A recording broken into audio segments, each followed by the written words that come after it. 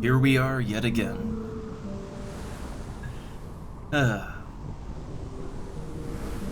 So, I guess, yeah, I'm out here again. I was doing a little fishing, a little late night fishing. But, I have to say, I was beaten last time. I was beaten by a door. Of all things, right? Of all things, I was beaten by a door. I managed to get through the big door in Garlage, and I was so happy. I was so happy that someone just happened by and let me through. And then the happiness quickly faded when I realized that the coffer map on the wiki is a little bit hard to read. And what I realized is that all of the coffers, literally all of them, are locked behind 2 more doors. There are 2 more banishing gates, and the coffers are behind those. There are no coffers in just the first area beyond the first banishing gate. And when I had that realization, it made me very, very sad. Well, first off, it made me very desperate. I was looking up desperately any possible way that I could get to those coffers that didn't involve getting 4 people together to open up the doors. And I realized that I can't just rely on someone like letting me through, right? Like I can't rely on people just being in Garlage, camping at the door, because you have to organize people to actually step on pedestals in separate rooms, and it's a whole puzzle. And when I had that realization, that sinking realization that I would need to actually coordinate a real party to do that content, when I had that moment,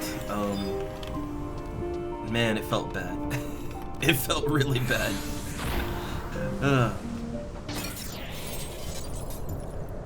But we're gonna start things here real quick with just a little bit of the light farm, right?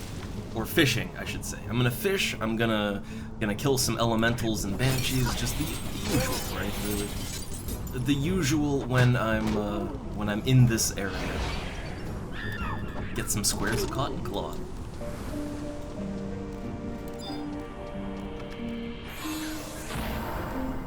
Alright, and I'll just have, I'll poke this to apply treasure hunter. And then I'll let my pet get to it. I'll let the pet deal with that one. So, I guess the thing is,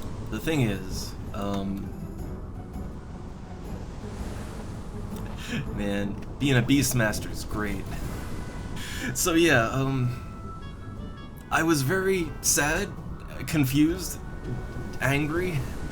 I kind of went through all the stages of grief when I realized that I was kind of just stuck, right? And not only that, but I realized that the door trick, that the thing that I wasted so much time with and kind of just really put on a bit of a seizure show for everyone, the door trick would never have worked because you cannot open the doors from the other side. There is no lever. There is no lever on the other side. There is no opening the door from, like, there's no clicking on the door from the other side. The door does not open on the other side, as far as I can tell. So not only could I not progress, but I couldn't go back either. I had to teleport out. That moment when you realize that you have made your own grave, right? That this is now your final resting place. This is your sarcophagus. So yeah, well, okay, when that happened, I gotta admit, I had one of those moments where I really didn't want to play the game anymore. Like, I really didn't want to play the game anymore. Not just in that moment, and I didn't. I logged out and I didn't play. Like I didn't play until the next night, and only to come here and do some fishing. But I'm gonna try not to let it beat me, right? I'm gonna try not to let that kill my urge to play FF11. Though I gotta admit, that is one of those moments. The Garlage Citadel door puzzle, that is one of those I quit moments. And if I wasn't, I will admit, if I was not streaming, if if I didn't want to continue the story and see more, I might have just quit right there, like hard quit. That wasn't good. There's no point to it. I have so many thoughts about why it is completely pointless to have the doors in Garlage Citadel that you have to go through for a lot of single-player stuff, right? Just getting your own artifact stuff.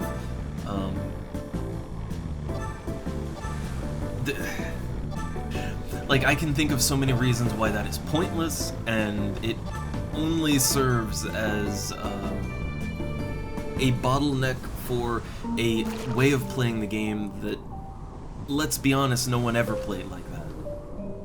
Like, I get what they want, right? They want that you have made friends, right? You have made friends in your Final Fantasy adventure, and those friends, you could call upon them just at whatever hour of the day to help you to open the doors so that you can get your treasure coffer.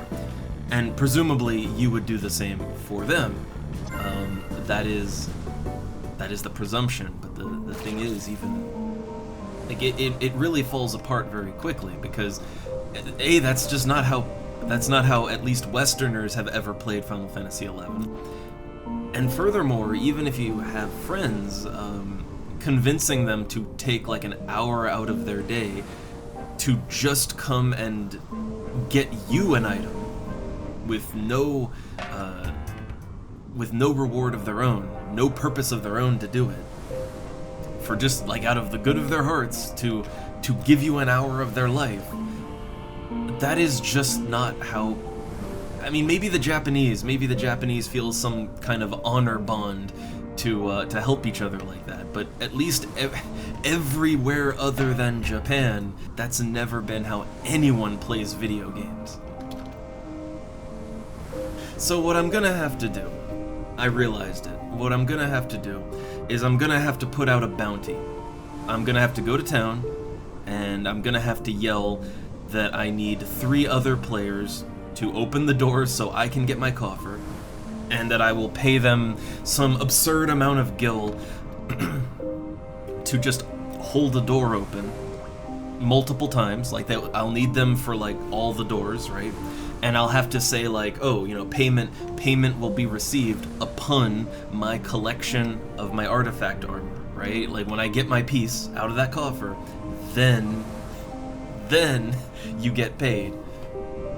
Which, I mean, not much to worry about for me, because I'm on stream, right? So if I go back on my payment promise, then I'm pretty sure no one would let me live it down. There's witnesses, right? However, let's say I wasn't streaming it, that would be quite a big, like, that'd be a lot of trust, right? It's trust on both parts. Like, you can't really like pay them, and you can't pay them first, because then they could just take your money and run, right? Like, they could just take your money and not do anything, not open the doors. But even, like, if I say I will pay you once I have opened my coffer and gotten the thing, well, then they have to trust me that I'm not just gonna get my artifact piece and then fuck off without paying anyone, right? Like, there's a lot of trust on both ends there. But I think that's what's gonna have to happen. Like, very honestly, that is what needs to happen. And that doesn't feel good, because that is... I think Sito, when I ranted about this on the Tuesday Trashfire stream, I think Sito put it best, that is like having to to pay players like that to hold open a door. It's just one step above hiring NPCs. Like it's only one step above NPC hirelings. And that doesn't feel good. That's very true, and that doesn't feel good. So I know that it's probably an unpopular idea, probably. But I know, because I looked it up, right? I looked at many wikis, and I know that on retail, they added a quest so that you can open the door yourself. They added a quest so that you can hold the door open for yourself. And I'm gonna be blunt, that is one simplification of mechanics from retail that I think that's a good idea. I think that is only a positive change, because what's the game? You have to look at it like this. What is the gameplay? What's the point, right? Like, what do you get out of it? What does the player get out of requiring 3 other players to hold doors open for them? And what do the players who do the door holding, what do they get out of it? And as far as the game is concerned, nothing. No one gets anything out of it. So, I don't know.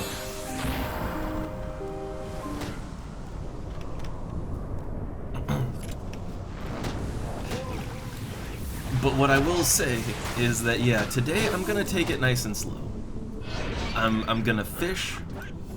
I'm gonna maybe do some EXPing. Like, you know, go out and, I don't know, kill tonberries, right? I have the quest, you know, I have the easy access to reset that now. So, I figure that's just what I'll do, right?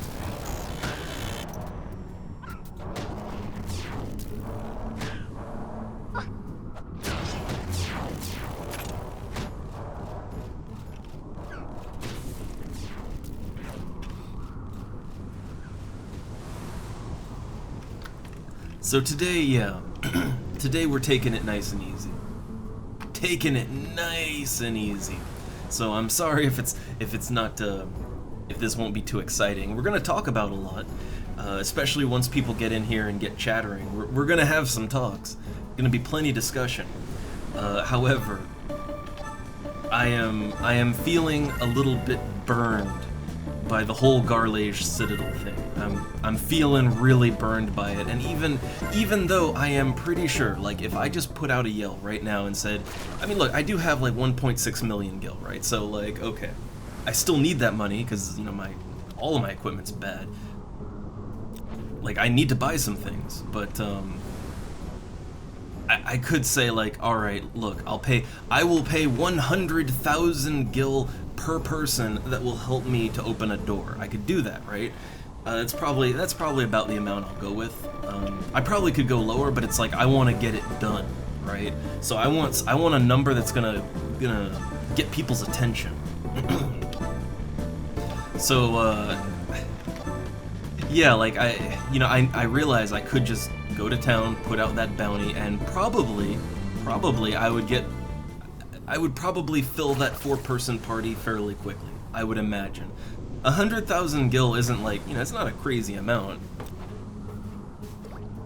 It's not a crazy amount by any means. And you know, 300,000 to set me back, like, ouch. But the thing is, I'm at a point now where I can make 100,000 gil in a day, and not like farming all day, but comfortably in a light evening I can make 100k. And I think most people that know how to make money in this game, they're probably at that point too, right? So the thing is, offering 100,000 gil, that would that would basically be an evening that I would save someone, right? Condensed down into an hour.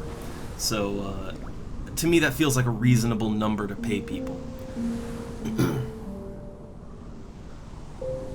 But that doesn't feel good. It feels sad. Like, that's the thing. Like, having to pay people to hold doors open for you, which is not, like, that is the most basic ass thing, right? But having to hire people to do that feels bad. Like, that's, yeah, like, at that point, why not just have an NPC? Why, Yeah, like why not just have truss at that point to open, like at least mechanical truss, right? To open doors, or better yet, just have the quest from retail that lets you open the door for yourself.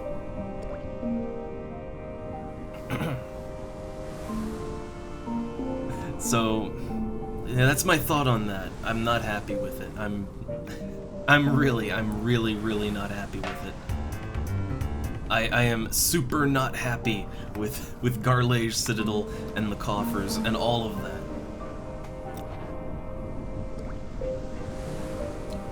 So my thought is, okay, let's table Garlage Citadel. Like, I don't even want to go back there right now. Like, I don't even want to go there right now. Even if I had help. Alright, I don't want to think about Garlage Citadel for a while. For a few days. But I am thinking, okay, if I want to get back to the coffer grind. So I looked it up further, and so the coffers themselves, again, I'm a Beastmaster. I can always just have my pet take aggro, and then I run in and grab the chest. Getting the coffer in Beadu won't be hard. Getting the coffer key is the hard part. However, not all the enemies have a level range up into the 70s. One of them, the Ancient Quadovs, which I think I've actually killed one before. I think I might have actually killed one. The Ancient Quadovs, they only go up to level 66, which is my current level. I could kill an even. I can take an even if I have to. But I'm thinking maybe grind out one more level. And if I go in at level 67, like at level 67, they would all be decent to me, and as long, like, I wouldn't have free reign over all the enemies, but if I can single out the Ancient Quadovs, it might take me a while, but I could get a coffer key, all on my own. So I am thinking, if we want to do coffer stuff, yeah, like, let's do Beadu. And I'm also kind of familiar with the zone by now, too. I've been into Beadu a few times now, for various missions and quests. So I actually have a decent lay of the land by now. It's just, I don't know, can you blame me? I am, like, the whole Banishing Gate thing in Garlage, it almost burned me out on the game as a whole. That's how sad it made me feel. How upset and sad it made me feel. So I don't want to go back there. Not right now. Alright, Garlage can wait. I find that's sort of, I think that's the best way to go about it. Because I do like the game overall, and I want to keep going and do my missions and quests and stuff. I very much want to keep going, but if I try to force it and go back to Garlage, even if I know I can get it done, it's gonna make me upset again. So I'm just gonna avoid it for a few days.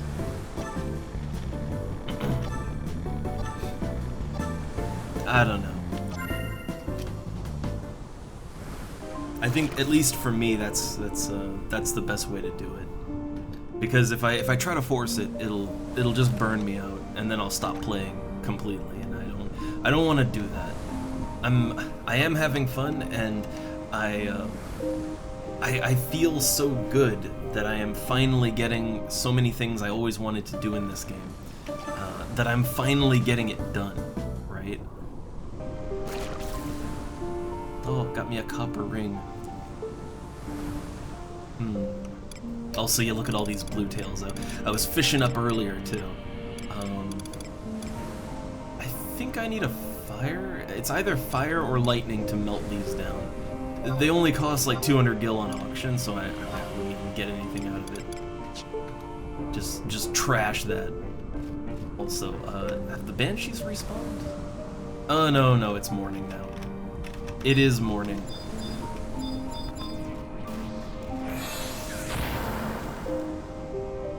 Oh, Summoner.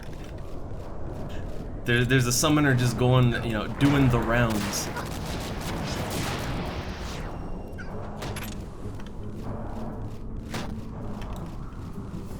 But see, I have the advantage that I'm just sitting here fishing, right? Like I am sitting here fishing, so when the elemental spawns, like it's right in my sight line. Like, and my pet is just out, right? So yeah, I'm gonna get it first.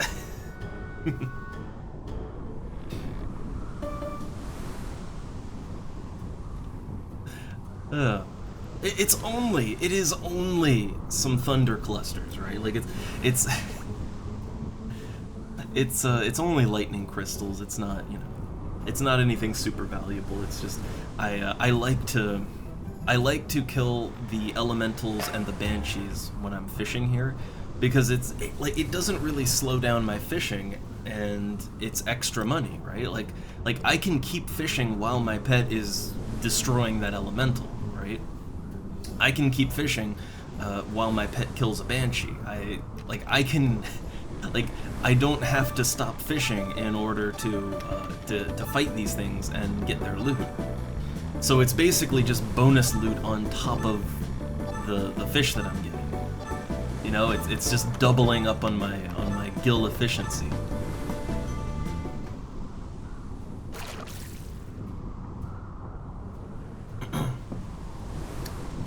The skill ups though from Bluetail, the skill ups are going a lot slower than they used to. I mean, a lot slower.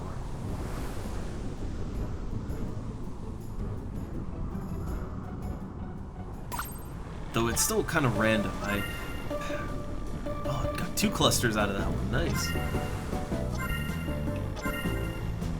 So what I really should be fishing, or where I should be fishing, is for my level, I think the best EXP for fish would be noble ladies on the boat from Selbina to Mara.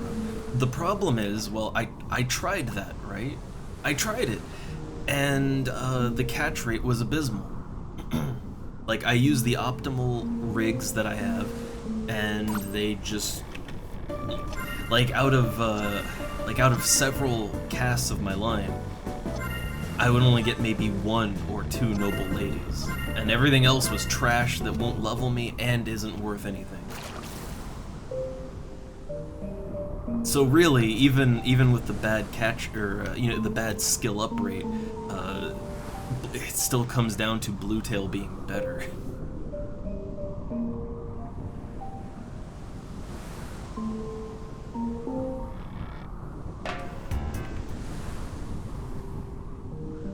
But I guess my hope is that I can get my fishing skill up to 55, which that is the high end of Bluetail.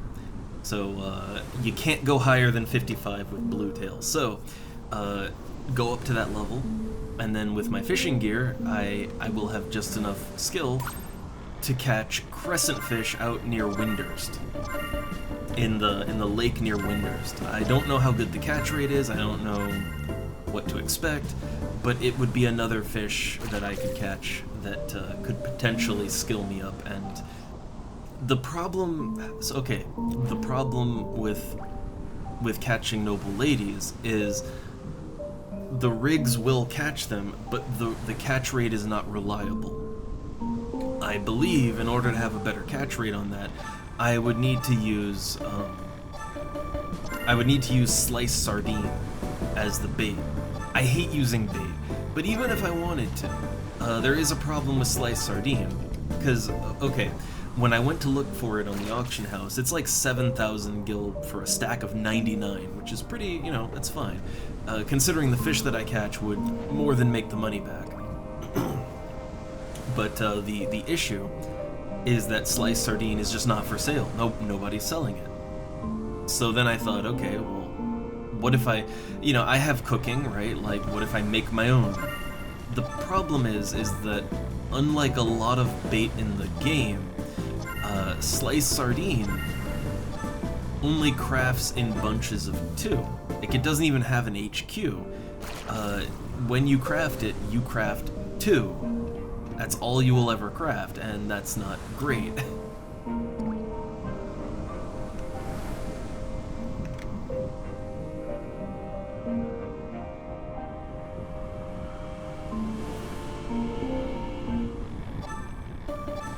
So yeah, I guess I'm at a bit of an awkward level range with fish right now. A little bit of an awkward level range. It's fine because the bluetail, they sell well. They sell for a little over 300 gil each. They're not bad. It is very much good money to fish bluetail. The problem is they don't really skill me up very much. Like, it takes a lot of bluetail to get any skill ups. I guess at the end of the day, though, it doesn't really matter, right? The whole reason that you fish is to make money, right? Making gil is the reason you level up fishing and all of that. And so that you have more fish that you can catch to make more gil. So if you're making gil, I mean, you know, what if the skill points are a little slow, right? So what if they're a little slow? You're still achieving that goal, right?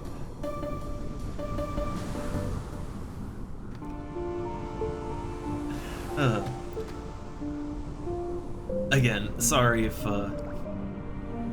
just a bit of a ranting and fishing stream for right now. I do intend on doing other things. Again, I want to do some EXP grinding, but taking it easy from the quests and the missions and all that. Unless a party is forming in Yell, like, and I catch that for something that I need. Outside of that, I'm just gonna chill on the missions and stuff today. I don't know, the whole, yeah, God, Garlish Citadel just burned me out, and I gotta go back.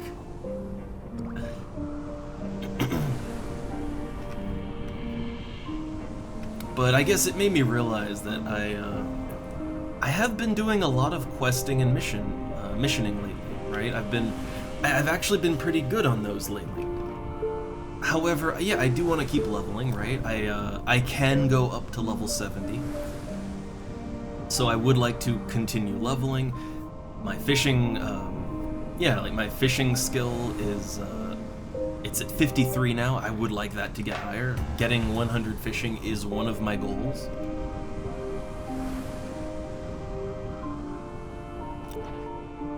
Oh, hold up. We got elemental.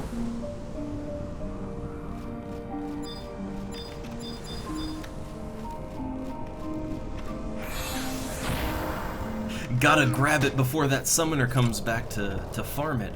I would assume he's like doing the rounds on the island, right? I would assume he's just going from beach to beach, or well, it's not really a beach, cliff to cliff, right? I'd assume he's going from the 4 cliffs on this map, and he's just like, I'd assume he's just farming the elementals here for the clusters. The thing is, there's way better things you can there's way better things you can farm for money. Like, don't get me wrong, those lightning clusters, especially if you break them down into crystals, they can sell for like 2,000 gil a stack. And you get between 1 and 3 stacks per kill, so, you know, it's not terrible, but as a high level anything, you can do way better than that. I'm only fighting them because I'm here fishing anyway.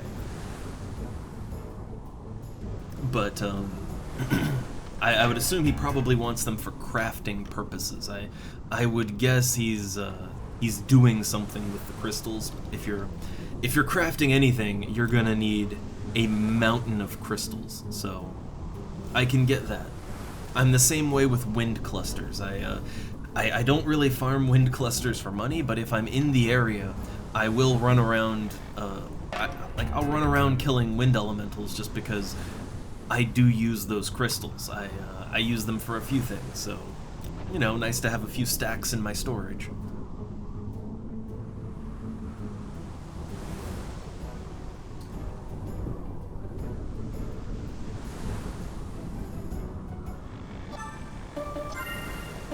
Have I gotten a single skill point yet? I don't think I have. But I caught like 8 stacks of bluetail earlier, and I only got 3 skill ups in that whole time. Funny thing is, it wasn't spaced out or anything. It was, I fished up like 7 stacks, and then I got 3 skill ups in a row. I don't understand how it works. I've never really been able to find anything that explicitly states, like, what is the formula, how does this work? I've never found anything that really tells me that. As far as I can tell, I think the way it works is that you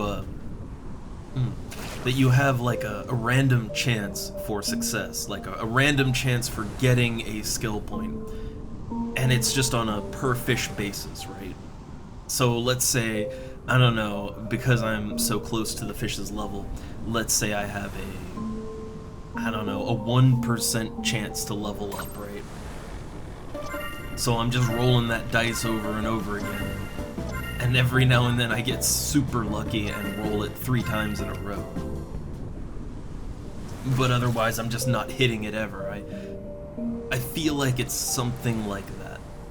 I don't think that there's any sort of passive...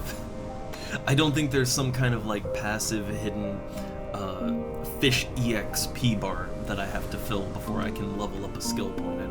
I don't think that's how it works, because that wouldn't make sense, considering, yeah, I can catch like 8 stacks of fish, get no skill points, and then get 3 in a row.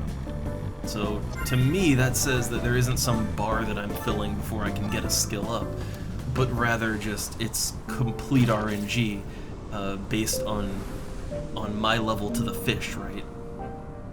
And I'm just getting super unlucky. That's all I can figure.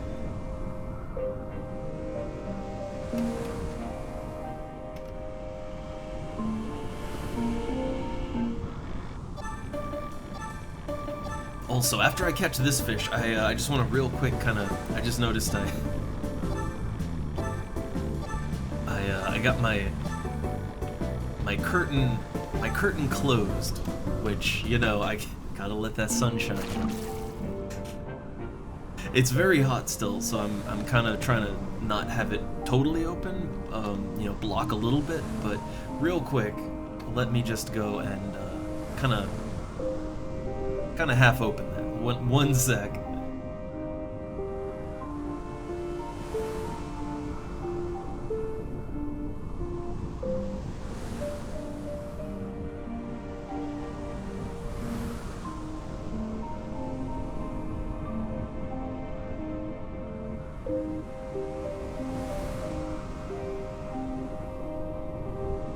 Alright, all good.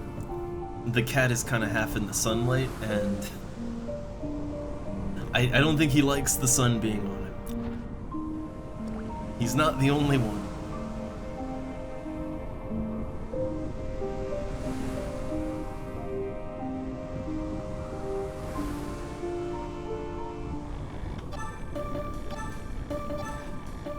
Also, I'm quiet for a sec because oh yeah, I just noticed when I got up, I have a bit of hiccups, which you know what? Somehow, I have never gotten hiccups on stream. I think talking normally keeps me from doing that, but yeah, I got a little bit of hiccups. I'll try to, I don't know, keep it down.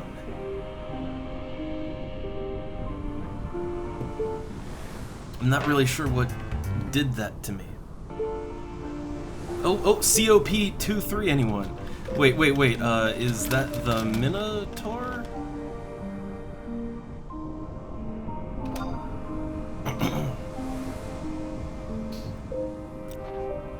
I think that's the Minotaur, right? I need the Minotaur.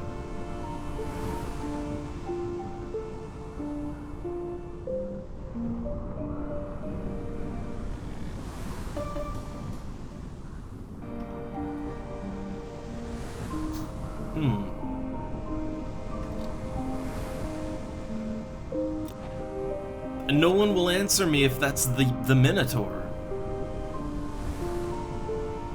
If it's the Minotaur, then I need it, but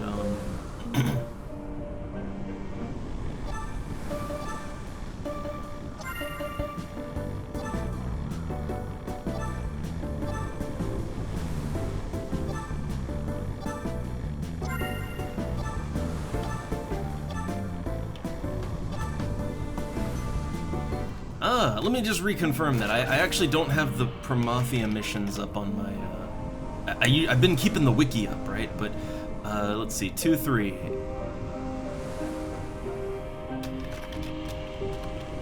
Yeah, so, I need the Minotaur too. Yeah, I need that Minotaur. Again, I'm a little burned out on missions and stuff, but if, you know,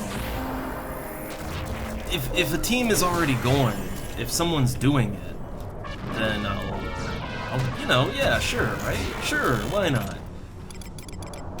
I'm down.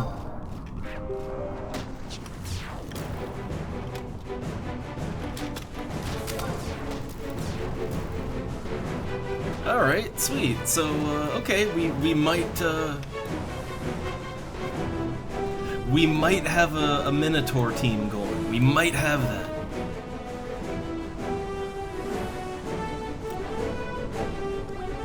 Getting out to the Tabnasian Safehold is pretty easy. Just have to get out to Valkyrum Dunes and then walk through the meadows. It's super easy, super quick. So I guess I'll keep fishing until like they get some party members. If they get some party members going, then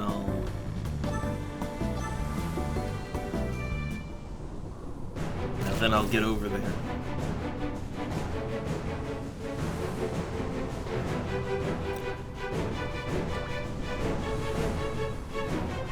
I wonder, let's see, so the reward for doing 2-3, I'm looking on the Horizon wiki.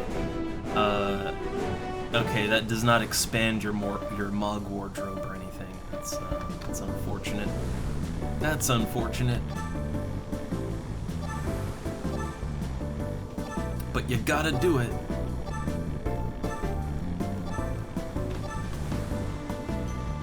And 2 more clusters.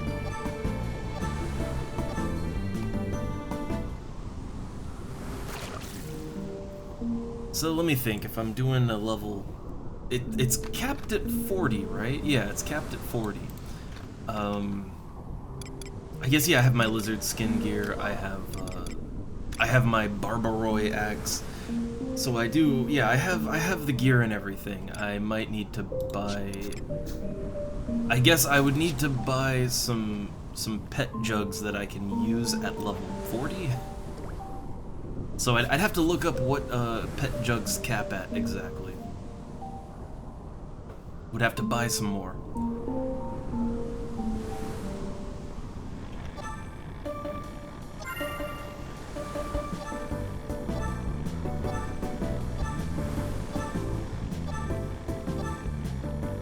Problem is the rabbit.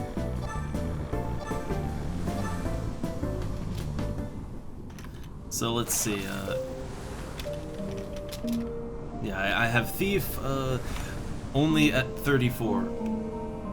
Yeah.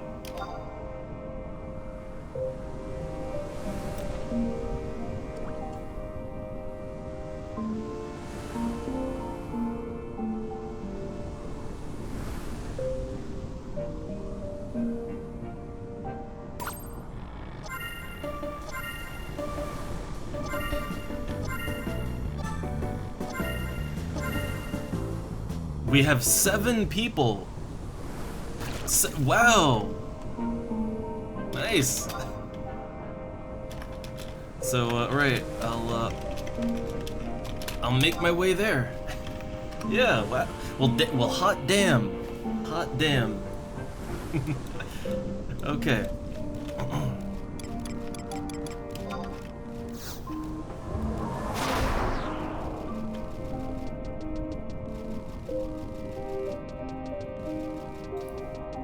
I guess, yeah. Let me just flee my ass over there. I like, where do these people, like, just all of a sudden, like, oh, bunch of people to log in. Oh god, how did I go the wrong way? How did I fuck that up so badly?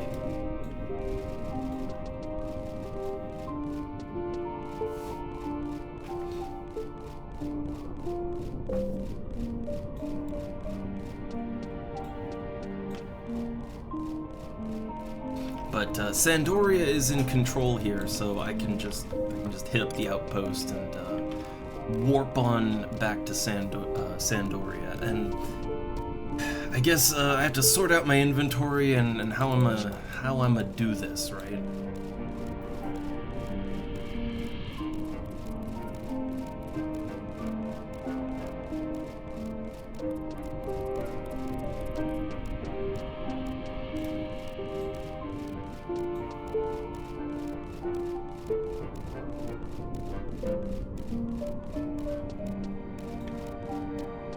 So I'm thinking for the sub job.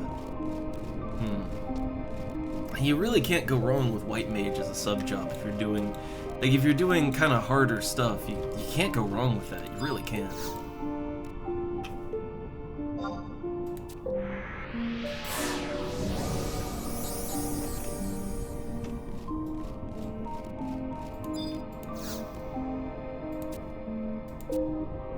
Oh, also, I think I can sell off all of my, yeah, I can sell all my blue tail here. Very nice. So I got 671,000. Each stack is like 3,600 gil, and I have quite a few stacks. Quite a few stacks to get rid of here. Yeah, look at this, already over 700,000. Nice. So that was it what, 670,000? So that was over 40,000. Over 40,000 gil worth of fish straight to a merchant. Very nice.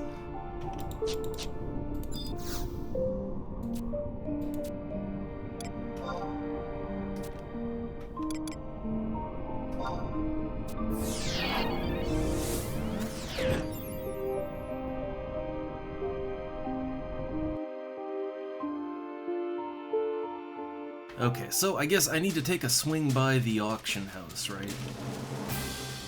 Take a swing on by the old auction.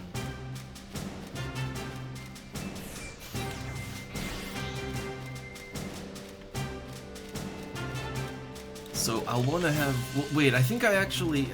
I think I have... I'm pretty sure that I actually do have some food and things like that that I can use in my Mog house. I might actually have a lot of that stuff already on me, so I'll check that first before I go to the auction.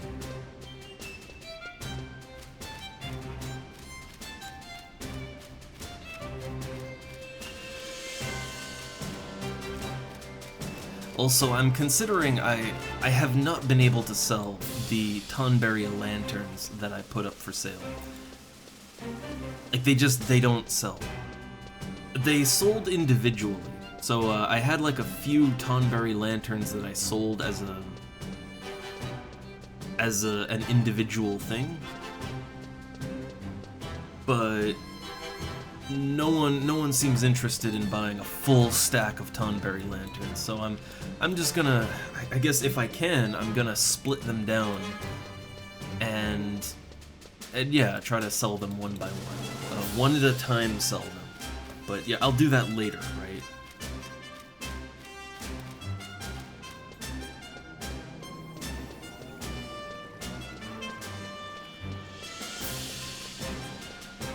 Also, I'll just keep Thief as my sub so that I can, I can quick and easy flee to get to them, so I can go a little bit quicker.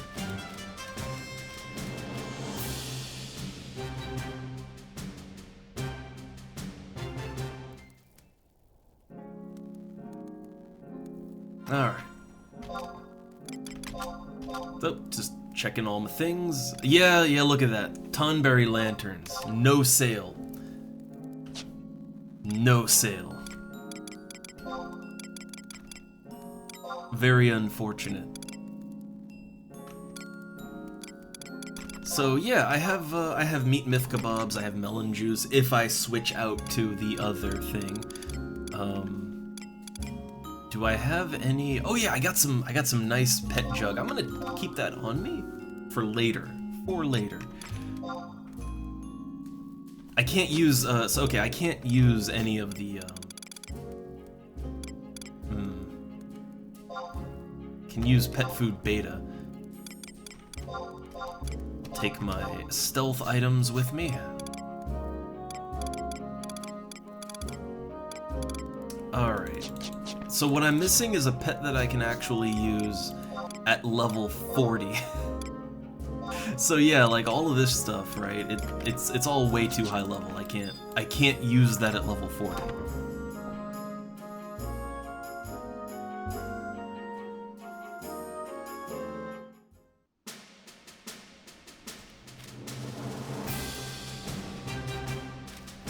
Let's get a little turned around there.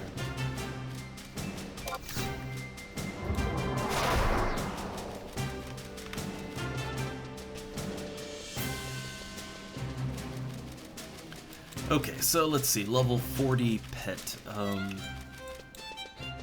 So I think a normal jug, right? A normal jug should be fine, I think. Let me check the Horizon Wiki. Jug pets. Yeah, here we go. Jug pet, Horizon Wiki. So all I need to look for is I'm looking at the base level cap.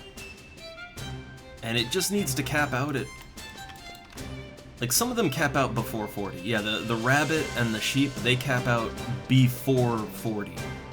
But I think all the other ones I can use beyond that. So what do we got? The Tiger Familiar. The Tiger Familiar caps at 40.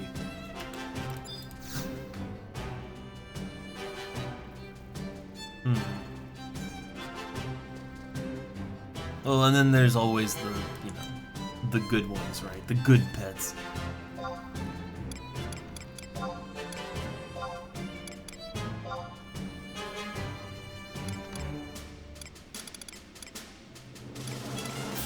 So let's see, what do I need? So the Tiger Familiar is meat broth. 3,000 gil. I mean, I don't know, if you're paying so much anyway, like if you're gonna pay multiple thousands anyway, yeah, you might as well like get the crab pet or something, right? Like, you know, something that,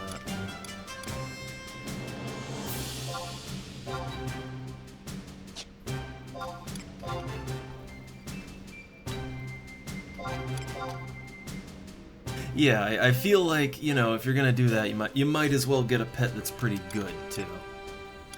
I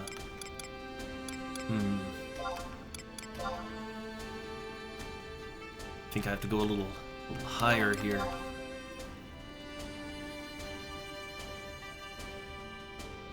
Okay.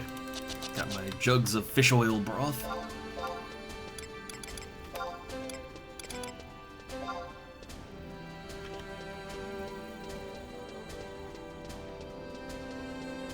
Alright, so yeah, that I can use it at 23, and it's good, well, it'll be good through 40. The problem is the other pets, yeah, they're too high level, I can't use them now. And I still have plenty inventory space open, I think I have a good amount of inventory open still.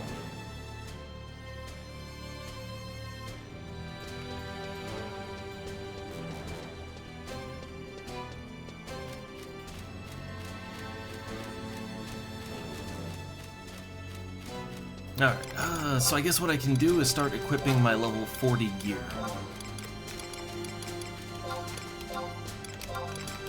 So, just anything I can actually use at that level.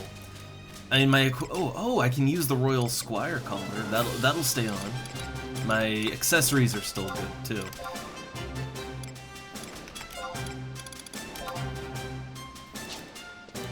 Alright, I can use my artifact axe.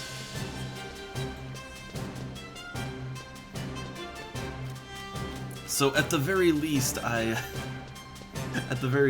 do have equipment that, while not ideal, it will work at level 40.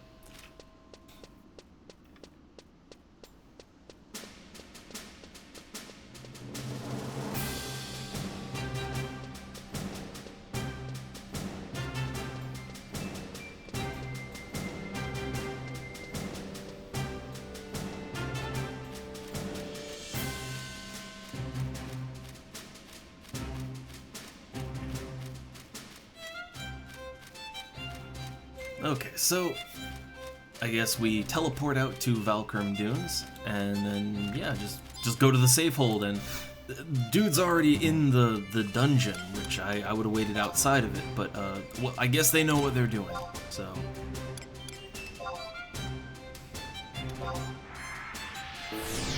I don't know if it's just me. I feel low energy today, but I felt that way yesterday too. I think it's just it's probably the extreme heat. I would imagine it's the extreme heat. But also that end, I do think that I do think that I actually got burned so hard with the whole banishing gate thing in Garlage Citadel. I think I got burned so bad with that it actually just put me off. Like, put me in a bad mood for a while. Gotta climb out of that.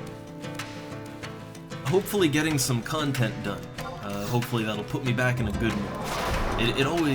It always feels good when you actually manage to get things done in this game.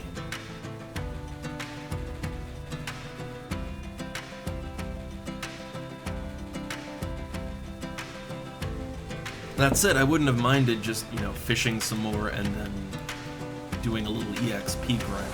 I wouldn't have minded that either. It would have been cool with me too.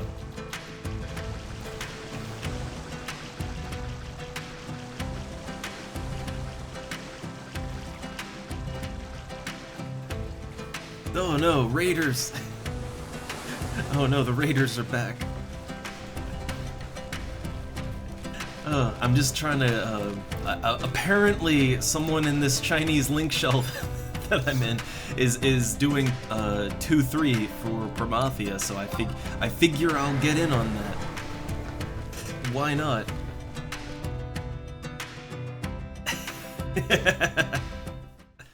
Well, you can get all my gil later, because I came to the conclusion, the whole Garlage Citadel thing, trying to get my coffer, and then realizing that I need to get through 2 more doors, that kind of killed me inside. But I realized I'm gonna have to pay people for that. Like, I realized I am gonna have to put out a bounty for door holders, and I'll do that another stream. So, like, I guess keep an eye out. But I was gonna do something stupid, like offer 100,000 gil per person if you can hold these doors open for me and make sure that I get my coffer, right? Payment upon artifact get. I'll do that another stream, though. I don't want to go back to Garlage Citadel. Garlage Citadel made me angry. It made me angry in a way that I wanted to just stop playing the game. So give me a few days, but then yeah, I'll just put out the bounty, right? I mean, look, I'm sitting on 1,700,000 gil. What else am I gonna do with it? I got all that fish money. Okay, so I just need to go right here. It still makes me kind of, I could buy stuff. But what to buy? That's the problem. I'm always like, well, what do I buy? I don't know. I kind of go by necessity, and it's like, well, what do I need right now? And I don't, like, all the things I need aren't things you can really buy. Like, I need access to Sky. Every party that has been forming, they all want me to go to Sky, and I can't go there, so, unfortunately, I can't just buy that. I wish it was like the airship pass, and I could just buy my way in. But that's a no-go. I only just started the Zalart missions. I think it's mission number 4. Like for one of the streams a bit ago, I got the paintbrush and the unlit lantern. I got all the things, the prerequisites, right? But I am barely into those missions. And I guess I should reset my Tonberry hate again, because I did kill a few of them to get those unlit lanterns and stuff like that, so... So yeah,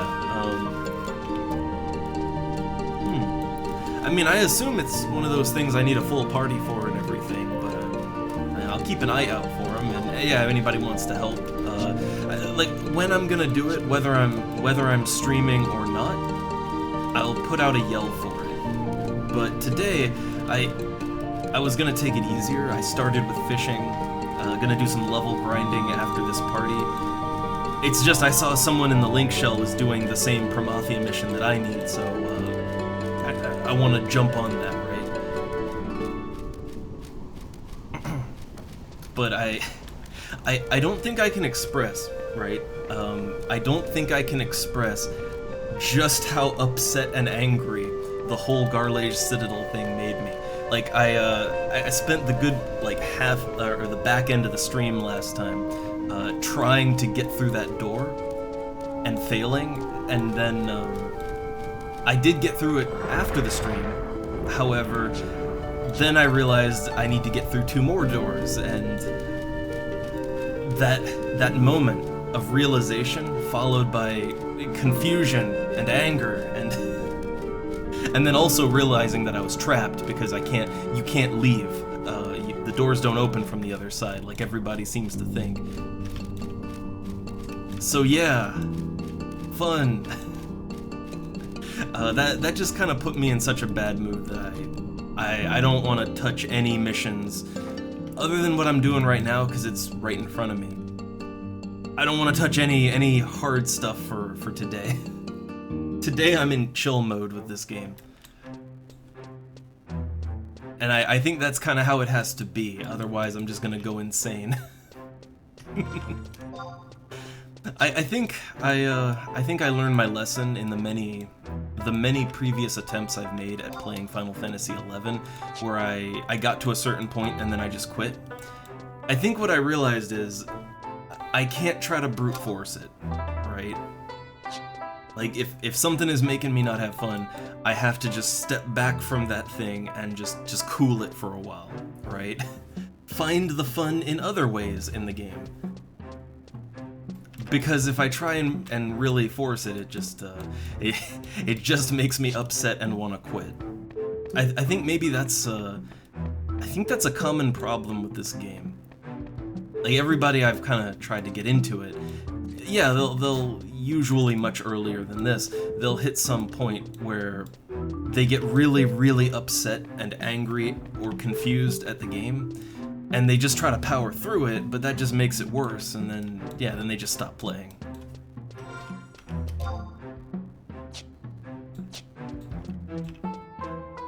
So, I'm doing my best to avoid burnout here. Okay, let's see, I have a pet that I can use under level 40, got my under 40 gear, got my meat myth kebabs. I don't know, I'm sticking to, oh, wait, where's the, I don't see them, where are they? They waved to me. I don't know where they are. I don't see anyone here. Are they on my map? Oh, they're way back, I see. I was like, are they invisible? What? Ah, there they are, okay.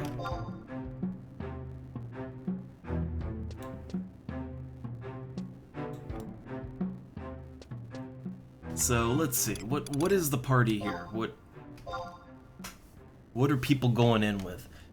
So I have no idea what Dinor is, but... So we have a 75 BST, 2 75 BSTs, and then me, Paladin, Black Mage. Oh, these people are all level they are all level 75. They're all 75.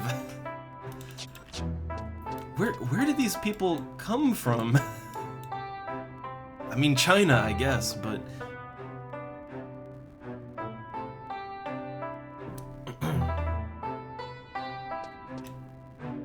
Okay. See, I am so... Like, I'm a little confused how, guy comes in and he's like, oh, mission 2-3, and I join. It's just him, and then it's like, oh, we have 7 people coming. Where'd they come from? Like, how do you just whip up 7 people for this kind of thing? See, it's things like this that make me suspicious, right? Things like this make me suspicious. All the same, I need the mission, so I mean, you know, I'm down to tag along.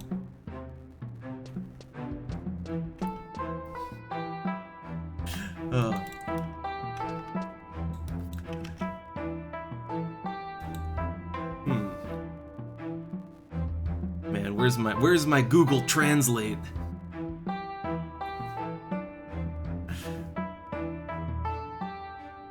It's still a little weird to me. Again, I will admit bias, I guess, but I haven't, like, I have not encountered Chinese players in a Western MMO where they were not on some level a gold farmer.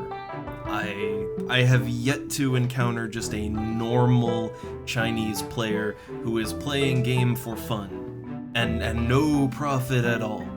I just haven't encountered it yet. So I am always inherently suspicious that there is something shady going on. I can't help it, right?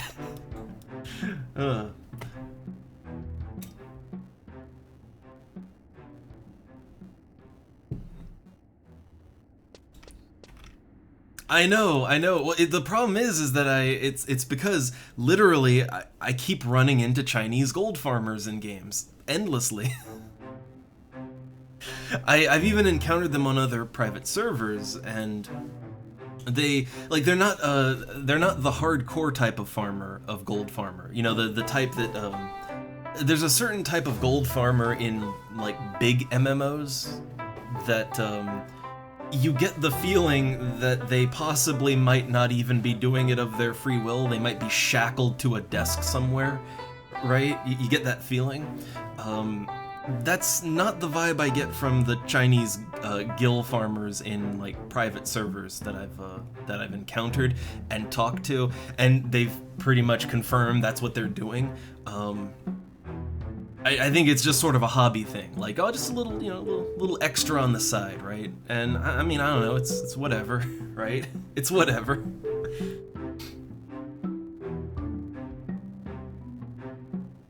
Yeah, I don't think they're a gold farm team, but I am kind of wondering, like, what's their deal, right?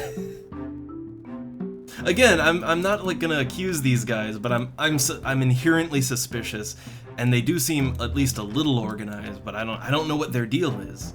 I just don't, right? Again, on other private servers, I have straight asked, and like they will admit that they are gold farming, right?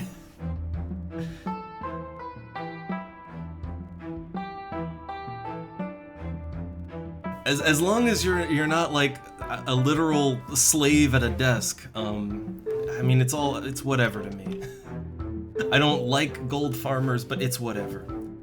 I mean, blame the people that buy, right?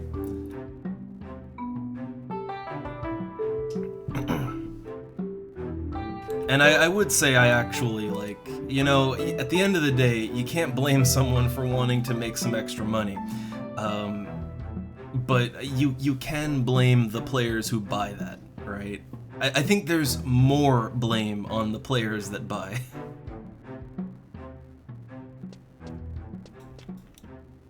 Though what's really funny is, I have seen many people, right, who will just straight up admit, yes, I am gold farmer. They don't hide it. But okay, I have never encountered a player who will admit that they buy in-game currency. Not one time. No one will ever admit to it, ever. Even if it's like after the fact, right? Like if you just ask someone, hey, have you ever bought currency in any of the online games you've played? And no one, I've never encountered someone who will admit to ever doing that, even if there would be no consequence to them admitting it, right? So it's one of those things where there sure are a lot of gold farmers, but man, it's crazy, nobody buys it. I wonder how they make their money.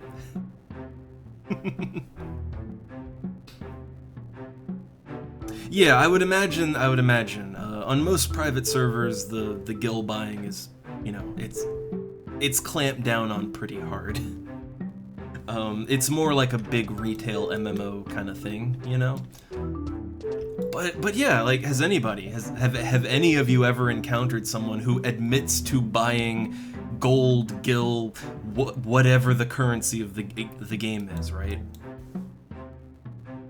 And I mean, even just saying like, hey, did you ever play, I don't know, RuneScape and you bought currency? Like, where it wouldn't, there would be no consequence to them to admit it, right? Not a one. It's one of those funny little things, right?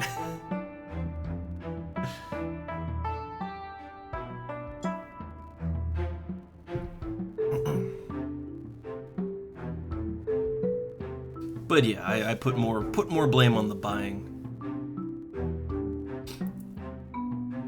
Though, okay. Funny thing is, the way that I play video games, right? I love grinding. I love grinding repetitive tasks. I love them. I can't get enough of them. And I am the type of player who, well, I mean, look at me, right? Like, admittedly, I don't invest back too much into my character, but I just play the game in a way that I like seeing gil number go up, right?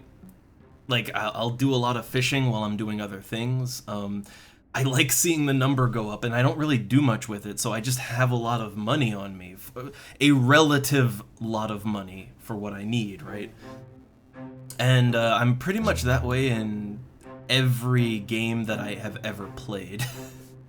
Like, I just play games in a way where my character will amass a lot of currency, right? And I've been accused in the past, on in Final Fantasy 14, I had like all the classes and stuff maxed out. I actually, before I got really disenchanted with the game as a whole, I used to do like farms of the extreme content, because the materials from that actually sell pretty good. I made hundreds of millions of gil, not really trying that hard. It's just how I play the game, right? And I never bought anything. I literally never bought anything in that game, so that's how I had a lot of money. But yeah, like, people would accuse me of either botting or buying currency or whatever, right? And it's like, no, it's just how I play the game. I have a knack for very repetitive tasks. I find them relaxing. I think that's maybe why a lot of people struggle with making money in video games, is they have issues with super repetitive tasks. But for me, I just always find that relaxing, right? It's super relaxing. Maybe that's autism, I don't know, but it's like repetitive, monotonous tasks are just, they're zen to me. So I'll just do something, and then, oh, where'd all that money come from? It's like in this game, you start fishing, right? And then you just get into a zen of it, and you're just, you're like watching stuff on another screen, or listening to some music, and the next thing you know, you have a full inventory of blue tails, and and you've got tons of gil, right? But I guess some people struggle with that, I guess.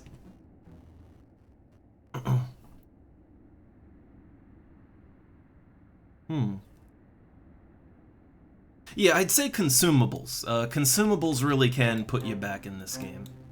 Like, I actually wanted to buy some more. I wanted to buy some more prism powder and silent oil, and man, those are actually, considering how much you need to use them, they're actually really expensive. Like, for the amount of use, they are very expensive. And then I have to buy pet jugs, food for myself. Like, oh, it's a mess. And I'm gonna be I know I'm gonna be paying someone to help me with my artifact armor, because no one's gonna help. I've come to accept that. No one is gonna just help out of the goodness of their heart. not to open all the doors that I need. So I'm gonna, like, I am planning to be set back like 300,000 gil, because I'm gonna pay people, but that doesn't feel good. Though I guess I could make a little bit of an event of it, right? I could make, I'll do it on stream at some point and make an event out of the whole thing.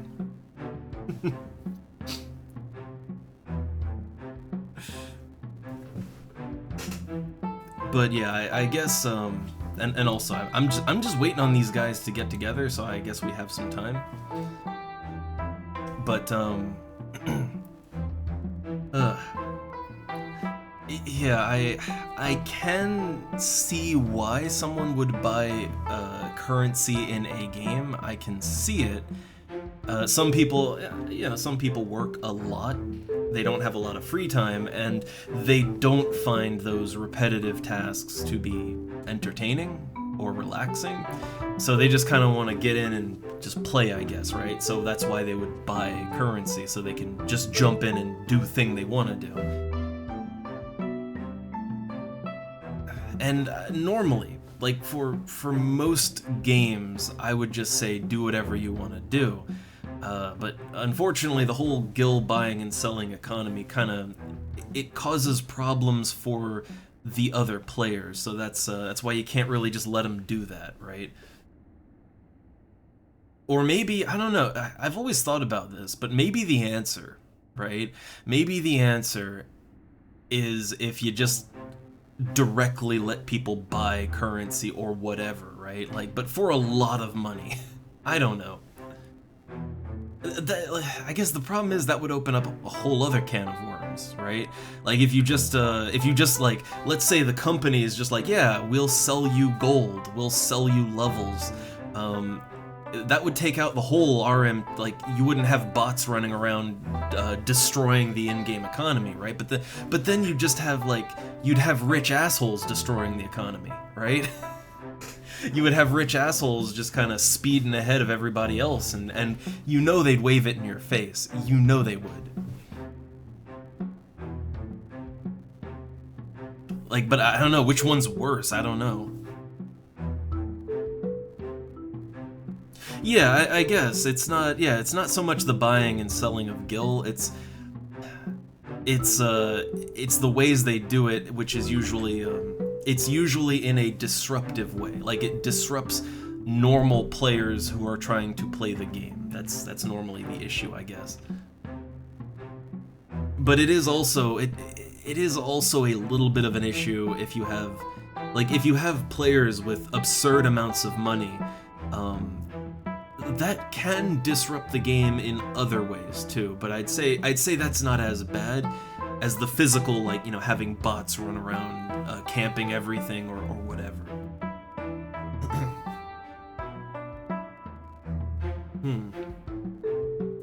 Yeah, I have seen some legit RMTs, like the ones that they're just kind of doing it as a side hustle, right?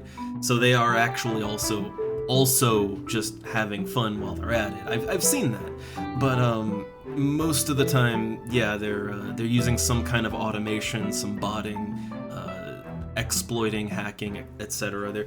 They are usually doing things that are disruptive to the game.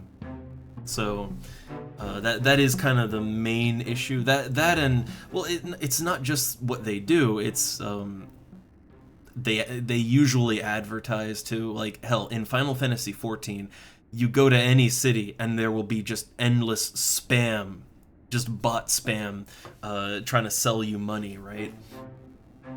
And while that is ignorable, it is still distracting. It's disruptive, and it can chase players away. So, in general, the whole RMT activity, it is disruptive, right? But I still think it's also not good. Like let's say you took out the RMT element and the company or whatever, they would just sell you the levels and the money and whatever you need, just sell it direct, but it's expensive, right?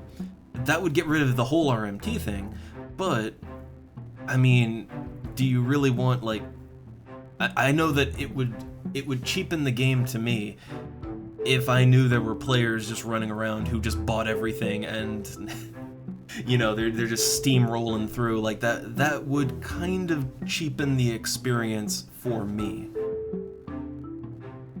And it would remind me that, you know, that I can't afford those things. So I don't know. Like, I think none of it's good. I wish people would just play games. Just play the game. Or if you can't play the game, find a game that fits you better. But I guess that's not an option. So yeah, I don't know. No good solution for me. Oh, you can do that in WoW now, huh? Again, I don't have much experience with World of Warcraft.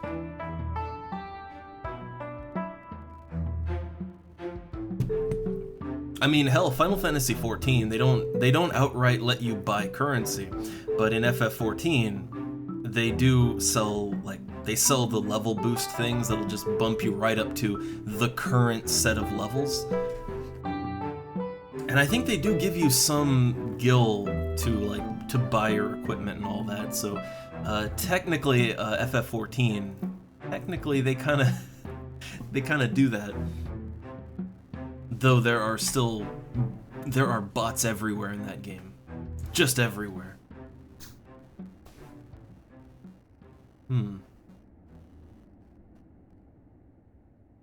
Let's see. So there's still one guy in Movalpolis. I'm not sure when he's coming. Two people are already in the dungeon. I'm just sitting here waiting, and I don't know. I'm just watching them do things.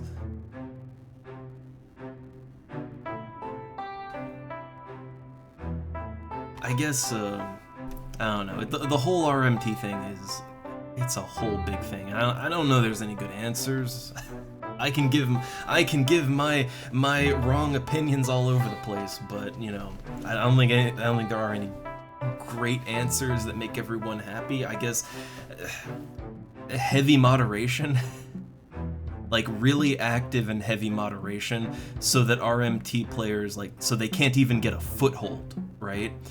That would require a lot of resources into just monitoring players, but I have seen that kind of work with private servers. With private servers, I mean, you have smaller player populations in general, so it is easier to actually have someone monitor everyone. Like, you can conceivably pull that off. But even that's not really a great solution. Because, you're devoting some amount of, effort and resources into a never-ending problem.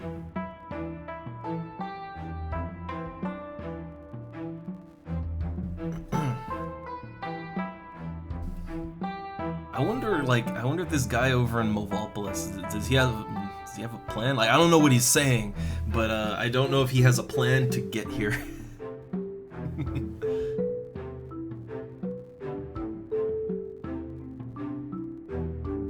But as another consequence of the whole RMT thing, what I've noticed a lot, not here, not on this server. This server, I think, is generally pretty good for getting on top of that kind of thing, and players aren't constantly suspicious of everyone. Like, even me, I make jokes, but like, I haven't seen these people cheating or doing anything RMT-ish. I haven't seen it.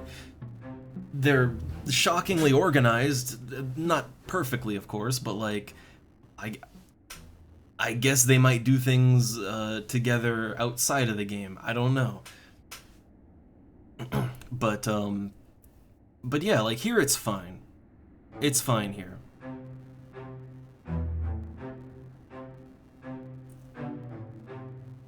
Forum. Ooh. Wait, Forum. Was that the old one I was in? I think Forum was the old one that I was in. The one that I'm in now... Wait, where do you even see that? Oh god, link shell. This one's just called Soon. Forum was the old link shell that I was in. It was just a social one, right? And I don't know.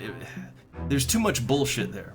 There was too much, too much nonsense, too much drama, too much just like things that would get me canceled. So I just dipped out of that one. They weren't really very helpful either. So.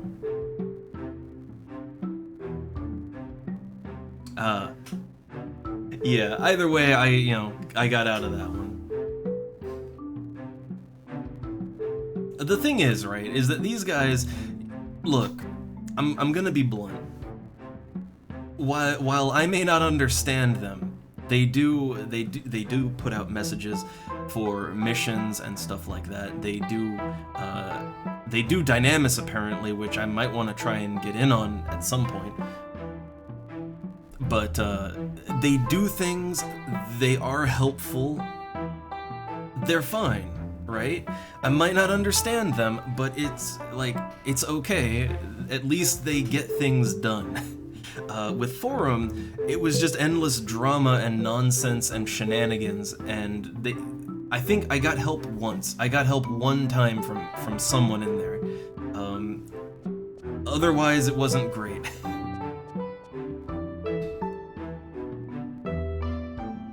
So I would rather. I would rather, take my vacation to the People's Republic here, and that's fine if I don't have to deal with all the nonsense.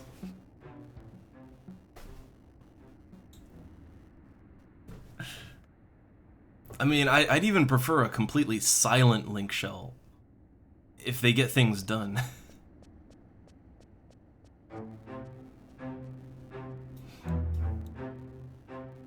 I think this is maybe, Alright. Well, have a good sleep. Thanks for stopping by. I'm just getting my thoughts out while I'm waiting on these people. And then I'll keep getting my thoughts out, because, well, it's a stream. But I was just kind of... This got me on to thinking about how a lot of people in MMOs in general... I noticed this with FF14 in particular. There's lots of people that they would, like, even if they're in a guild or whatever that is not helpful at all, even if the purpose of the guild is to be helpful, like it's not a guild, but, the novice network in Final Fantasy XIV that's supposed to be for helping people. But there are a lot of people who just want to have chat happening at all times. They don't care if it's useful, they don't care if anyone is helpful, they don't care if things get done, they just like to have kind of some banter going at all times, even if it's just drama, right? There are some people that find that better, and they think that if people are talking, well, eventually someone will be helpful, and it doesn't always work out that way. I mean, look, I'm bantering right now. I'm going into it, but I think I do a decent enough job at keeping the drama down. I think I do decent with that, and I try to be helpful whenever anybody has questions or something. But at least to me, it's never really a good thing to just have just garbage chat, right? It's not. It doesn't really help anyone. It doesn't go anywhere. I'd rather have total silence. But maybe that's just me. So let's see. There's 3 people. Wait. Everyone's here. Do we need a 6th? I'm not sure. Do we need a 6th? Poke.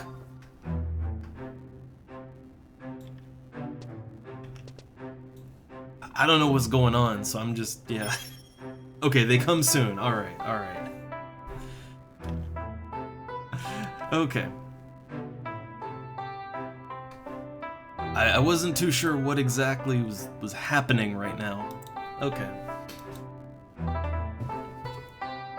But yeah,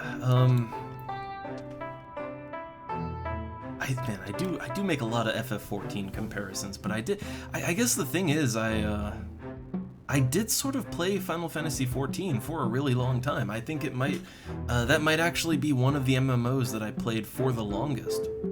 Especially back in the day, I would change MMOs a lot, right? Like, I have really fond memories of Ultima, but I only played Ultima for maybe a few months, and then I played EverQuest, and I only played that for a few months as well.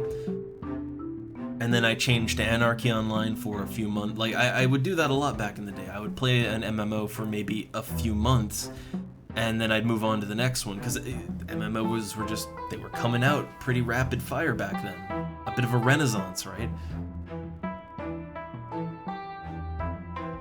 So I would say FF14 is maybe, unfortunately, one of the games that I played for the longest amount of time. So I do have a lot, and, you know, especially here, there's a lot of comparison to be made. But I don't know, I always had issues, especially, oh god, anybody who ever dealt with the whole mentor system of FF14, and the novice network and all of that, it's an interesting idea in theory, but in practice it was just kind of a shit show. And I say that as someone who I took on the mentor status, and yes, I actually did the 2,000 mentor duties to get the dumb two-person mount that you get as a reward for that. I never used it, not even once. But I felt compelled to do the 2,000 mentor duties because my brain works that way, unfortunately. And I gotta say, like, it was torture all the way through. But more so than that, the novice network is quite a point of contention. Now, I have a lot of different experiences with that. The idea is good. Like, hey, there's a global channel that you can join as a new player, and you can ask veteran players, the mentors, you can ask them for help. That is literally the statement mission goal of the Novice Network. It's very vague, it's just general help, usually with very basics of the game kind of stuff. And that's fine, that's a great idea. I like the idea of a Novice Network, right? However, in practice, you get mixed results depending on the region. So, here's an interesting difference in experience. So I had characters on both, the NA data centers and the EU ones too. And specifically on the EU ones, I would, the German server, the German heavy server, right? And man, the German novice network was great. I loved it. It was completely silent except for when people needed help. And they treated it pretty much like a help desk. So someone comes in, they have a question, it gets answered, end of interaction, right? That's probably what the Novice Network should be, right?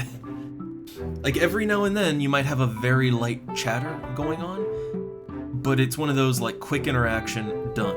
And nothing heavy, like just a very quick hello, goodbye, goodbye. Just that, right? Very brief light stuff. Otherwise, it was just a help desk. And I really liked that. It worked perfectly. Things got done. It was nice and smooth. There was no drama. Everything great. Functioning great. Es funktioniert. But then you have the North American novice networks. And they're just a trash fire. And not the good kind. Like the North American novice networks, every single one of them that I saw, it was just people kind of treating it like a global general chat. And often they would treat it as if it was their blog post or something, right? They just banter about whatever, and often, pretty much every time, it would go into politics and other things that would just make people start fighting each other. every now and then someone might have a question, like someone might stumble in thinking it's a proper help channel, and they would get chased away very quickly. And if you tried to moderate that, because mentors can kick, right? If you tried to moderate that novice chat, you would be the one that gets kicked. Because I tried, right? Like I tried because I played on both the German, the German heavy EU server and NA servers, and the German server, it goes smooth, everything's great. They have a nice tidy novice network that works like it's supposed to. So I try to bring some of that to the NA servers, right? And it's like when people go on like political rants, just kick them, right? You warn them and then you kick them when they ignore your warning, and they always do. And the moment you do that, everybody acts like a scared child, right? They're like, what, why'd you kick him? What did he do? I don't understand. And then you get kicked. Then you get the kick because he was just chatting. It's like that. That's not what the channel is for. Literally, that's not what it's for. But because it is so misused in the NA region, you can't moderate it. You'll be the one that gets kicked. So I just gave up on it. I just fucking gave up on it.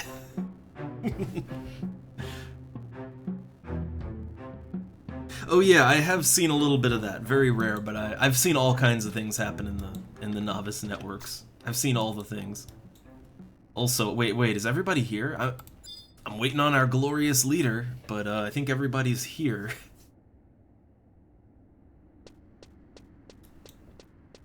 I guess I'll go into the aqueducts, since half the party is already in there.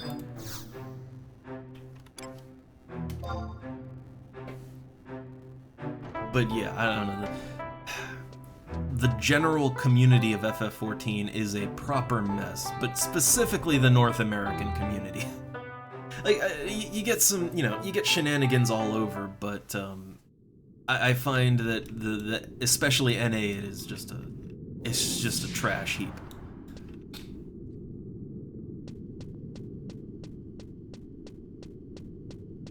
Alright, I am in the aqueducts. Do I have a map here? I do.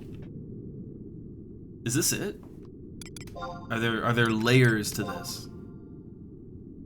If this is the whole map, that's not so bad. Wow, we can do this one. I do have the walkthrough open too. Let's see. Yeah, Promathia Mission 2-3. But I guess I just follow them and do what they're doing, and I guess I'll be okay.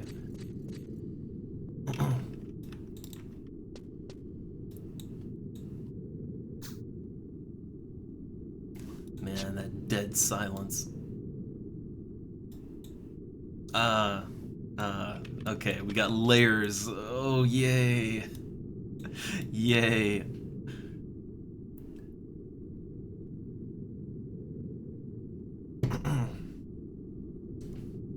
So now the only one that's not in here is the leader. But all my, yeah, okay, everything that I can wear is on. Yep. And I'll be using the crab pet for this one. Oh no, no gear.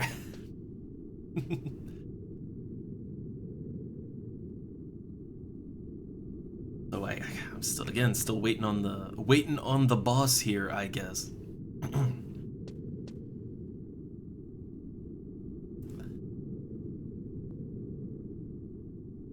But I don't know. Man, every time I think about FF14 again, I just sort of, I don't know. To me, wasted potential. I actually liked it when it first came out, but yeah, different direction, different community. And man, there's so much I don't like about the community too. There's a lot I don't like about the game, but the community too. I think the community's probably the thing that pushed me away the most. There's a whole lot of that, I don't know, fake positivity, fake friendliness. A lot of people, meowdying and awooing and acting very friendly, but then the moment You know, the moment they don't like someone, oh, it's on. But they'll be really, really passive aggressive about it, because if you say anything, you'll be banned. I think that's the thing. There's a little bit of confusion that I've seen in FF14, where people seem to think there's this amazing community, but it's really just that if you say anything, you will be banned. Well, not banned, but you'll be suspended, right? So everyone will be very friendly and, you know, smile, smile. But you know that in their Discords, on their Reddits, whatever, they are shit-talking you all day long. But they can't do that in the game.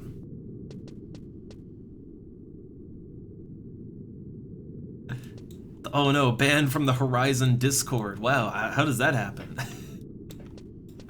I barely use the Horizon Discord. Like, I haven't seen any kind of weirdness with this.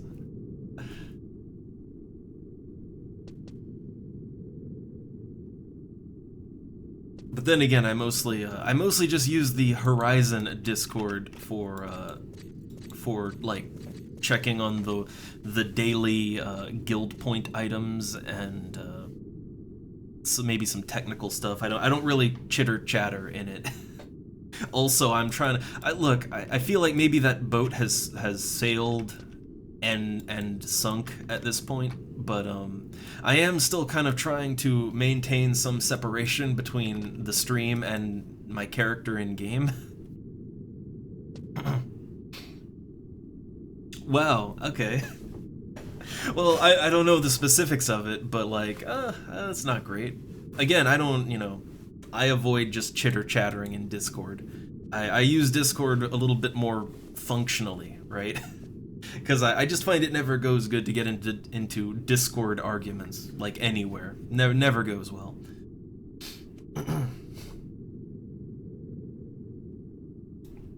But also I am kind of avoiding chattering in the Horizon Discord.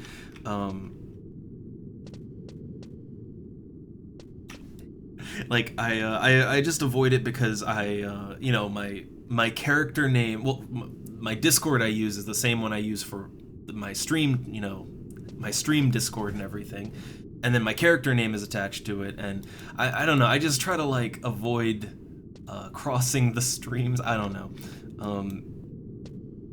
I guess it's one of those same reason that I don't I literally have never, not one time, mentioned my stream or that I do stream, not once in the game, like not one single time.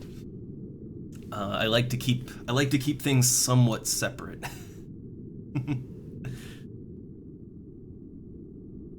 Yeah. Again, I don't talk in most Discords that I join them for practical purposes, for like a functionality, right?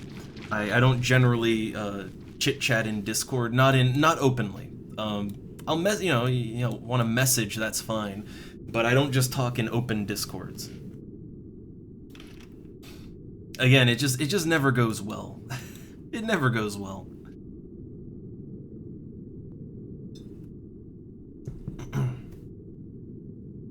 But also that I like to keep things separate, you know. I've not on, I think, no, a few times on this server, but on Eden, I know I've encountered people that just want to shill their stream constantly, like just while they're playing the game. It's not so much of an issue with private servers. In quote unquote real MMOs, it's more of an issue. Like, you play FF14 and, like, man, every other group you get into, someone's shilling a link to their Twitch channel or whatever, and I kind of hate that. No class. It's also just really annoying. Nobody likes that. Nobody's gonna click your link.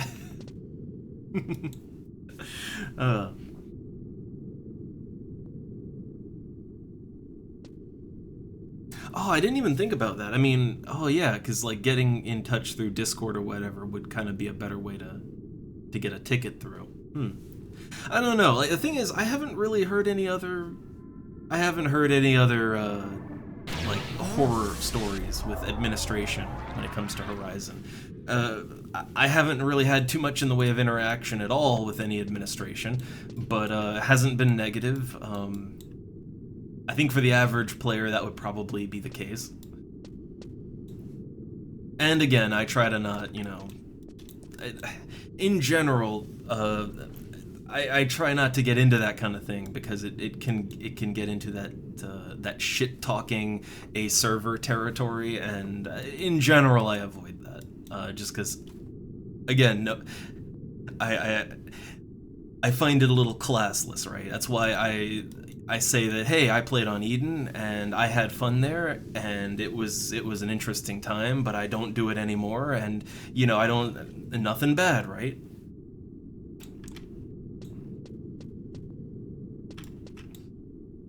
So that's how I keep things. Man, what where's our leader?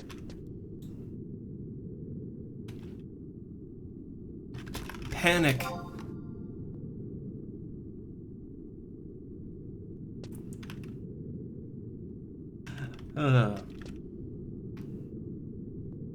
Again, I have no clue what they're doing, but I mean, everybody else is here.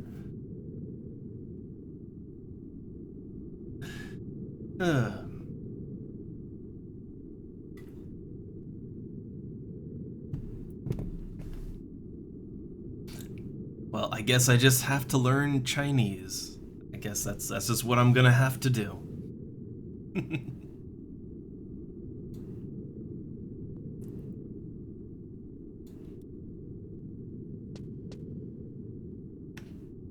I think it's the dead silence of this dungeon. That's what kind of you get that sort of awkward feeling. If I'm not talking, then it's like, oh boy, man, I think I can hear my soul.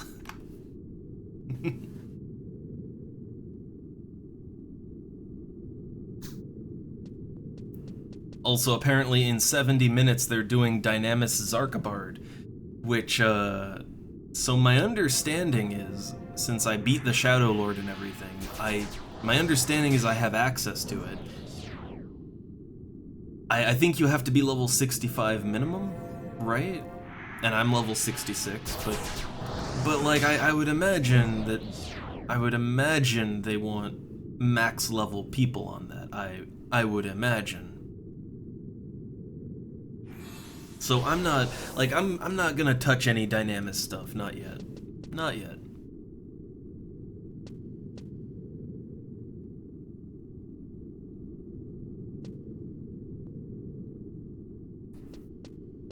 I also don't really know what exactly I would get out of it. Like what exactly would I get out of Dynamis? I guess that's the thing. I don't really know what you do Dynamis for exactly.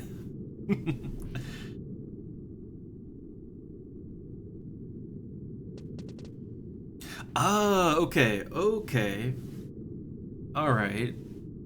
So I have to start in the cities, do those, and then then Bucidine, and then Zarkabard. Okay. Can't just jump straight to Zarkabard.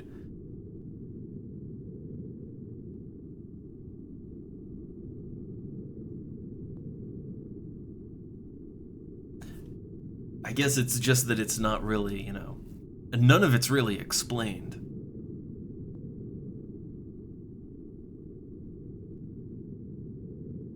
Man, oh, wow, I didn't see it. Okay, that's new. So apparently we're alliancing this. Okay. Was not aware. So that's why, okay, that's why we're waiting. Okay.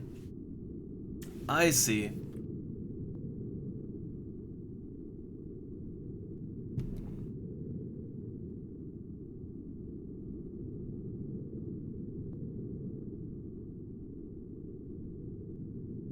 Well, I guess I'm,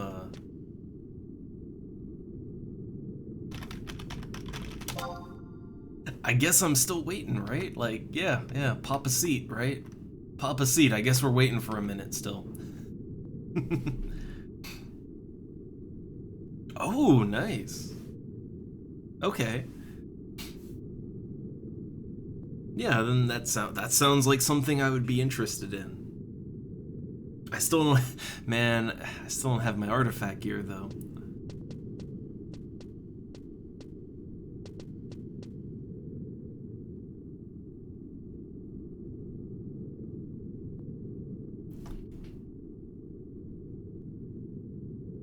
I'm just watching these cats now.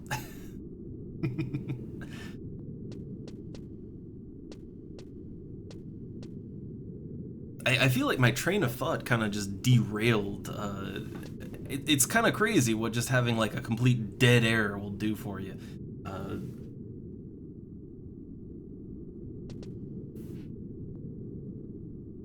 Well, that and I am kind of like just I do have wikis open and I'm just taking a quick look, see, making sure that I kind of sort of maybe know what I'm doing, kind of.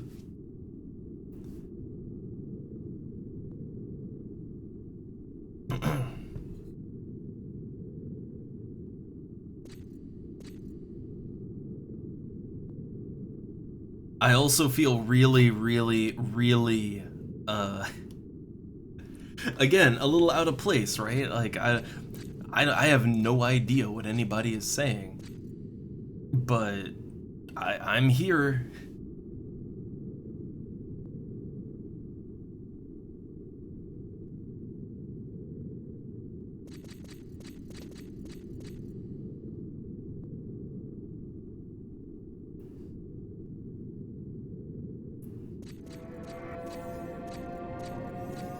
Oh, the leader has arrived. Yeah, there he is. Okay. Also, I feel like I'm slowing down. I did take me a nice caffeine pill at the start of my stream. But I think the slowdown on me is just that it is too goddamn hot. And it's been too goddamn hot for too long. It's that sort of heat where you don't really sleep good. That I don't know, that sort of heat where heat and humidity where you just wake up in the middle of the night over and over.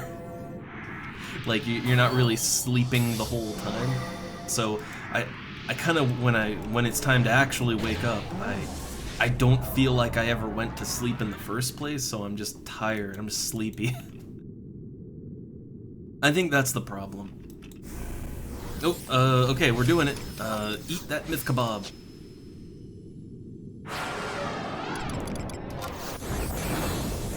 Call that beast.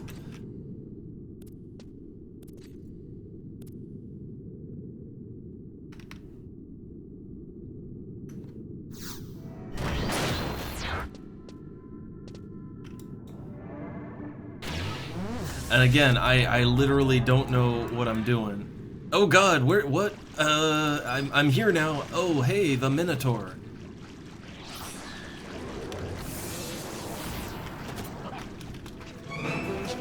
I guess it's go time.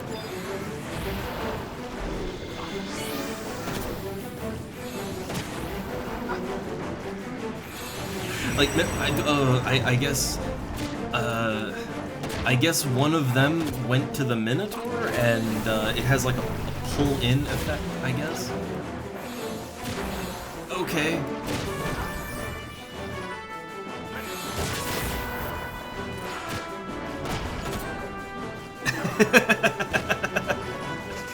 Oh, I mean, you know, I'm gonna be honest, that's pretty much what I mean, that's more or less what I expected, right?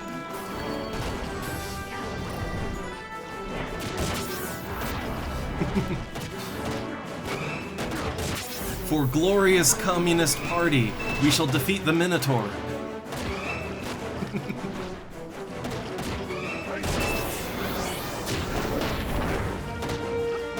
I make my jokes, but like, look, I don't know, they're fine, I guess. They're fine.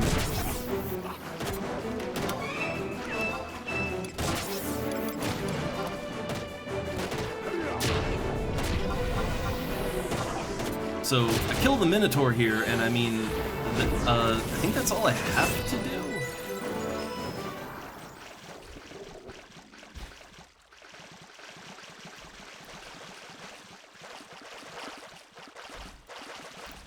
but I'm gonna follow them and see what's up.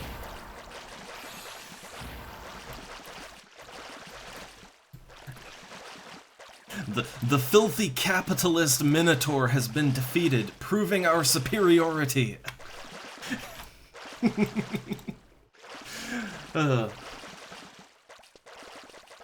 Again, though, I would like look. I'll take this. All right, I will take this over. I'll take this over like an American Link shell where all they do is bullshit and drama endlessly, and then don't actually like do anything, right? Like I'll take this. You cannot reach the ladder from here. Let me in. Climb up the ladder. Ooh! He just returned to his home planet. Yeah, I kind of figure. It's like, look, here's the thing, right? It's the same problem when I, like, whenever I kind of get into like some sort of like casual chat thing with Germans online. It's the same thing where like, yeah, my German's not great, but you know, I know enough, right? And but like when you get into it with them and they're just like hanging out, it's a different planet. it's like it doesn't sound like the same language. And it's because so goddamn much slang. But I guess it's the same. I mean, really, it is kind of the same way with English, right? If you aren't familiar with that. Like, think about how many colloquialisms that that English speakers use, right? You know, like, think about it. How many things you say they don't really make sense directly. Well, I mean, I'm not German, but I am in Germany, and the wife is German, and I got my ID here, so I try a little to learn, you know. I try to learn. Generally a good idea to get around.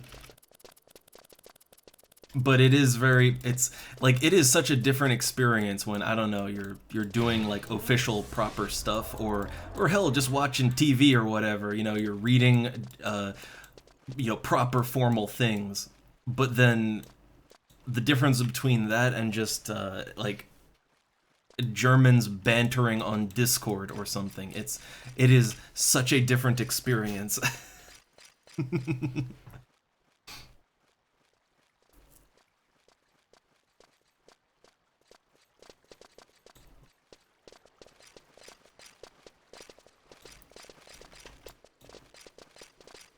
Also, I don't know if I should be clicking on anything in here. Like, I don't know if, like,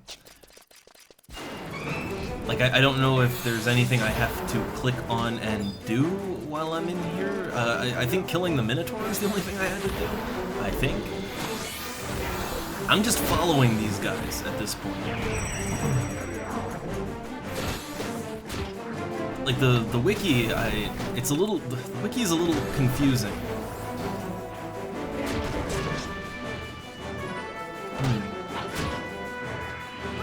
Yeah, the wiki is a little bit confusing, but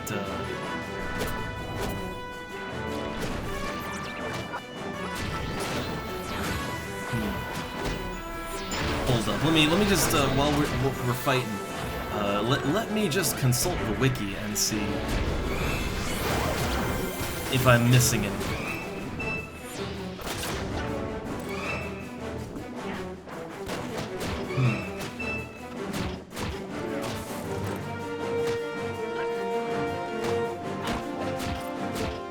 So apparently there's a question mark at F7.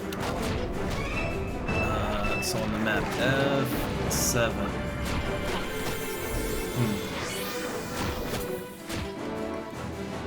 I'm really hoping I'm not missing anything. I'm really hoping I am not missing anything.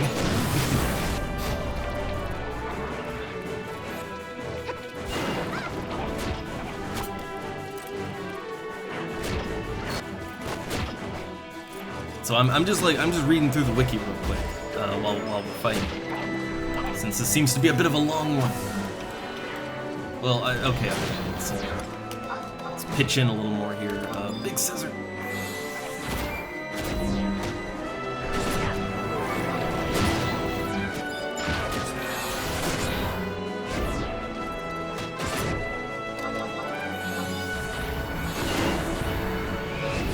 I think maybe all of these physical-based characters probably bad for this. Probably bad for it. My health is low.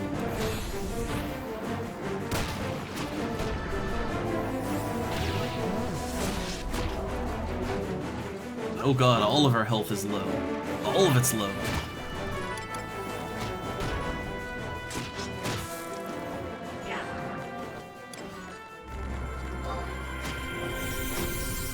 Fluid spread.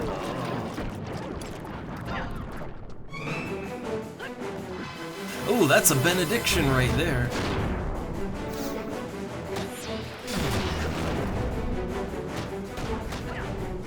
Okay, things getting a little hectic.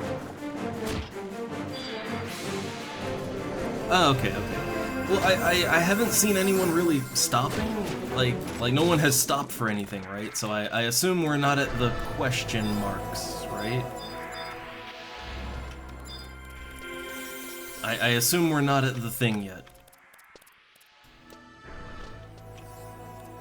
Yeah, like let me take a look at this. Make your way. Okay, so I went up a ladder, right?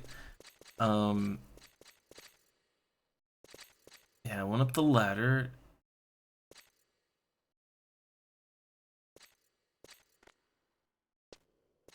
So yeah, it seems like on this map, F7 is where we have to get to. Which F7 is... It's like over here, right?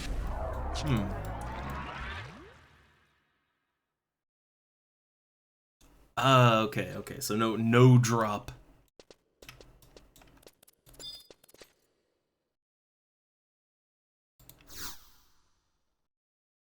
Oh, we need a bronze key here.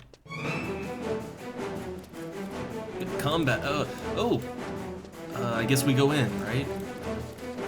I'm just following the crowd. And good morning, VGFX. I have joined the People's Glorious Communist Party, and we are currently doing the 2-3 Promathia mission.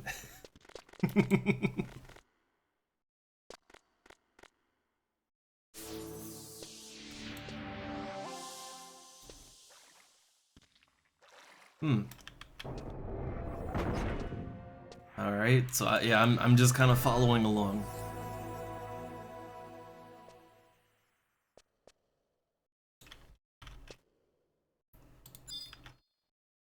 Oh, Stegatar.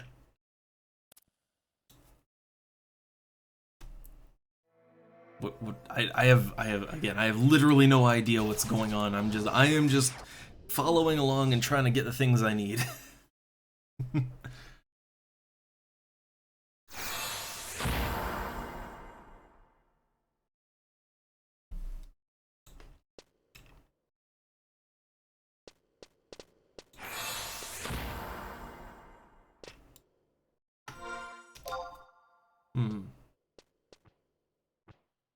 So F7 would be here, right? Like, is there like a secret door or something, or? Stegator is getting mighty close.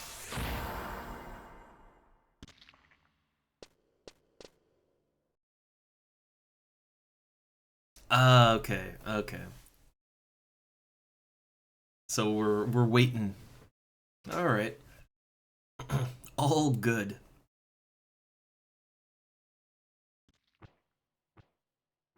Ugh.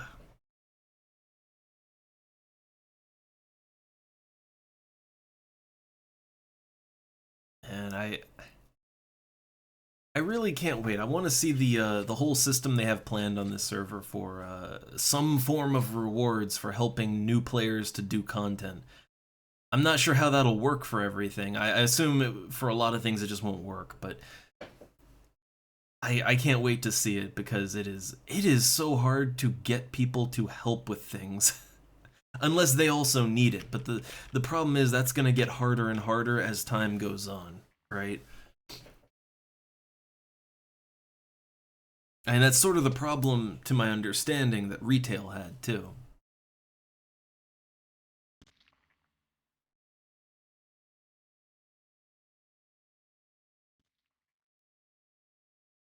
And I do wonder if it's just that there is such a disconnect between like the original developers and the players, or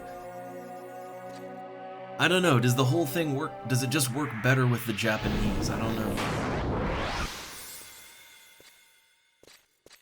Like even back in the day on like old school retail, right? Like I could never get anyone to help me with anything back in the day. And that was when stuff like Zilart and Promathia were still relatively fresh. I could never get help with the goddamn thing. Like nobody wanted to help with content they had already done. And I don't know, like is was there just a huge disconnect, or I like do Japanese players have better luck? Do they feel some kind of honor bond to help each other out? I don't know. Oh, I assume the guy that's dying, right? I assume the guy that's dying is Ah, I see, I see. Well, yeah, why did they drop into the water? I mean, I don't think anything here pushes, right? So, how'd they get in there?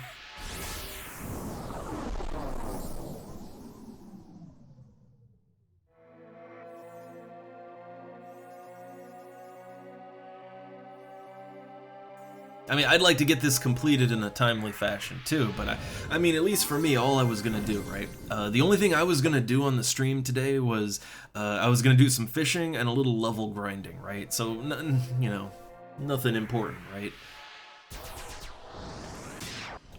So I got all the time in the world today, or at least a few hours, but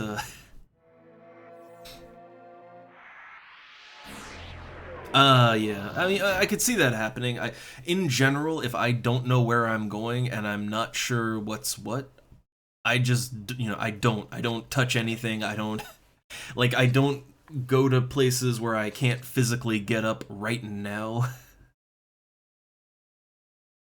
And that's just me.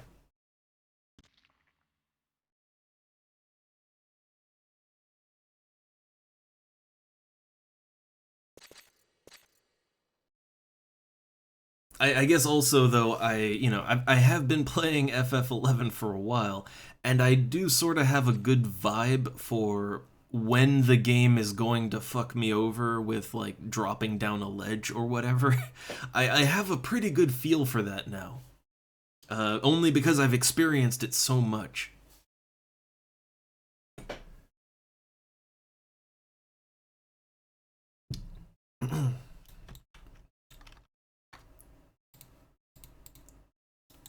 All right, well I guess we're yeah I guess the team is just gonna, you know, pull up a chair.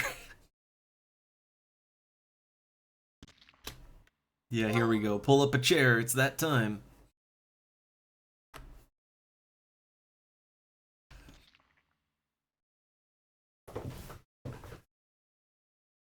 But look, I'm just happy to be getting the mission done.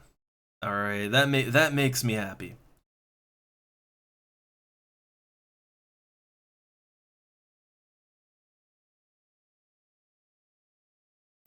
Though I do wish this was one that actually, you know, boosts your Mog wardrobe slots. I wish, but it's not.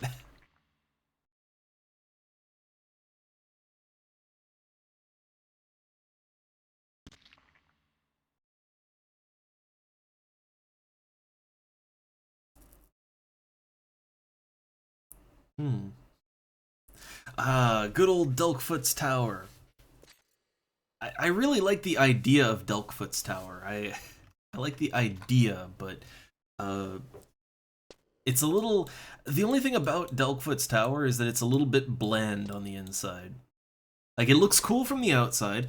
I like the idea of this massive tower climb, right? Full of badass monsters. I like the idea, but as far as a dungeon goes, it's a little plain.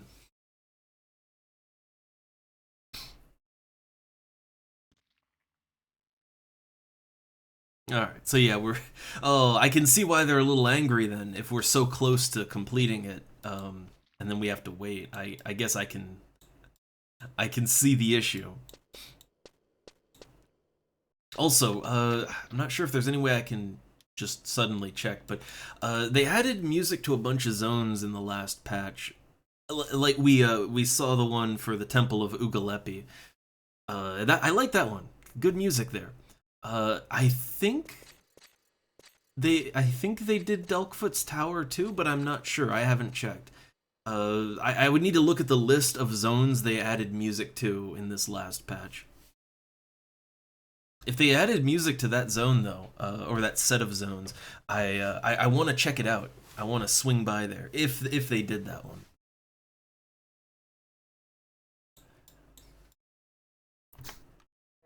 Guess I'm just waiting for a sec. So, who was it that fell? Is it the WMK person? I think.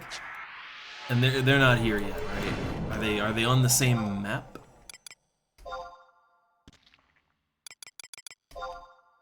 Okay, they're here. He is not here. So two people are not here, but I don't know what's going on with that.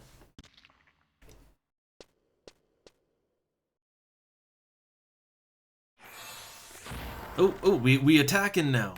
Maybe?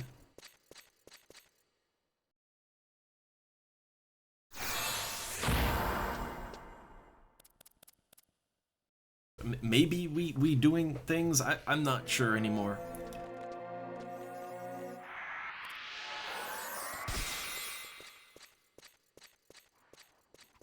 Yeah, that's kind of what I remember. Oh, Cupcake. That's I feel a little weird saying that, but that is sort of what I remember, is the most that I would get helped back in the day, which I think that's more or less. I don't think I played through 2006. I probably dropped out in 04 or 05, but what I do remember is the Japanese players were generally very helpful. And what I remember is the NA players were generally not.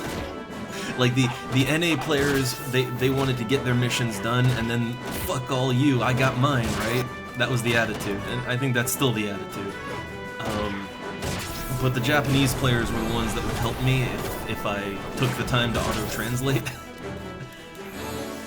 That's what I remember anyway.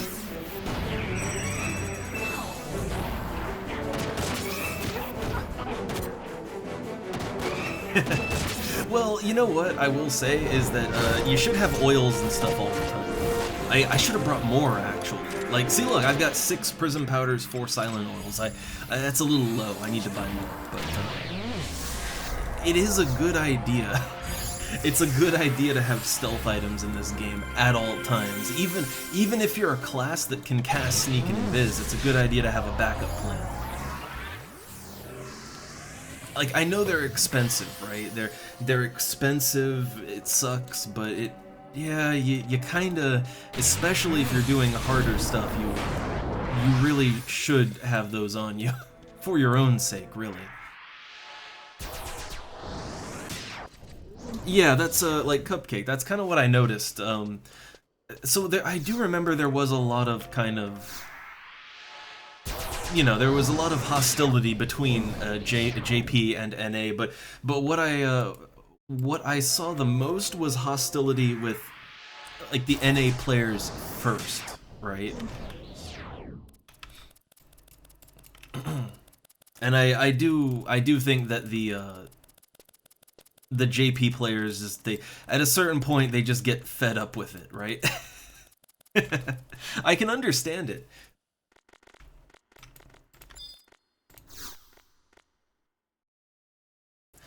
And, like, as someone who now has a little bit more perspective, right? Oh, hold up. We got cutscene. Oh, yay. Oh, it's you.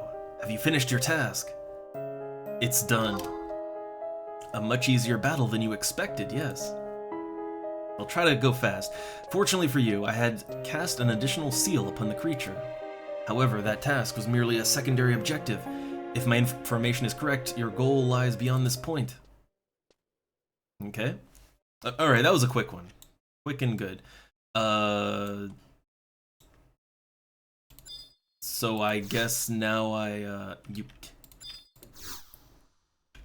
What do you mean I can't reach it? Okay, so I guess now I actually climb up the ladder.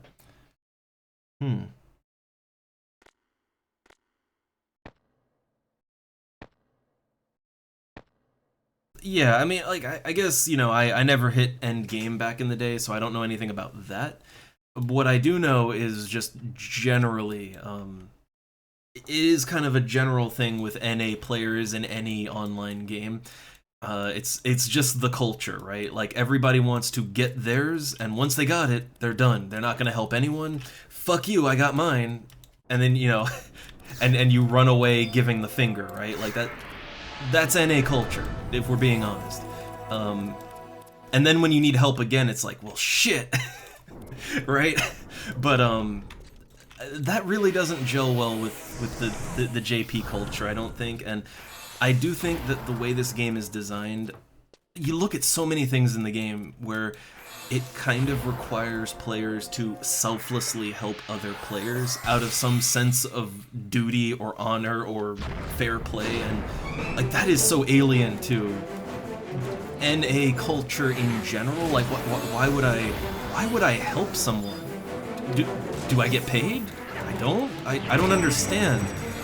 Why would I do that? Like that, I think that a game like this isn't really made for certain cultures. But if it were, you know, when things come together, it feels good. It's just, I think maybe the overall game design doesn't really vibe so well with the cultures outside of Japan, or at least some, right?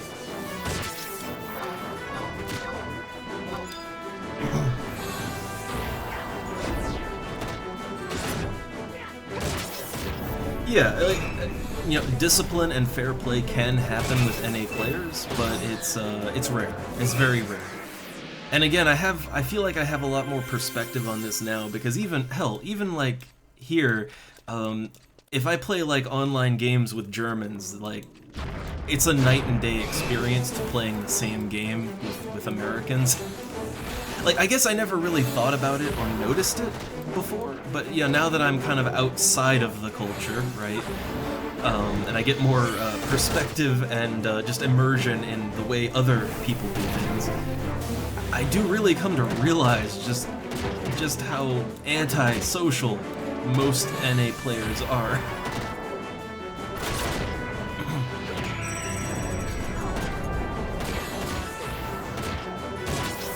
Like, the thing is, I totally never really thought about it before, right? Like, I guess, you know, whenever I'd run into kind of the shit show with a game or whatever, it's just, well, I guess I did something wrong, right? Like, I would get frustrated at myself, but I would never really stop and think, like, well, okay, why does no one want to do anything? Why does no one want to help? What's happening right now? I never really thought about it before, right? Oh, I think I need sneak. I guess I need sneak here.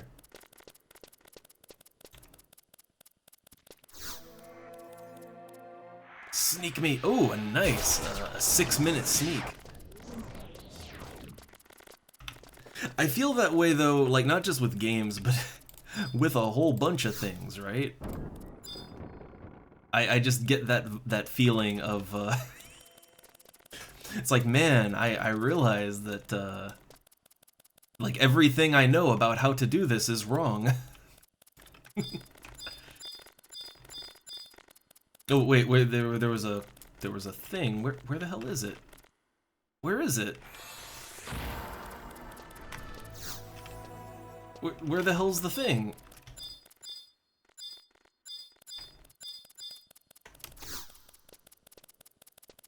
I don't see the thing.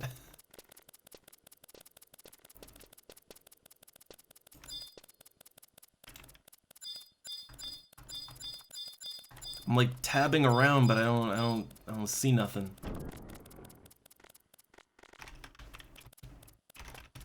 Uh, where's the thing to click?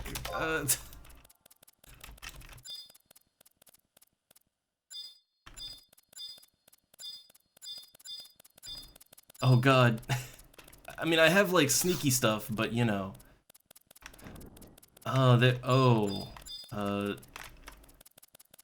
Is this the wrong room? I do have my stealth item, so I can...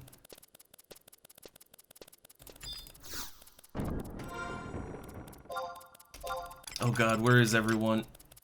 I really hope I didn't just miss something.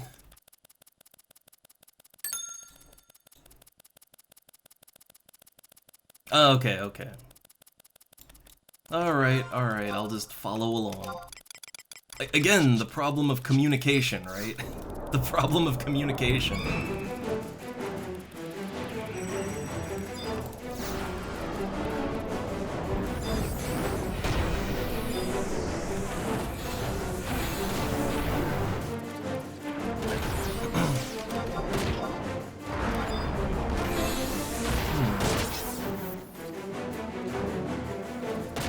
Oh, and Cupcake, so I haven't played on retail in, yeah, I hadn't played retail since like 2004 or whatever.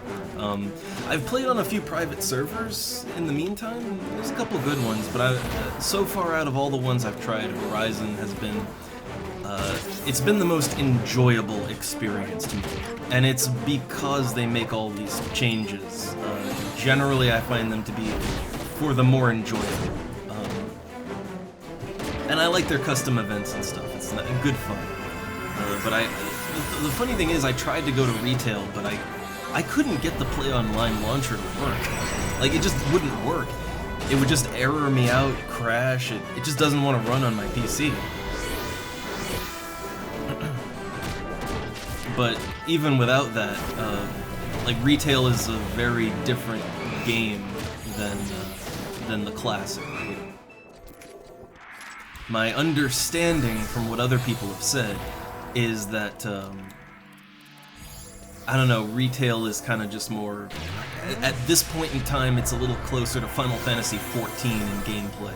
In terms of, like, you're just kind of doing your own thing, often with robots, and the only time people really group up together intentionally is for end game stuff, and that's not really the game I want to play.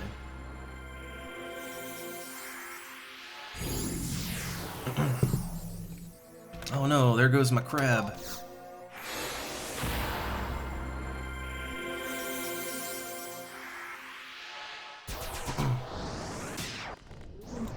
Yeah, again, I wouldn't know if people still play retail. I only know what other people have said, and I've looked around, like, forums and stuff to see what people are saying on retail, but, it seems like, what it looks like, is that there's only a very small, dedicated group of people still playing retail, and most of it is just people playing with, like, you know, playing with trusts and stuff, and I guess RMT.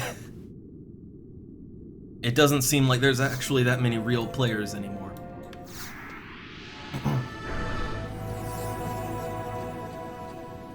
Well, I mean, the good thing is, and at least for me, I've never really felt stuck waiting for a party to just, like, level up.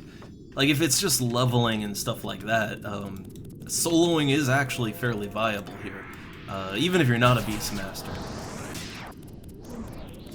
But, yeah, like, you do still have to party up for the big stuff, right? Like this. And it does suck. It does very much suck to have to wait for a party to get certain things done, but I find it's not nearly as bad as it could be. And I don't know, even if you don't unlock all the stuff, you can still play the game just fine. It's one of those things where I guess you have to temper your expectations, right? Like, if you just think, I need to do this, this is the only thing that matters, you're gonna have a bad time. Like, for a bit, that's how I was with the, you know, getting the Primivians done. It was like, okay, all I want to do today is get into a Primivian party, and it would never happen, right? Eventually it would happen, eventually people would make a group for it, but, like, if I just went in going, like, my day isn't complete unless I do this, you'll only burn out and feel really disappointed and have a bad time. But if you can just say, I don't know, I just want to kill some things, I just want to get some XP, do some fishing, whatever, right? And if something happens, great. If not, that's okay too. If you can look at it like that, then it's a great game. Oh yeah, no, there's plenty Dunes parties. There are plenty of Dunes parties. I find them to be a little bit better for the most part than they were on retail back in the day.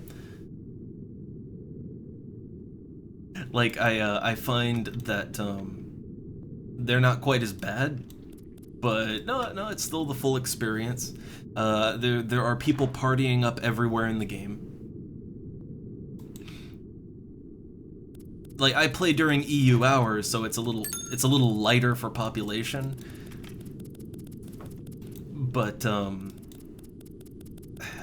like, no, even then, there's still people everywhere. And, you know, if you are on later into the NA hours a little bit, then, oh no, it can get a little crowded, too. Oh, cutscene! Yay! Yay, cutscene. That reminds me of a boss in FF14. It's a cube. Alright, so this is the precious vessel. But what is such an important object doing in a place like this? In any case, it should prove to be a valuable asset. My only problem is that the circumstances have changed this time. What is this? You came here looking for me. Very well, let us return to the safe hold. Is this gonna, like, just return me, or do I have to go to the safe hold? Okay, yeah, I have to go back to the safe hold. Gotcha.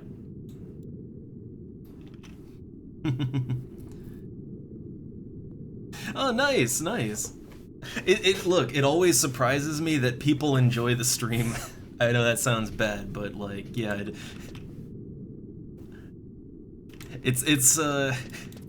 I always feel like stream's a bit of a nothing thing, but I like it that people enjoy and have a good time. And really, chatting with people and interacting is it's what I like to do with the stream. Okay, so I need to use my warp cudgel. Oh, they're teleport hollowing. Well, I guess that works too.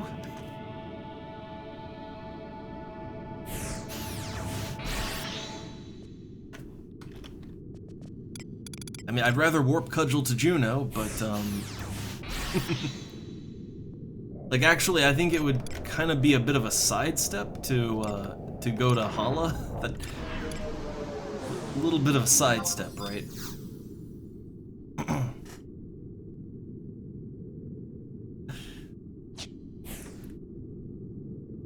But anyway, yeah, I know we do a lot of banter here. We just kind of just a chill stream, just mostly a hangout. But I do like to help people with, like, questions about a game if I can. I like to point people in the right direction.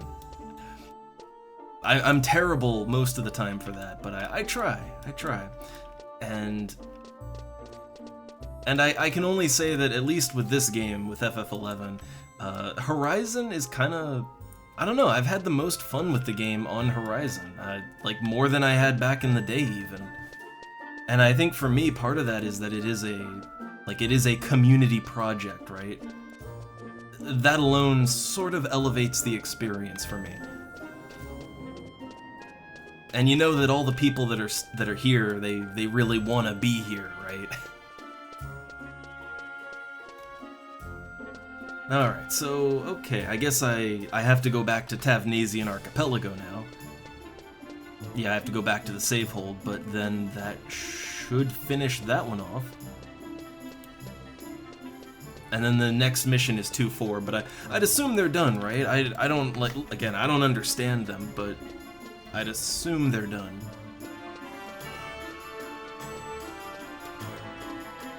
some parties will be crazy and they'll just keep doing missions, but I usually assume that they're one and done.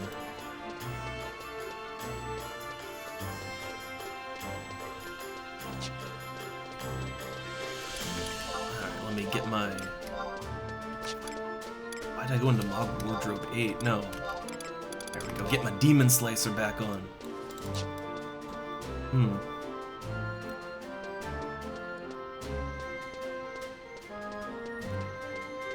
I mean, I don't know, like, going on to the next mission? Like, I'll ask. I'm just happy to get a mission done, right? Getting any of them done, I'm happy about. Awesome!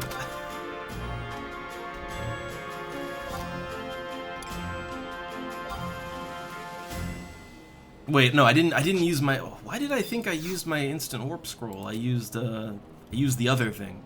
I do want to spend my conquest points, though, to get a scroll of re-raise. It's handy to have that, you know? It's very handy to have it.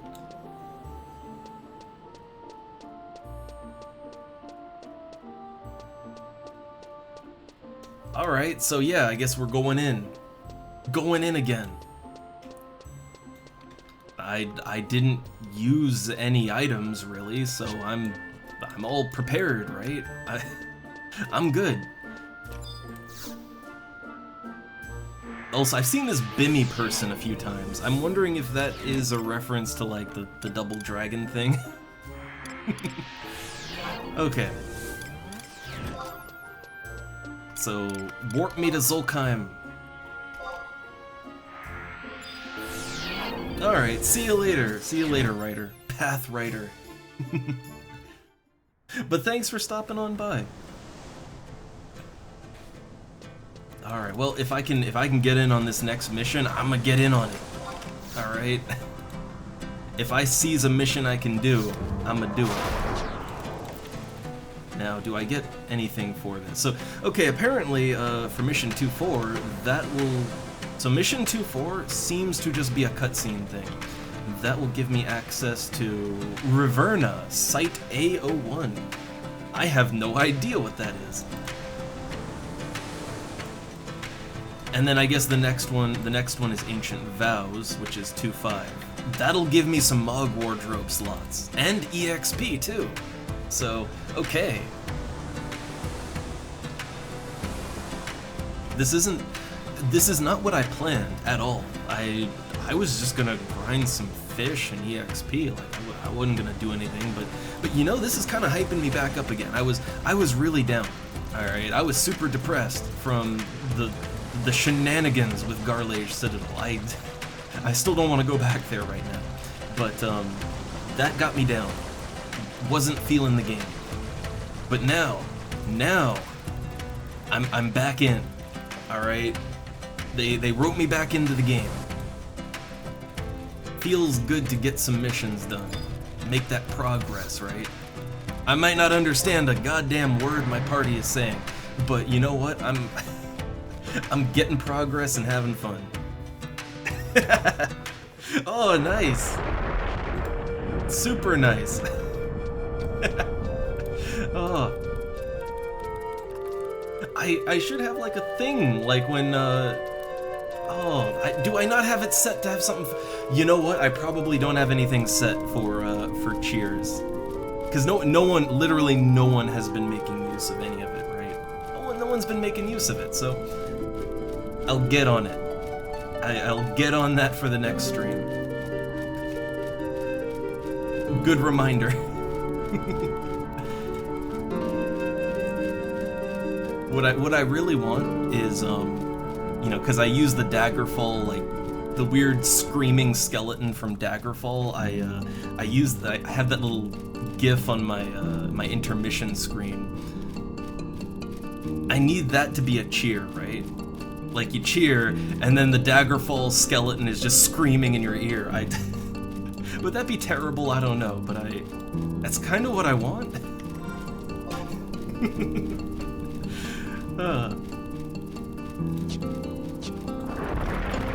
Alright, well, back to the safe hold. I'm tempted to put my, I am really tempted to put my spawn point, my home point. I'm tempted to keep it in the safe hold, but the thing is, so, okay, maybe I'm just like this, right? But I like to keep my home point in Juneau because it's so centralized, right? Like I can go to my Mog House, the auction. There's the teleport goblins, which are Horizon exclusives. Like everything is there, right? All the convenience and functionality is in Juneau. So I hate to set my home point anywhere else, even if it would be more convenient in the moment. All right, see, stop on by again sometime. Good to have you.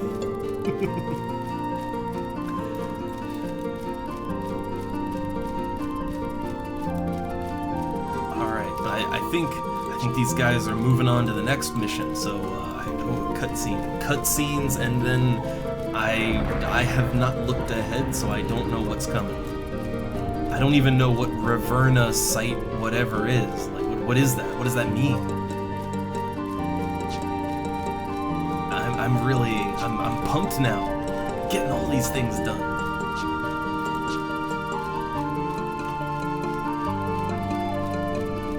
I'm gonna get to, so if everything goes according to plan, I'm gonna get 2 more Mog slots, right? 2 more safe house, or not safe house, wardrobe slots. I mean, 2 slots ain't a whole lot, right? Can't do a whole lot with that. But,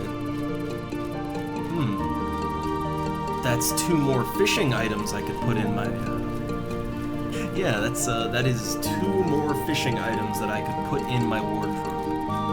2 more lures that I could put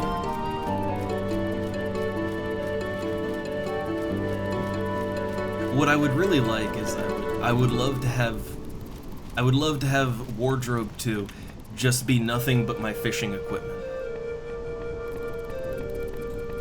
Then again, do I really need that? Because the thing is, outside of a very few lures, like the robber rig, right? That thing costs 15k. Outside of that, most of the rigs only cost like 1 to 5k. It really wouldn't be that bad to just sell them when you're not using them and then buy them again. Honestly, that would work out just fine. It would save a lot of inventory space too. And let's be real, I don't catch all the fish all the time. I tend to have a goal in mind, right? I don't know. All the same, I like the idea of having like a tackle box. So, wardrobe 2, that's my tackle box. I guess if I ever get the field gear, I could put it in there too. Just general gathering stuff.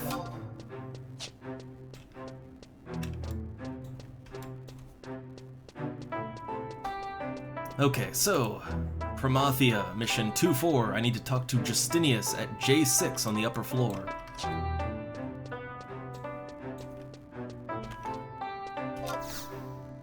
I will pop that flea whenever I can. So, J6, it's in the upper floor. To get to the upper floor, you gotta go that way. Trying to save as much time as I can. Because, hey look, these guys, say what you will, they're organized enough, they get things done, alright? So J6 is over here, okay. Did I go through the right area? Yeah. Okay, so we need to talk to Justinius, J6, upper floor, to end COP23. Okay. That just ends the mission that we're on right now.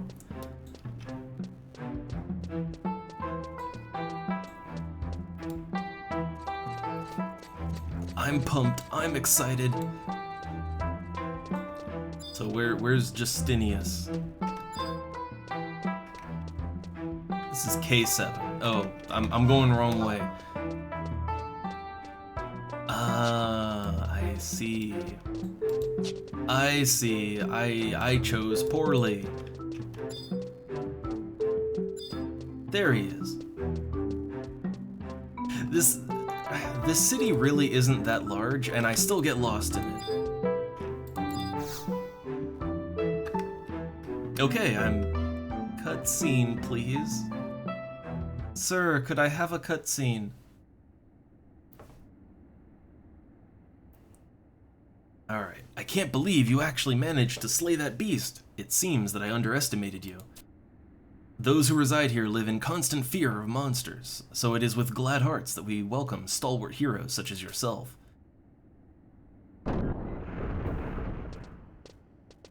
Your timing is excellent. Our leader has returned. So there's certain features I can't use in this place. I assume that doing missions will unlock more of that. Oh, I'm back! Is that a child elf? Prisha, you're safe! You were gone so long, we were starting to worry. You wouldn't believe the hell I've been through!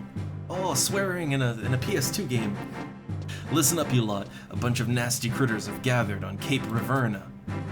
I'd keep away from that place if you like your organs on the inside of your body. These monsters don't play nice. I like this one. What is this? What's going on out there? Prisha, I saw a weird cloud stretching out towards Cape Riverna. Do you have any idea what it was? Oh, that. I just caught a glimpse of it, but I'm pretty sure that was the vapor trail of some huge goddamn dragon! I like this character already. But don't you worry your little heads about it. I'm going out after I check our provisions. And this time I'm gonna head in a whole lot further. By the way, have any of you seen Justinius? There you are, Prisha. Sorry to bother you right after you get back, but you need to take a look at what the cat dragged in. 2 people have washed up on Lufay's meadows. Castaways? It seems our guests have noticed the attention. What's with that getup? Someone from the mainland? Oh no, it's all happening. I hate these things. Prisha, that one had collapsed in front of the eastern cave. She was carrying an amulet just like yours. What's that? An amulet like mine? She stole your amulet, Prisha. We should hang her upside down off a cliff. Rotten thief. You idiots, what do you think this is? Oh. You guys have screwed up again. Run! Exit stage left. Oh, I absolutely hate them. But why would she have the same amulet? Or the same kind of amulet? Prisha, listen to me. These 2 could be of some use. While you were away, they defeated that Minotaur in the aqueducts by themselves. Huh, not too shabby. Guess we'd better welcome them on board then. I'm Prisha. I'll be in my quarters, so drop on by later and say hi. Alright. I'm trying to go a little fast through these scenes because I don't want to keep these guys waiting. Okay, so let's see. Now I need to go to the walnut door at K7. So walnut door, K7. Okay, that's up top. I think I will switch my sub job out to white mage though, so that I can sneak in invis and I won't potentially slow things down. Extra support too.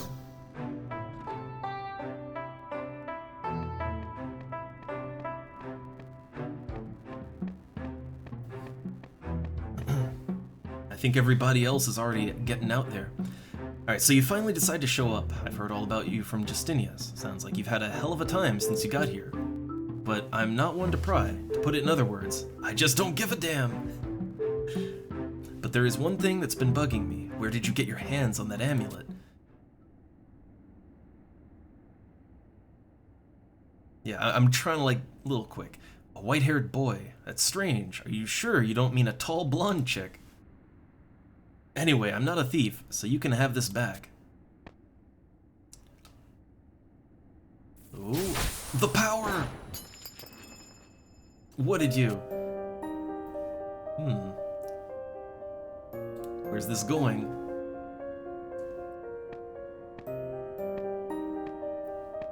Prisha, do you have a moment? What's wrong, Despachère? You never come to my quarters. I'm the abhorrent one. I thought if you talked to me, you'd be punished by the goddess. Whatever. Anyway, what is it that you want? I heard of what transpired on Cape Raverna, that a great dragon appeared. That's exactly what happened. Never seen anything like it. If that monster decided to attack us, there wouldn't be a trace of this place left. Prisha, do you think the dragon you saw may be the same one portrayed on the painting of Alteo? Alteo? Do you not remember the painting brought back by Grezzo from the Tenshodo? There is so much cutscene happening. And yeah, like, oh god, I'm gonna fall behind. Cardinal Mildarion told us the tale that unfolded on the canvas. They're making me nervous because they're speeding along. If the dragon I saw was the same as in the painting, then that would mean the beast was Bahamut. Oh, I know that name. I've got to check this out. You, find Ulmia and bring her back. Bring her back here quick. Okay. Next thing, take the southwest exit from the stronghold at H6. Head out to examine the dilapidated gate in the Mizoro Coast. So, southwest exit. Gotcha. Return to the safe hold. Oh god. Oh god.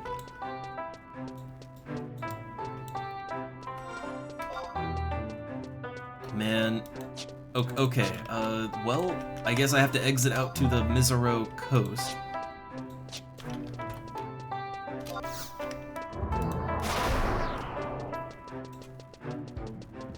So I got my mysterious amulet back, that's nice. Not sure if I get anything out of that. So you exit to the southwest, right? To Mizoro Coast. But I think when they say exit, they mean back at like the... Did I go too far? Yeah, I went too far. So I think they mean back at the entrance of town.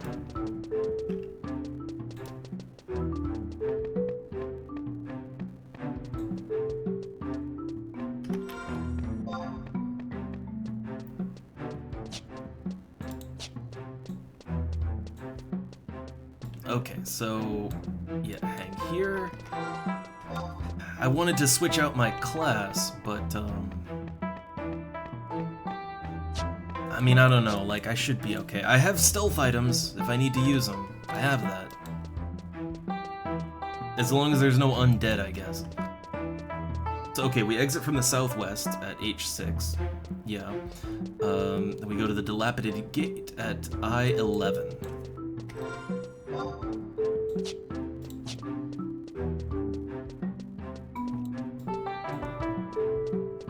I feel like I'm,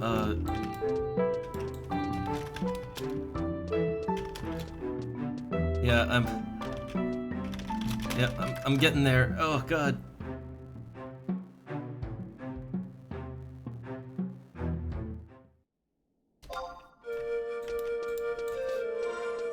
Okay, I-11, I-11 would be, map I-11 would be here, okay.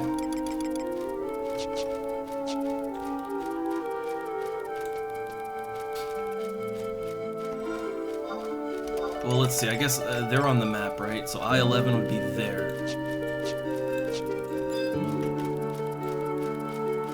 I have to watch out, make sure I'm not going to get aggro, but otherwise, So I've actually never gone out to this area. I've been out in Lufay's a lot, right? Like, been out in Lufay's, but I haven't really gone, like... yeah, I haven't been to this area. Also, that's a named monster right there.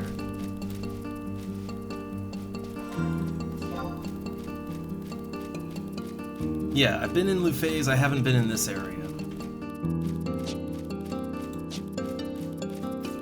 God, I'm behind. I guess I like having Flea now, right?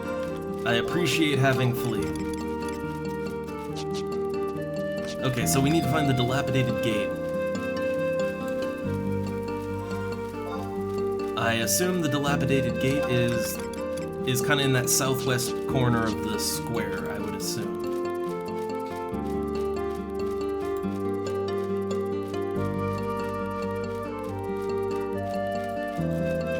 Maybe that way?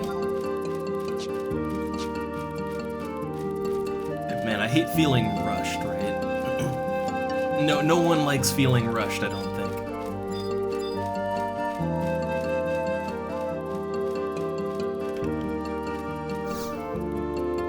Okay, cutscene. So we get that, then we have to return to the safehold and walk towards the bridge for the final scene, and then that'll put us on the next mission. Okay, give me that cutscene. And again, I have to go a little fast because they're kind of going ahead. It all began with stone, or so the legend says. Ooh, that is a beautiful shot right here. It looks great. In ages past, a sentient jewel, enormous and beautiful, banished the darkness. Its many-colored light filled the world with life and brought forth mighty gods. Like, this is a proper video game cutscene. Bathed in that light, the world entered an age of bliss until after a time, the gods fell into slumber. That world was called Vana'diel. Our world, Vana'diel. You must be.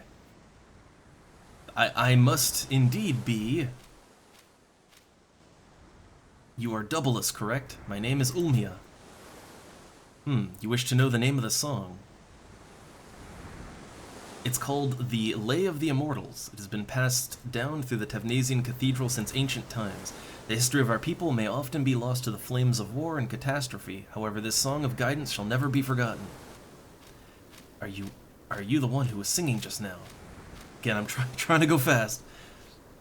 Alright, Nagmolada, was it not? Even after the longest of trials, there have been some things that will never be lost. How very nostalgic. In a place quite similar to this one, a song was born in an age when such things did not exist. Amazing to hear the birth of song, the first song. The birth of song? Is it possible that you know of this lay? I know of it well. It is known as the Memoria de la Stona. There's another verse. How do you pronounce that? Okay, however, this age will not last. The great bane will devour the fair land of Vana'diel. Man, I hate feeling rushed. Okay, the ancient seal will be broken, awakening nightmares of ages past.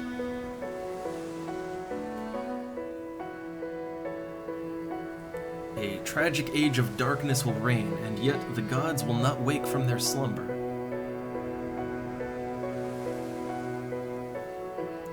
That world was called Vana'diel. This is no fabrication. The memory of the crystal is the memory of Vana'diel. No one, mortal or immortal, can warp the truth of these words. Oh, his scouter.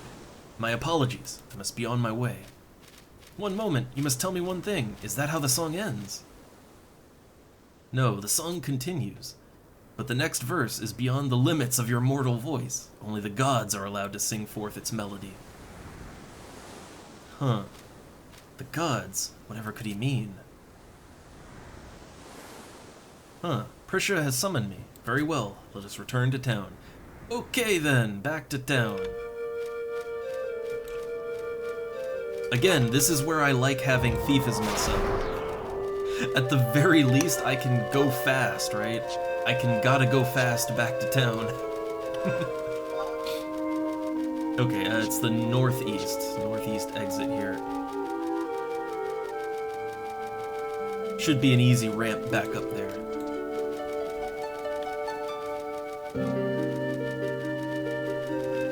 Alright, so hitting town again.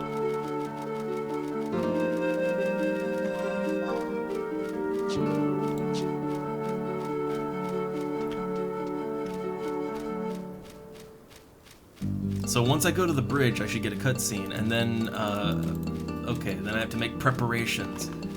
So let's see, I'm just checking the guide, okay, so for the next mission, You assemble your party of 6. Is recommended to bring the following: 2 giant scales for your party. They can be farmed on the way. Okay.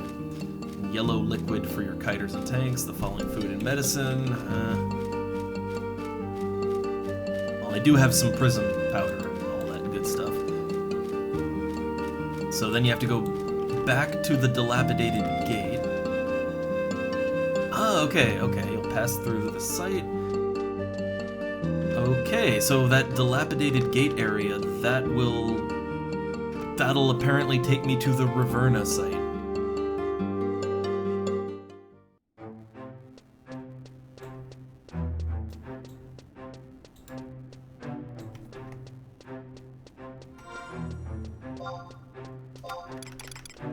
Okay, and he's cutscening. I'll have to cutscene as well in a second.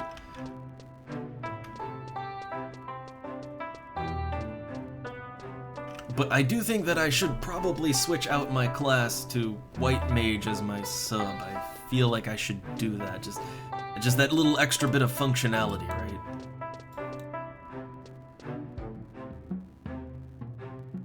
I don't know. I need to catch up to these people. I'm always a little behind because I'm actually reading the cutscenes. Oh, Prisha, did you look at the sky? Something left a second strange trail, and the trail leads right to Cape Raverna. I saw it. Left by another dragon, right?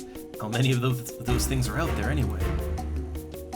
Prisha, I still do not know if I can believe what you have just told me. Have the gates of paradise truly begun to open? How the hell should I know? That's why we're going to ask Bahamut, right? Listen, everybody. We're headed to Raverna. Anybody with enough guts to come with me, step forward. That would be me, right? You'd think at least those troublemaking Taru would want to come. Where are they anyway? Where could they have run off to? Now that you mention it, that stranger is not here either. Wait a second, I just saw him outside. The creepy-looking guy in the black robe, right? Where did you say you saw him? I saw the stranger as well. He was speaking with the 3 Taru. Prisha, they packed their bags and left the safe hold a few minutes ago. Why, these conniving... Do you think they could have set off for Cape Raverna? But why? There's only one reason. They smell an adventure. Come on, we've got no time to lose. I love that. They smell adventure. Okay, well, yeah, I guess I'm just going right back out, right? Again, use that flea to catch up. I never thought I'd get so much use out of flea just to catch up to people who are skipping cutscenes. I never thought I'd get so much play out of it.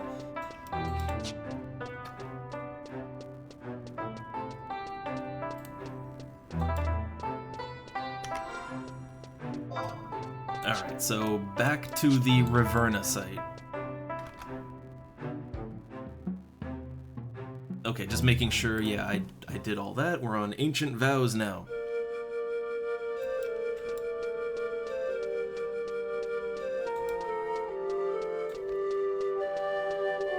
So we got our party. Like, everyone is moving so goddamn fast, so I'm just sort of... Like, the recommended stuff, no, gotta keep up. And yeah, I love Flea. It might not have a huge impact, but when, you know, when it's on, feels good.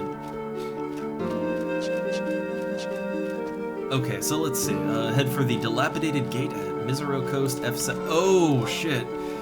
You gotta go all the way to F7, which is, that's a different place. F7 is there. Oh. That's like here, right? Okay, well, I do have some sneaky sneak stuff, right? I have some. So hopefully, hopefully the enemies won't aggro me too much. Hopefully. And again, I'm falling behind because I think I'm the only one actually reading the cutscenes. So, yeah, I'm always a little bit behind.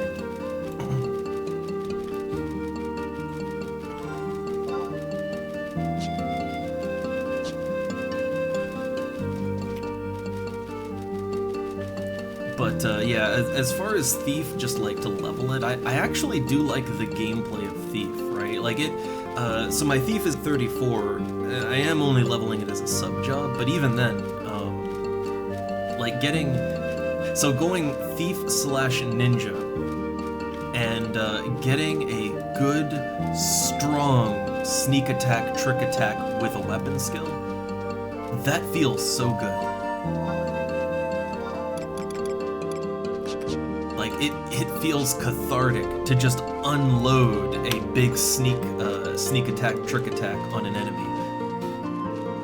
Like, every minute, it's just boom, dopamine hit, injected straight into my brain.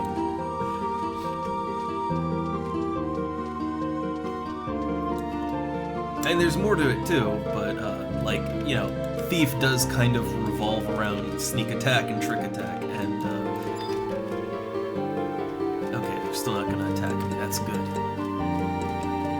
But yeah, I do like Thief, it's just, I like it, but I don't like it enough that I'd want to main it or anything. I don't like it enough that I'd want to do its artifact quests and, you know, all that stuff. I like it, but I don't like it that much.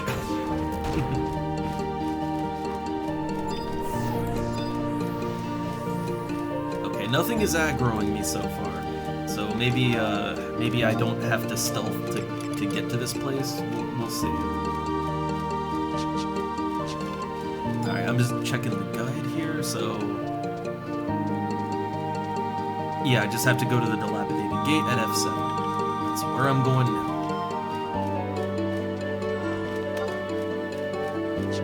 The thing that I'm really not gonna enjoy is I need to level up warrior.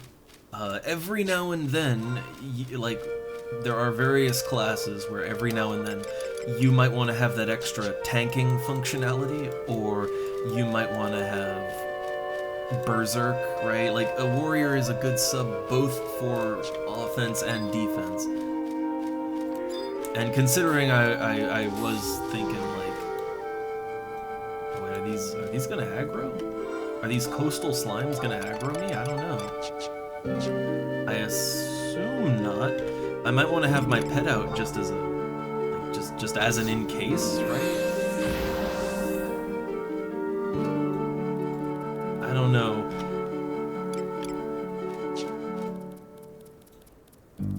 Are they hostile?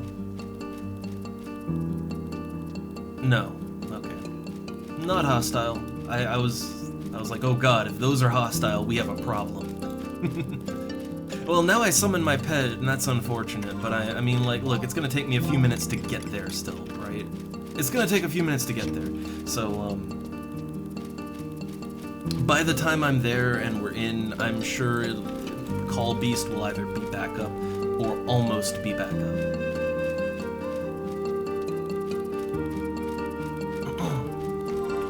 Okay, so let's see, I'm going to F7, just right here, right here. I assume that's the gate. I assume where everybody else is going. Oh, these man traps are, okay, so the area I'm in now, like, the enemies might actually aggro me, so I gotta be a little bit careful. The man traps are not aggroing me, but other things might.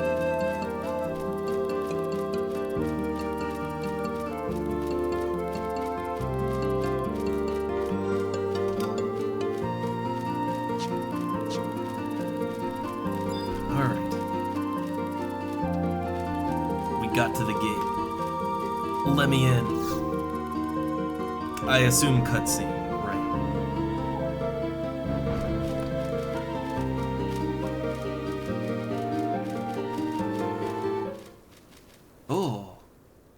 Oh, hey! It's like the floating things in FF14. Oh, what the hell happened here?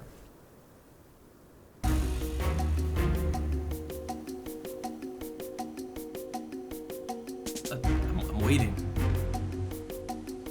Is this Cape Raverna? No, it's not supposed to be like this, huh? And what the hell is this thing? Prisha! Whoosh. Okay. Ah, just poops me out here. Way over here. Okay. So we have a spatial displacement here. Also, I just want to take a moment. Look, I know, but not everyone's here, right? We're still waiting on some people. Yeah, we're still waiting on a few. Like, look at all this, right? You have a really, really good look at the whole area. So you got some floating islands here. Yeah, some floating island stuff. You get a real good look at the whole coastline here. I like it. Proceed onward. And let me just check the wiki.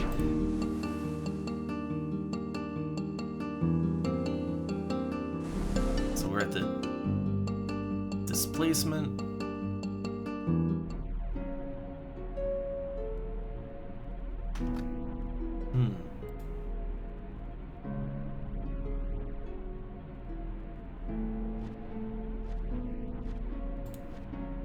So what's going on?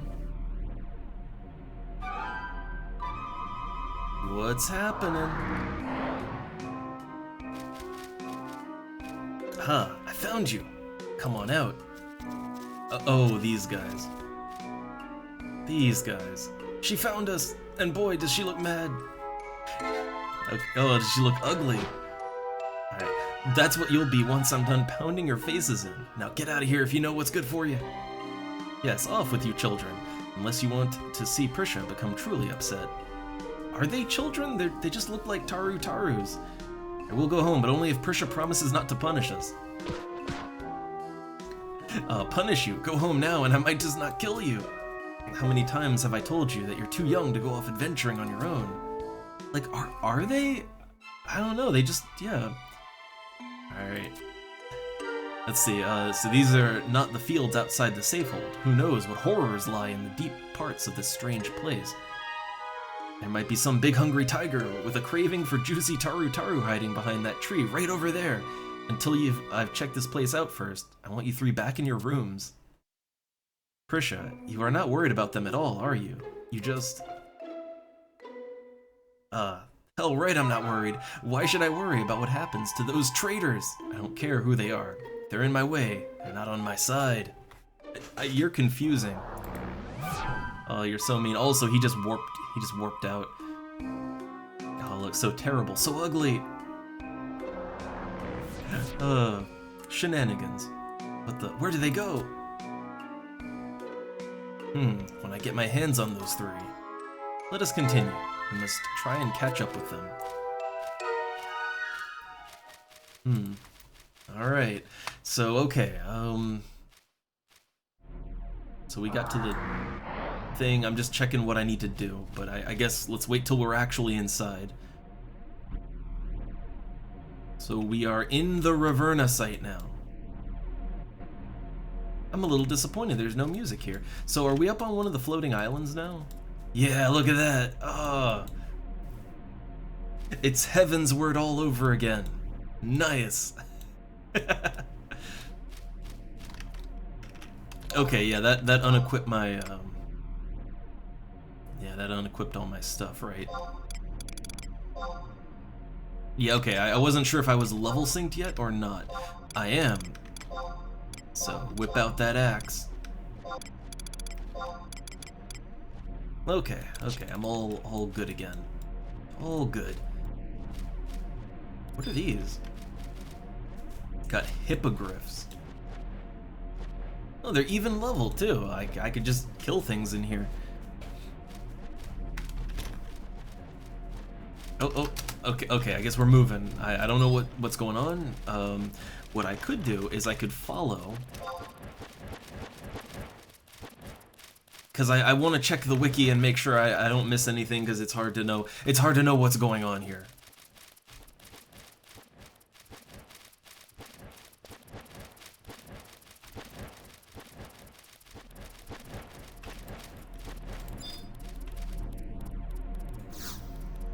Alright, enter the displacement. Okay, so let's see. We are. I'm trying to keep up with the wiki too. I mean, I guess I just follow them, right? Just follow them, and I'm sure it'll be fine. Okay, there is a map of this place. That's good. There is map.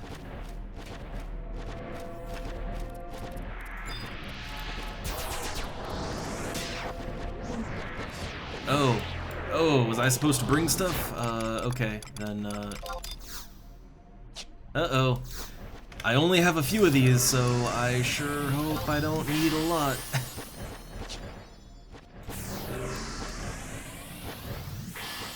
I sure hope I don't need a lot of things, because I didn't bring a lot of things, right? Now I'm nervous. Now I'm real nervous. And also just I am just trying to keep up with these people. They are so goddamn fast.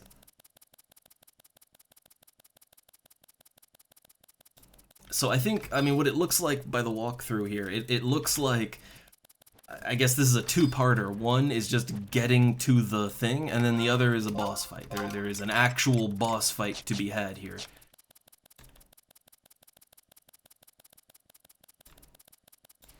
God, I hope I have enough items to actually get to where I need to go. Shit, they saw me! The hippogriff saw me.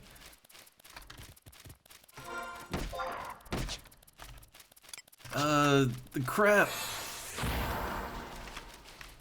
Big crap. So apparently they have like true sight or whatever, because yeah, that just, oh, that wasn't good.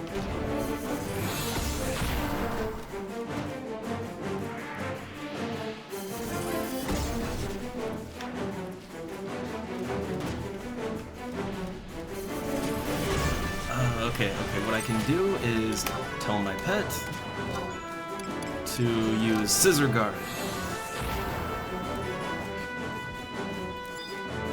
Okay, so yeah, I tell it to do Scissor Guard, that'll give it the defense it needs to survive that, right?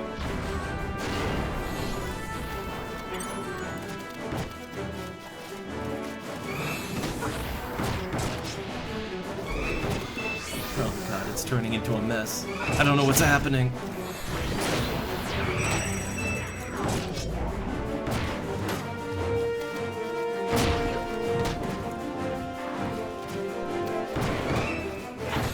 The shit show commences.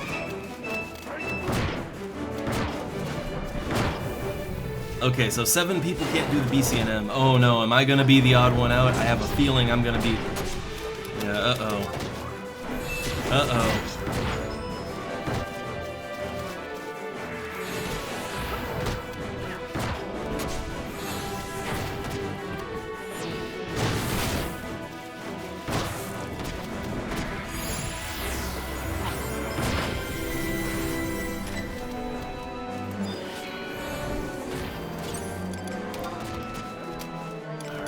Use that Scissor Guard again.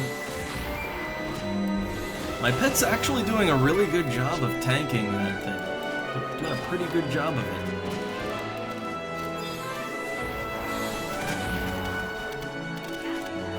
it. Go Crab.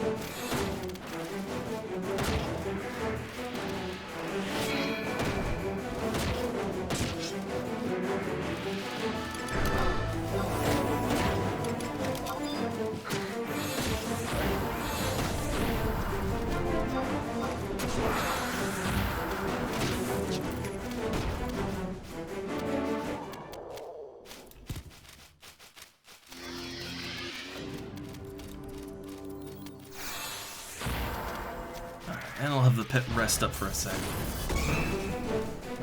Yeah, like, man, I don't know what's going on or what I'm doing, but I'm trying. I'm trying.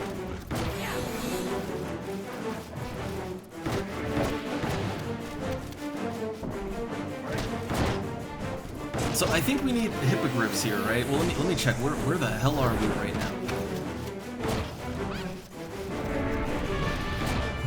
The giant scales. I assume someone had those so that we can even get here. Okay, so the cloud hippogriffs, they have true sight. Okay. Alright, so the cloud hippogriffs have true sight, so that's why I got detected in the first place.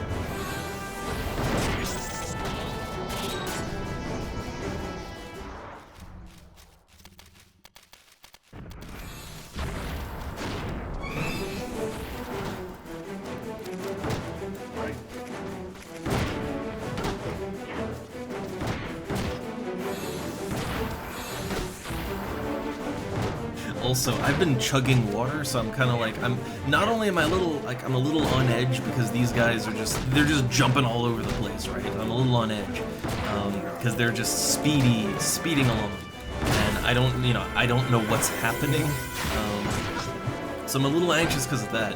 But also, I've been chugging water, so I gotta go to the bathroom real bad. But I don't want to get behind, right? I don't want to get left behind. Because I'm pretty sure I might die, and then, well, yeah. So I'm kind of trying to, I'm trying to tough it out. All right. Or if I can time it good and they're fighting something, I might be able to slip out to the bathroom real quick, right? I might be able to slip in a quick bathroom break in the middle of a fight, but we'll see. I'm not sure how badly these fights can go wrong, that's another thing.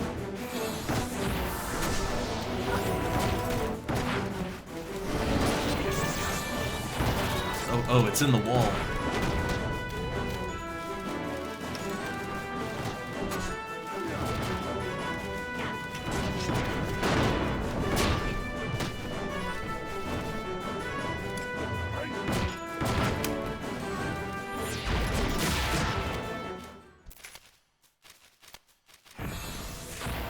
But I will say, some pretty nice enemies to fight here. Like I really like the look of the enemies here. Like there's lots of enemies that I haven't seen anywhere else in the game.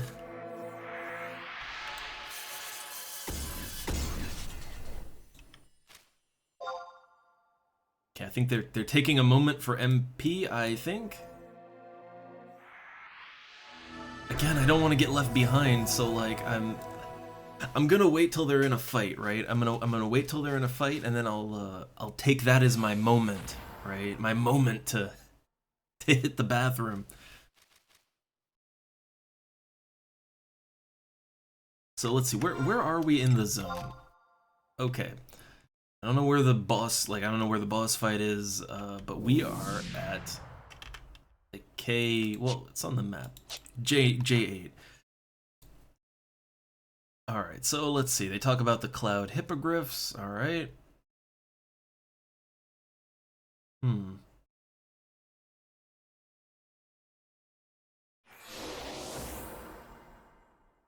Okay, so I think we're just going like straight forward in this area, and then we'll enter into a waiting room for a boss fight. And then there's the actual boss fight.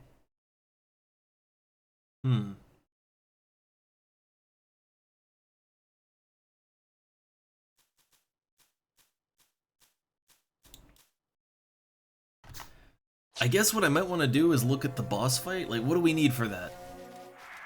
Huh. So it's okay, it's a 6-person fight, level 40. Huh.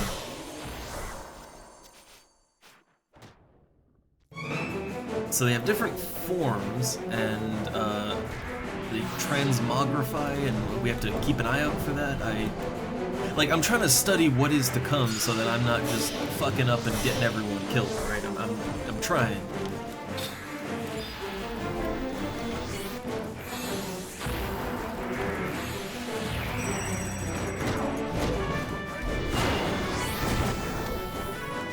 So let's see,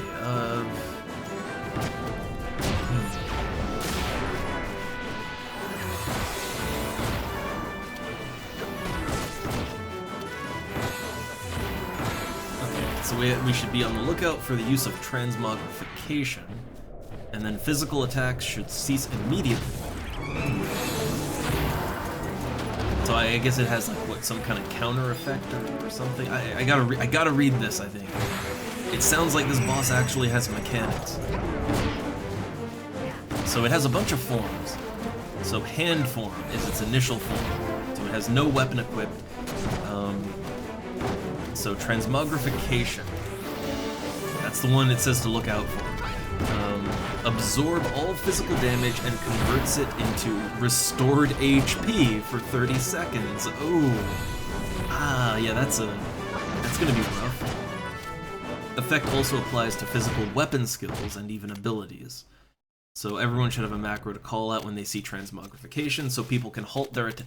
So okay, so like if it does that, then it's stop attacking, tell the pet to heal immediately, right?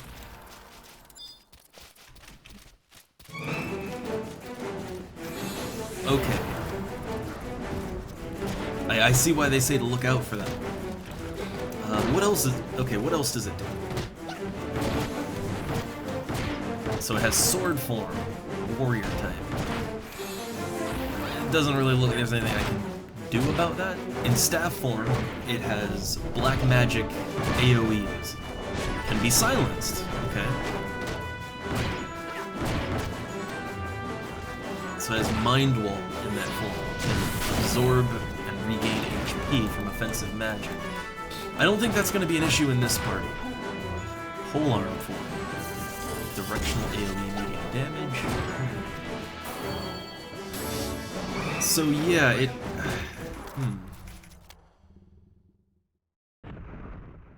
So it looks like the main thing that I will have to look out for. The main thing I'm gonna have to watch my ass for is the apparently the hand form transmogrification. Like the other ones, they all do things, but it seems like the big one is the transmogrification. That means it could absorb our physical attacks, which would just heal it back to full, I would imagine. So, okay, keep an eye out on that. Man, now I'm nervous about the boss fight.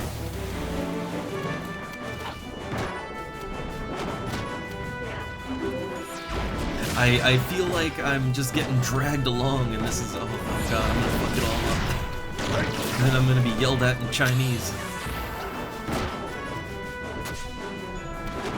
Also, thanks, Nico. Thanks.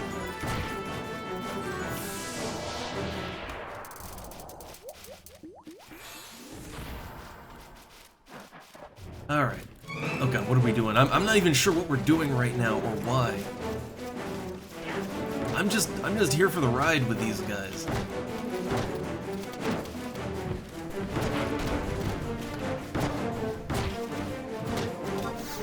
Oh, it turned away from me. The timing on that. Timing.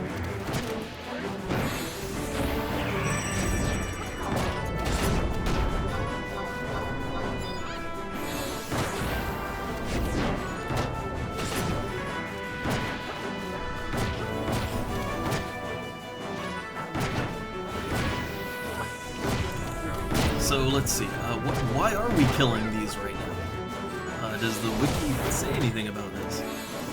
So I guess we need giant scales.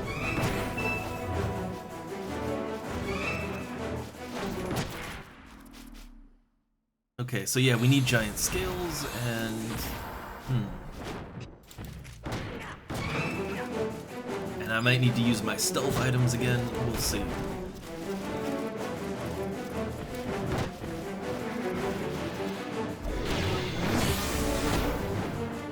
I'm just gonna trust these people kind of know what they're doing, so I'm following along. Just following along.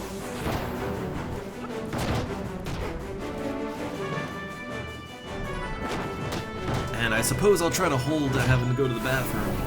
I guess I'll hold that until they get to the boss arena, and I guess there will be a moment to sort of prepare. And they're probably not gonna explain what's going on in English, but I do have the wiki, so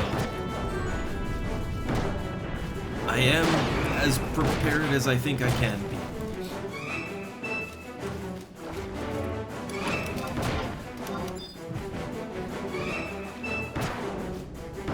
Oh no, I'm losing my special attacks with paralysis. That bad feeling.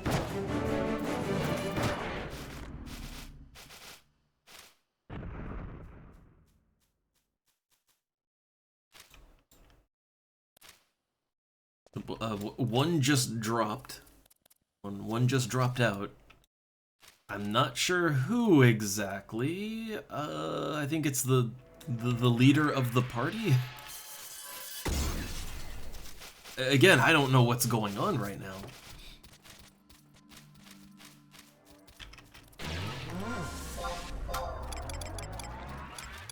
Okay, everybody is here though. They're not running ahead.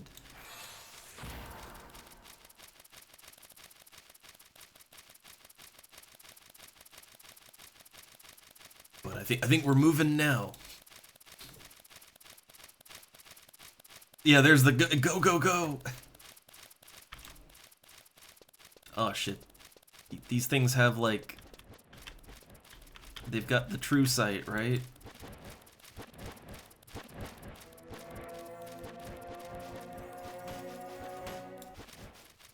Man, this is gonna hurt, isn't it? This is gonna hurt. The hippogriff is already attacking someone. Someone got aggro from the hippogriff. Not me. It wasn't me this time. I didn't do it this time.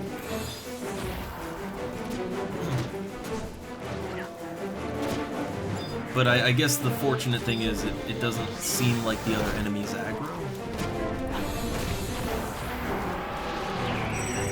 Man, I really like the look of these hippogriffs. Like, if I can get my camera here. Like, look, I like that. That is a very cool looking enemy right there.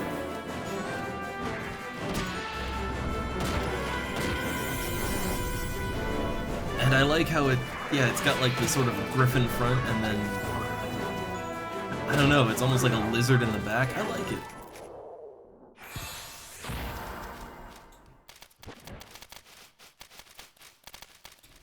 I also really like this whole area in general. It's, I mean, look, I like a good sky island, right? I like a good sky island as much as anyone. The only thing I wish is that there was some kind of music happening right now. I wish there was any music happening right now. But I guess that's just the game, right?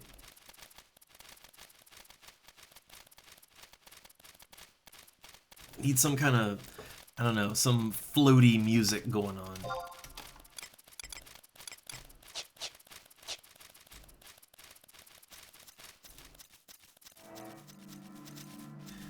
It all reminds me a lot, especially like these kind of like floating chunks, like these more vertical floating chunks of land. It reminds me a lot of the, like, I don't know, it's reminding me a lot of, God, what was it called in FF14? It was some kind of city, right? Started with an M maybe, but yeah, it was like a bunch of little floating vertical cuts of rock and, you know, little bits of city on it. I really like the look of it. It looked very cool. I don't think you actually get to go there. It's just sort of it's sort of on the edge of one of the zones in the game.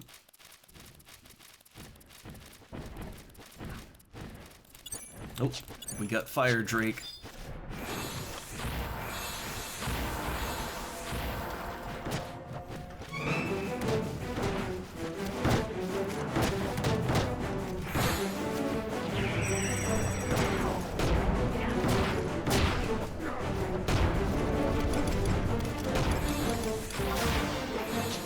I don't want my pet to die, so, like, I don't want it to die before we get to the boss, because then I have to, it's gonna get a little awkward pulling a new one out, right?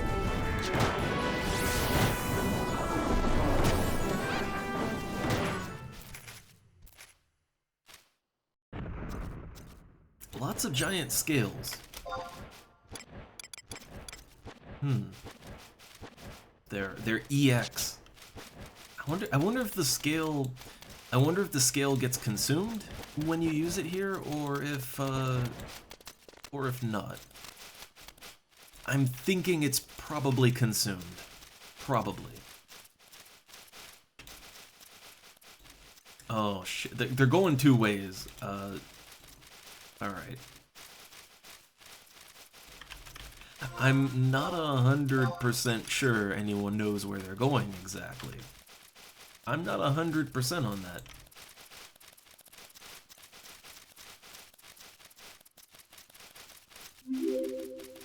Also, thanks again. Hold up, I'm just trying to follow these guys.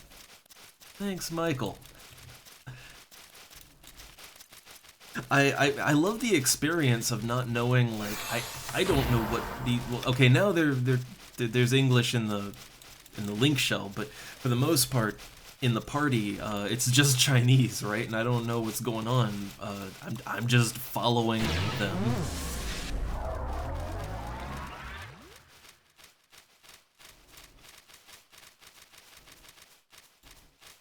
No one else is stopping to stealth, so I guess I'm not.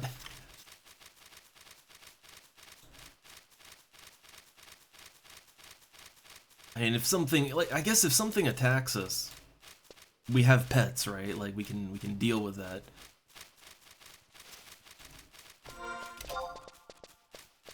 Alright, again, I don't know where the entrance to the boss arena is. I don't know. No idea.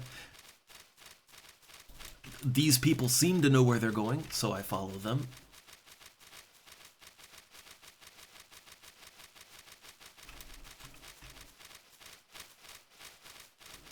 God, I wish there was any music here. Any music, because this is a really cool area.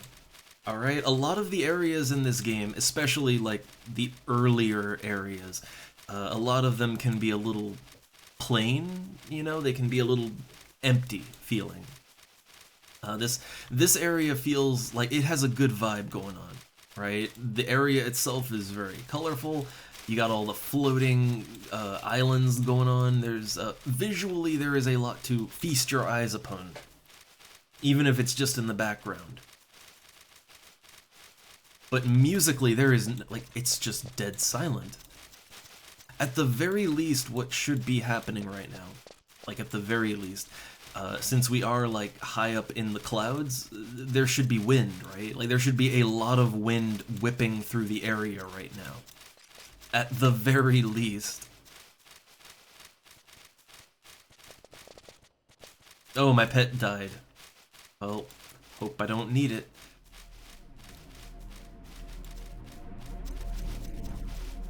Okay, is this the thing?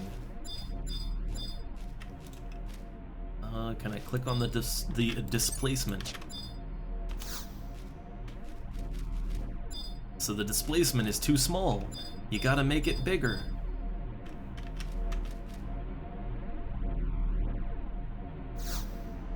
Enter the displacement.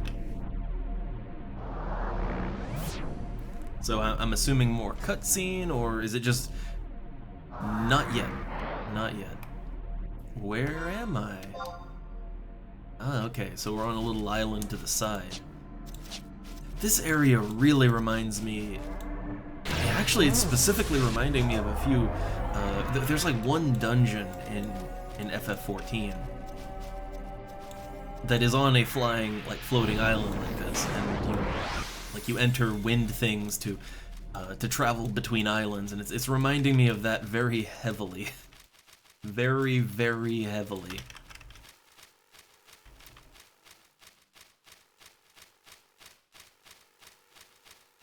I know it's might be a bit backwards to say, oh, this reminds me of something in 14, but I guess I played that a lot, right? I got further in that because of course, you know, you can get further solo. But it is interesting to see just how many things really feel directly copy-pasted from 11 to 14. It's a little crazy.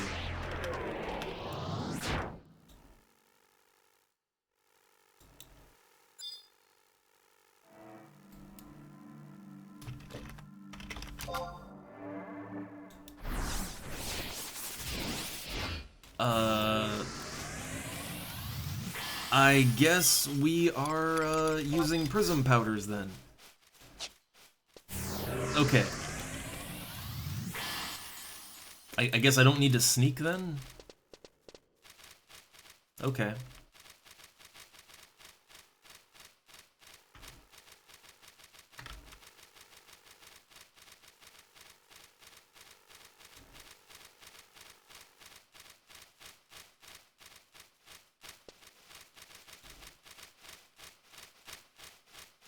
Man, this looks good. All of it looks good. Okay, so I need to uninvisible. Alright, how many powders do I have? I got 4 powders, 3 oils, so I guess I'm good for a little bit, right?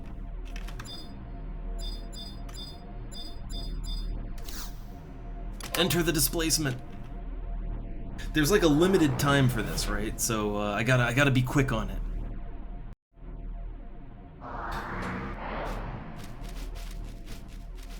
God, this place is like, how deep do I have to go? Like, this place is gigantic. So these things have true sight.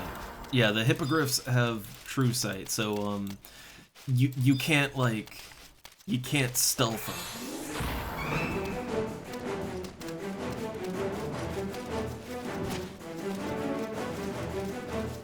Oh, are we gonna not fight that? Or are we just running then? Alright. I guess that works. I guess that is A-OK-O. Alright. Enter! Man, I really don't want to get left behind here.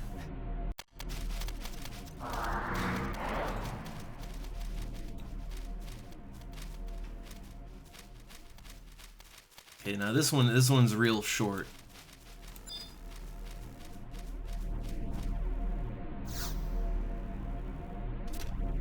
Enter! You sense the majestic presence of a terrestrial avatar on the other side. Ooh. That sounds nice. Okay, so this is the waiting room for the arena. And I think this area is unsynced actually. Yeah. So this would be the time to go to the bathroom, I think, right?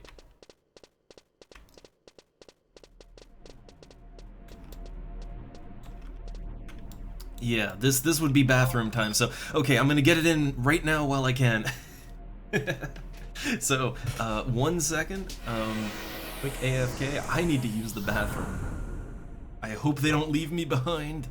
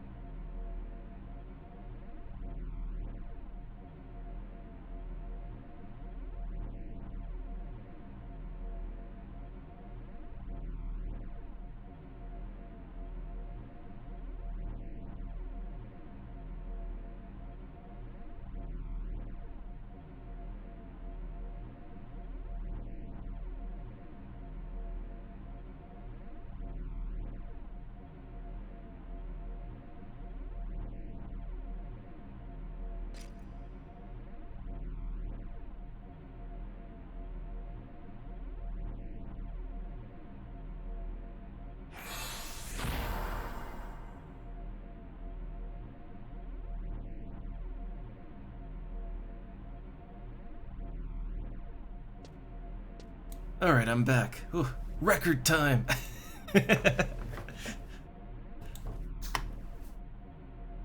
Alright, doesn't look like I missed anything, so okay.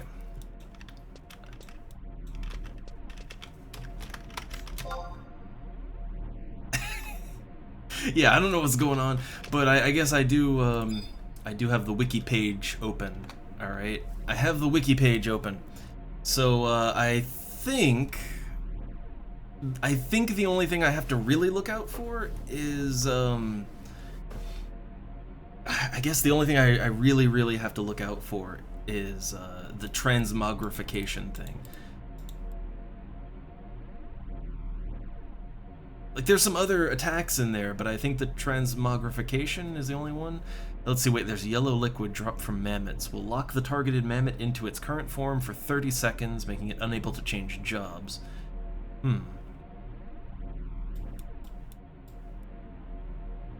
I don't know what we're doing still.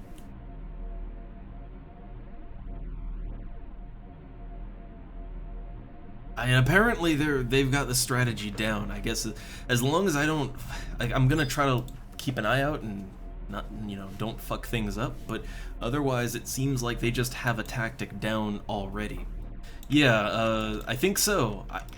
I'm looking up the wiki for it, and I think the big thing I have to watch out for is transmogrification. Apparently, like, stop physically attacking them when they do that.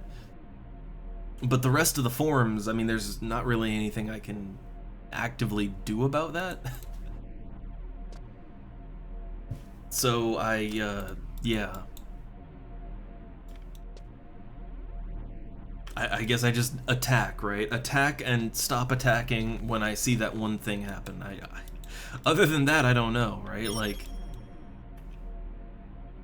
so wait, you and WMK Pep. Okay, so that'd be this one. So I'll keep an eye on this one. Alright, so I'll try to keep an eye on those guys, and I guess I fight what they're fighting, right? Apparently this is going to be more than one enemy. Okay. It's a Chains of Prometheus boss fight. Look, I did the Prometheans. I know how hard this can get. Huh. Where's that singing coming from? This melody. I'll try to go fast with this. Memoria della Stona. Because, yeah, I don't want to get left behind, so I'm going to click a little fast here. But still paying attention.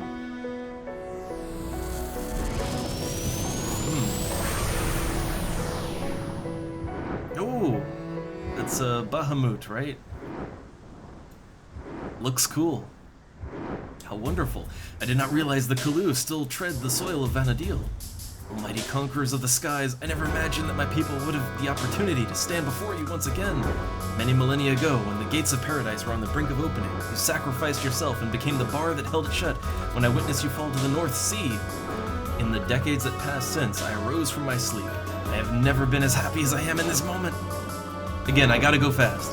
I, too, feel the same, my Kalu companion. We'll never forget the battles we fought side by side. Over the centuries, the world has become cluttered with several new forms of man. However, if the Kalu still exist, then I can assume our pact remains intact.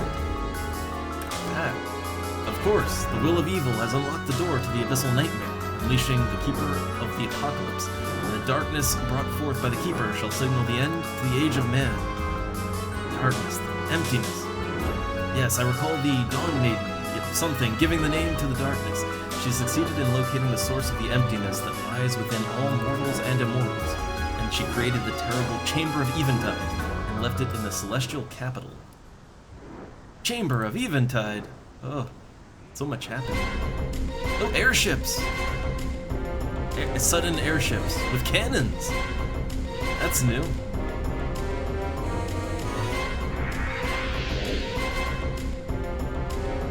A lot going on here.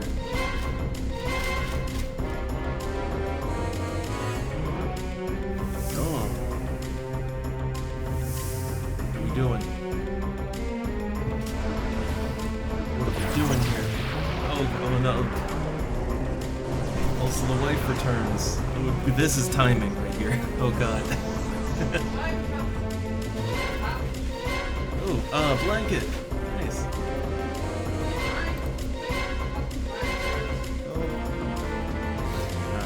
So I'm just gonna keep clicking through because I have to keep up with these people. Alright, oh yeah, look, scene. They're just speeding along. Okay, yeah, I had to just... Okay, so I guess I have to do this now. Alright. Call Beast. Alright, so Boss Arena. All of their instructions are in Chinese, so all they would tell me is fight what these guys fight.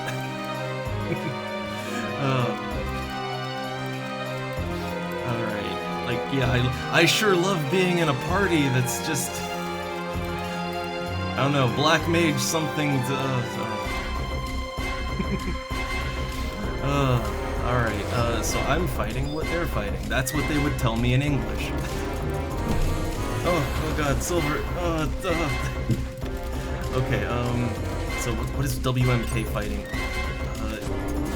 This one, okay. I have to kinda, so this is Mammoth 19 Epsilon. Wait, they're all Mammoth 19 Epsilon. Oh god, I don't know what I'm doing. I feel so unprepared, but like, all of the preparation for this, it was just Chinese. Oh.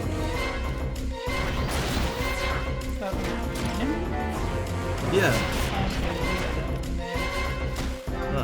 Honestly sounds like Leia name. Well, it's a mammoth, which that's a Final Fantasy. They're robots. Well, that's normally what they are. I don't know what these are. Oh god, I'm gonna shoot. Oh yeah, robots. Oh god, oh, I am taking a lot of damage. I'm not. That's a lot of damage. Oh god, I'm happy to get this done, but oh. Okay, got a vial of yellow liquid, which I know that's used for something, but I'm not sure. I'm again fighting what these guys fight.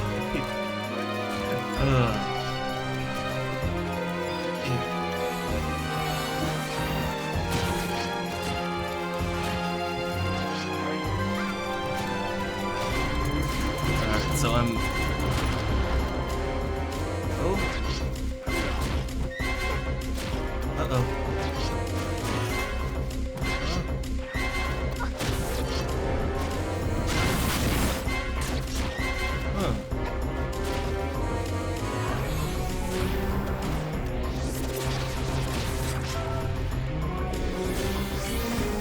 Huh. Okay. Apparently our cat just stealthed in.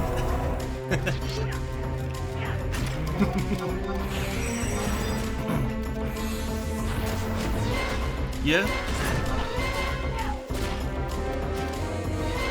Oh, I don't even remember opening that.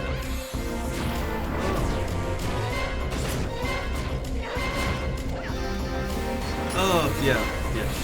Okay, sorry, life stuff. Okay, that one's down.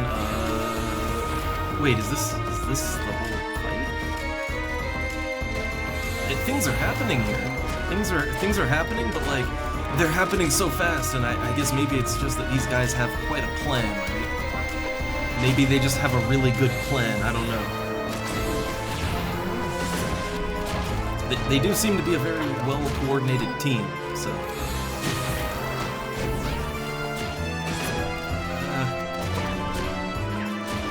Wait, it's readying microquake. Oh, that's never good. It stopped readying microquake.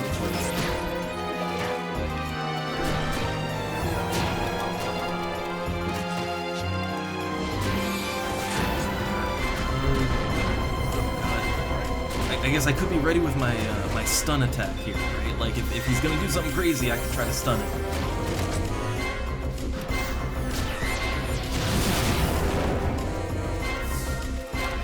I don't think my stun really had any impact there, but I tried. Passive foin. Is that it? Did we win? I am just so confused. I think we win. I don't.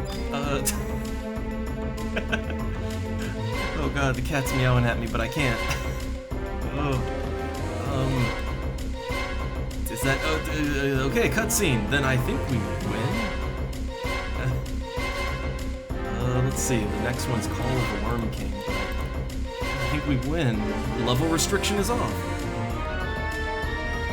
God, that was confusing. Okay, let's see. Surprise! Surprise, motherfucker!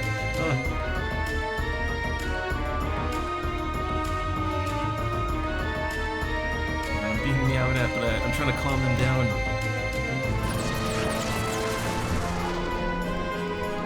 big things happening. Foolish children will never break free from the chains of Promathia. Okay, so I think I don't have to worry about them speeding good, right?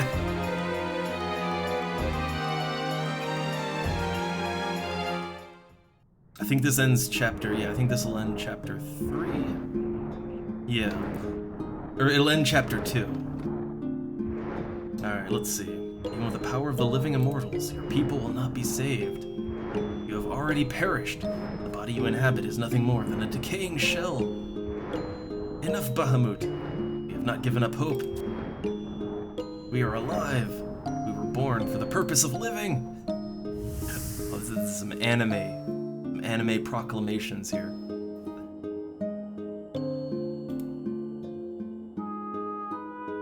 Sorry if it's all a little rushed. A, there's things going on here. B, because of this party, like, I just felt so rushed.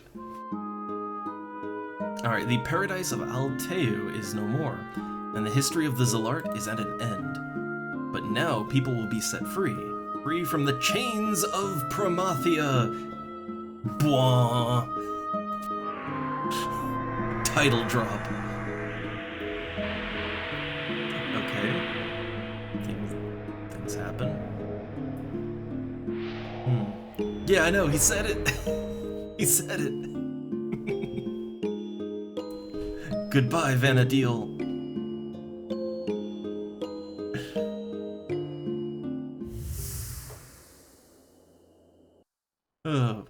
Yeah, I always love it when they manage to do like a titular title line drop. I love that in the game. It's my favorite thing.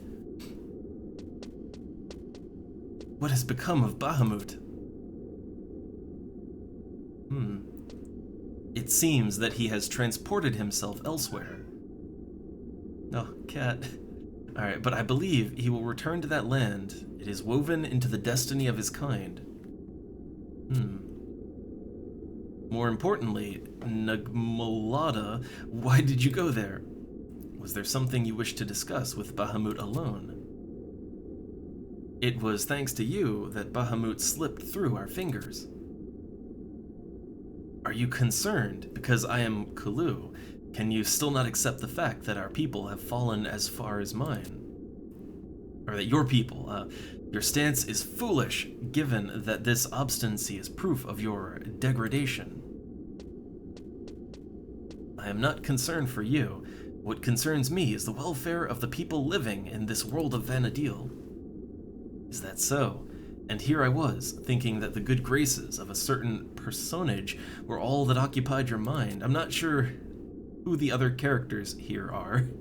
I guess we don't know. We're not supposed to know. Alright, you speak of your own shortcomings, Nagmolada. Or Nagmolada. You have failed 3 times. The issues concerning that boy must be resolved. Do not worry. I know how to deal with him. And I have an idea on how to contain the emptiness as well. You're not serious. Oh god, I might not have seen that one. I'm very familiar with the kids in the hall. But it's been a very long time. Like, it's been so long. Now I gotta, you know what? I gotta watch me some of that. Gotta catch up. Gotta relive it. Alright, let's see. You have broken the clear... Oh, hey, look! You have broken the clear time record for Ancient Val... Hey! That's the power of communism right there. Record time! And I didn't know what the fuck I was doing. Alright, Doubleus! Wake up, Doubleus! This is no time for napping. I love that knocked out position, because that looks like okay, look at that. Look at how my character is laying and tell me that I don't look like I'm fucking dead. That's like Family Guy fall down dead position right there. Just broken leg, broken neck. Alright, maybe she's really dead. What the? A flying boat? That's the contraption that dragged me all the way to this dusty hellhole. Hey, wait up. Come back and fight like a man. I love this character. I really love her.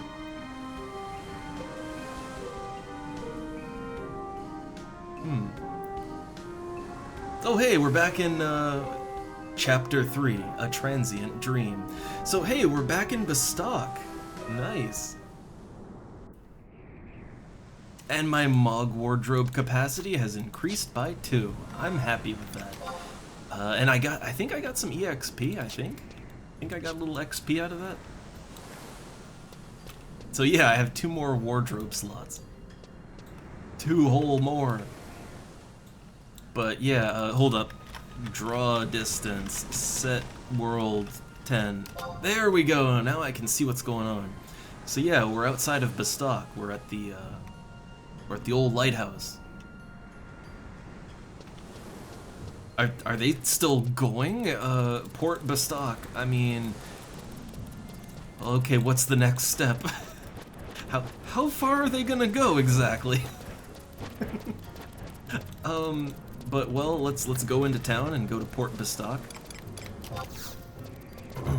I don't know that I have it in me for too much more, but like, I mean, I'm happy with what I got done, right? Like, okay, where does this go? So you do stuff in Bestock.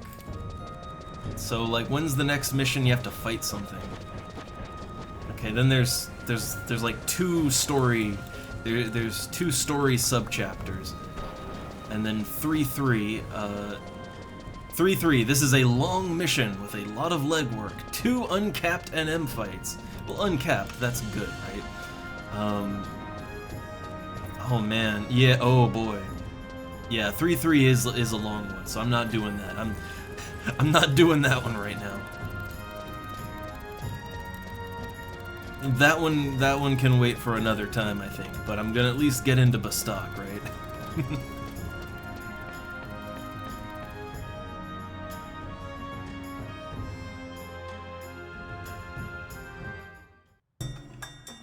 Alright, back in Bestock.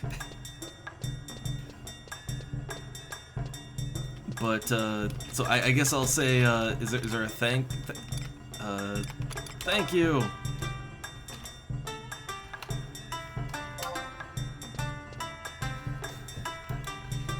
Alright, I guess that's, like, I don't have it in me to do the next big mission. I don't have it in me for that much, alright? And I think I'll save the rest of the, so apparently there's some story to be had still. I think they're still going, but like, I'm good for now. Like, I don't have it in me to do 3-3 right now. If they're doing that, I don't have it in me.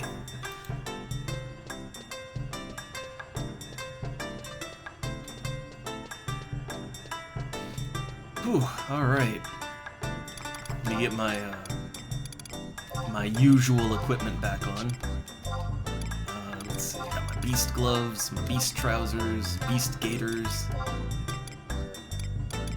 And then I guess oh yeah, I have Saber Siravardi. I want to try that out. I haven't tried the tiger pet out yet, but, and my accessories, hold up. There we go. There we go. Okay, man. I don't know, so the wife didn't come in asking for lunch or anything. So I guess we still have a little time. The cats have calmed down, that's good. So we can keep going for a bit. It's just I don't really have it in me to do another major story mission right now. I don't have that in me. But that was productive as fuck. Like, all I was really hoping for, the only thing I was really hoping for was to get the Minotaur thing done. That was really all I would have been happy if that's all I did, right? But then they just went ahead and did the next mission too. So yeah, that was great. And see, this is what I mean, right? Like, okay, admittedly, I did feel a little rushed, but I mean, they get shit done, right? Like, yeah, it's they only really communicate in Chinese most of the time. But you know what? They offer help. They get things done. I mean, they really get things done. Like, we just broke a time record. So say whatever you will, but I'll take it, right? I will take that over a social link shell that is just drama and they don't actually play the game, right? Like, I would like to get content done. All right. So let's see. Do I have anything I have to sell? I didn't get anything out of that, right? Oh yeah, I have these Tonberry lanterns. So, is there any way to split these? As far as I can tell, I don't really see how I can. Maybe if I manually arrange items? Like, is there... Oh, okay, there we go. I just split them. I just split the stack. Is it gonna stay split? Yes. Alright. So the thing is, the Tonberry lanterns, as a bundle, they just don't sell. Like, the Tonberry lanterns, they just don't sell as a collective, right? But if I break them down into a stack or into ones, right? As a stack, technically, they could sell for up to like 22,000 gil, or 25,000 gil, right? But people very rarely buy stacks. People buy these things all the time. They buy them individually all the time.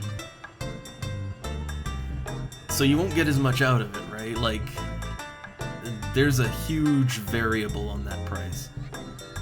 There's some 500 in there. Even at 900, it's not a lot, right?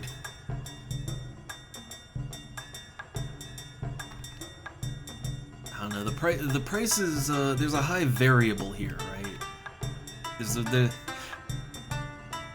So here's the thing, I have had these lanterns in my inventory for a long-ass time. Okay, like, I have had this stack of lanterns in my inventory, or on the auction house, I think for well over a week, right? Like, well over a week. They just weren't selling, so if I have to break them down and then sell them for less, I just want to get rid of them. I want to get rid of them, but make some amount of money, right? And even at, like, say 800, which is, I assume, what most people would buy them for, that's still decent. You know, altogether, that's decent.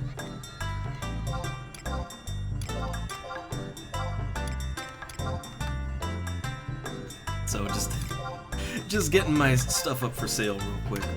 And then, oh boy, what is the plan, right? What's the plan after that? I did so much today that I wasn't planning, right? I was just gonna do very basic things today. I was gonna do some fishing, right? I was gonna fish. I was gonna do a little, you know, a little casual EXP grinding. I didn't have any big plans. I had no plans for missions or anything like that. And then we did all that. Now, I mean, for missions that I need still, so I'd say while getting the Prometheus stuff done feels good, and I also need to get back to doing my nation missions as well. While all of that does feel good, the thing is that like, what I really need is the Zilart missions, right? I'm only on, the 4th Zilart mission? I think you have to get, like, I think Sky Access is after you complete maybe the 13th mission. It's quite a few missions in. So, like, that's the main thing I need, is Sky Access. But, I mean, any form of progression that I can make, I will take it.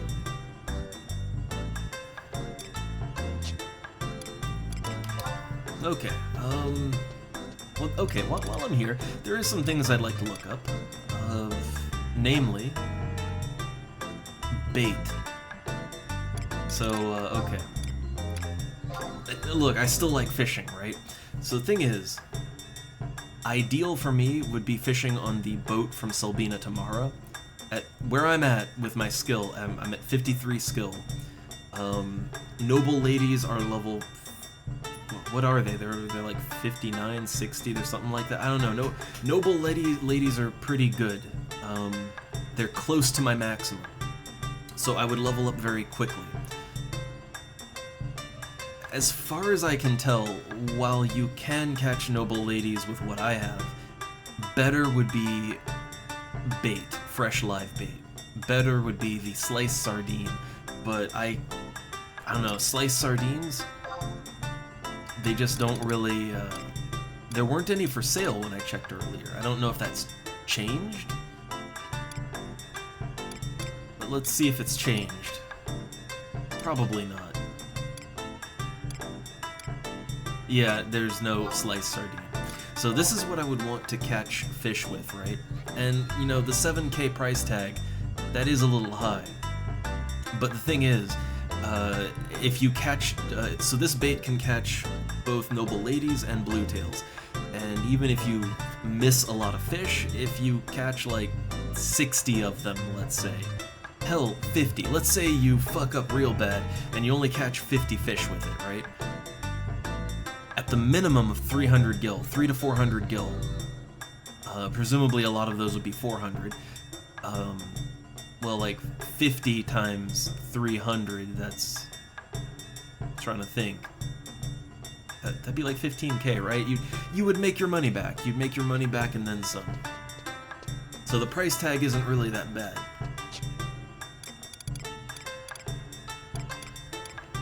But I do want to get some more lures, so I don't believe I have a fly lure.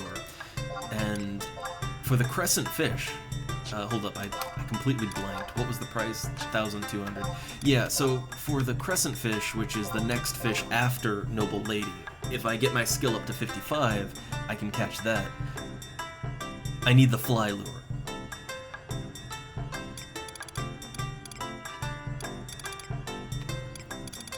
Alright. I just want to have that. I just want to have it. I'm gonna put it... I got 2 more slots in my Mog wardrobe too. So I am gonna load that out with fishing shit. Just more lures. I know that's probably not the best use of the space, but that's what I'm gonna do. There's the correct thing, and then there's what I do. Man, I'm a little, again, I think part of it is that I was rushed along so much, so it kind of got me anxious, right? But, I am a little hyped, and I gotta come down some. I gotta come down a few levels from that.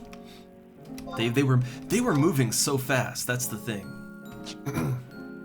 Oh wow, I just noticed I have a bunch of lightning clusters on me. I need to sell those too. So yeah, I have Mog Wardrobe 2 now. So put that fly lure in. And I could put one other. I could put one other thing in there. Again, I know this is really probably not the best... Like, it's not the best use of this kind of thing, right? I know. I know. I mean, actually, with how many slots I have, right? What I could do... What I could do... I have 4 pieces of fishing gear, right? What I could do is I could take the lures and stuff. I could take those out.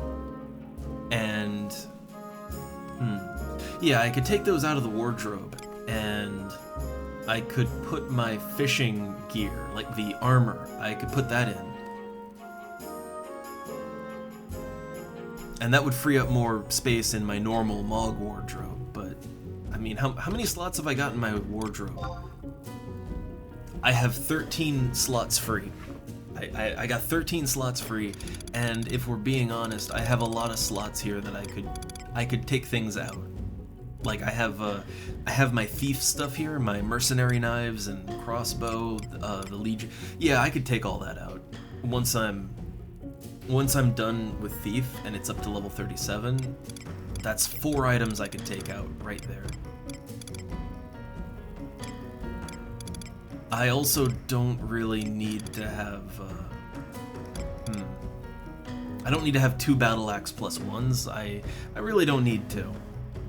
It's very rare. I actually don't use ninja as my sub all that often. Even though I took the time to level it up. But if I need to, I can always just buy another axe, right? So there are things I could take out of here. I've got space. I have plenty space to put items that I'm gonna actually use while I'm out in the field. Alright, so then, what do we got for rigs? Oh my god, I already had a fly lure.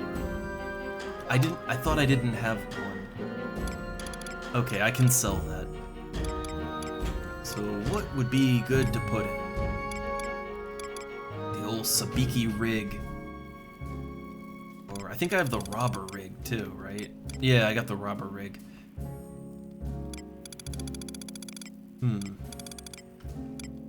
There's a lot of rigs that I just haven't, like I haven't used them in a very long time.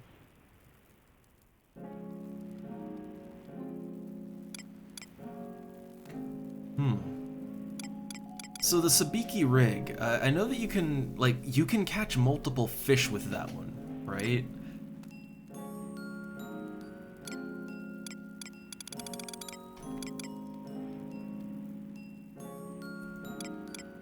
But also the robber rig. I mean, the robber rig costs guild points, right? It's a very expensive rig. I feel like, since it's so expensive, I should be able to fish up some good stuff with it, right?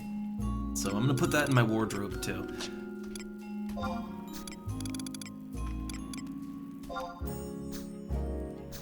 Okay. So I can... Yeah, I can have 5 different baits on me at any given time.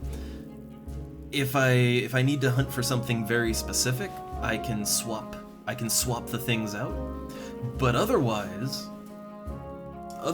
like that, I think I have a lot of rigs for various occasions. So yeah, like I'm just good to fish wherever. That's kind of my dream, is like just have all the things for fishing on you, and then wherever you are, you can catch something good.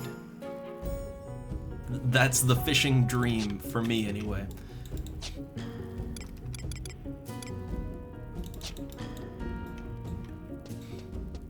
Alright, so I'm Beastmaster Thief right now, but so if I want to teleport somewhere to actually do some EXPing, I will need to go back to Juno. Again, I know that the progression of the story for the Promathia stuff, I know that's here in Bastok, but I'll do that another time, alright? Like, so we have like what? We have 2 cutscene missions, 2 missions that are just story stuff, and then the 3rd mission for Chapter 3, that's the long one. So we'll do the cutscene missions, we'll do those another time, you know, to kind of to be ready for the big mission, but otherwise, yeah, we'll save that for another day. But if I do anything else today, get that grind on, what I initially wanted to do, right? What I wanted to do when we first started. So, okay, I have lightning clusters. They're worth 1,200. Generally, you can get more money for selling these as stacks of crystals. Generally. Ah, they're actually pretty close. They're actually kind of neck and neck there.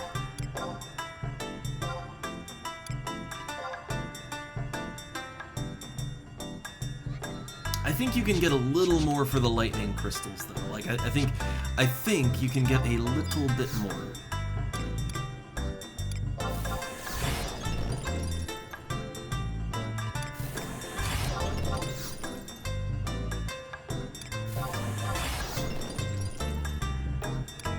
I really hope my space isn't full. I might take some things off of the auction house, because I think I still have some ice fish, right? I've got some ice fish on the auction house that... It was when I had to buy a bunch for the guild points. But ice fish haven't really... They haven't really gotten any use in a while. No one seems to want to buy them. And they're not worth that much to begin with. They're only worth like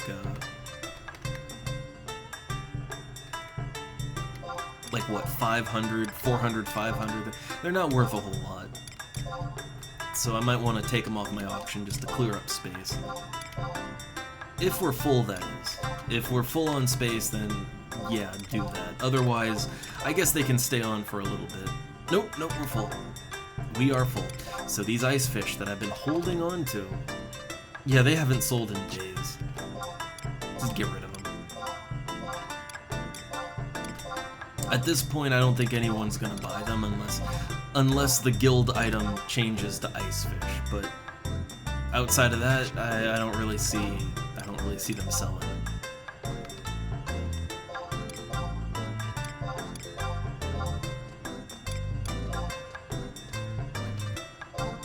Oh, I sold that one for... I want it to at least be over 1,200, so we're keeping the price above that, right? And most people will just go ahead and go for 1.3k. That's how people work. How much is cotton cloth worth? Not bad. But I'm keeping that on my storage. Also, I bought a fly lure and I didn't need to, so I kind of feel bad about that.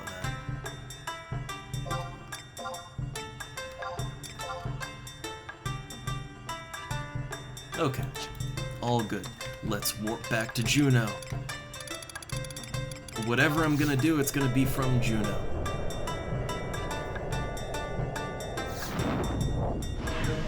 God, I feel like I got quite a bit accomplished with the game today.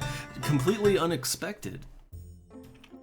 I didn't know what I was doing most of the time. I was just sort of being dragged along, but feels good to make progress, I guess.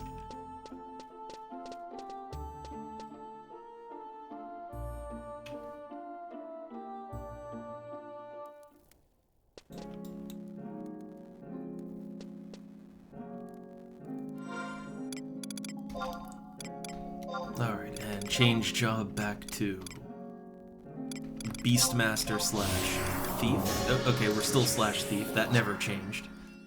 Okay. So I don't need all of the items that I have on me right now. I don't need all of that. Can probably store the re-raise. Yeah, store the meat myth kebabs. When I'm just soloing, I'm not gonna use that. Okay, so I really want to try out the saber pet. I really want to see how that works out. People like it because it's apparently very high damage. But otherwise, the crabs, putting those away, putting my cotton cloth away. I need to take these seals to the seal guy. Alright, and I still have space. I have all these crossbow bolts taking up space. Alright, but looks good. I'll have to sell some things off, but otherwise, looking good.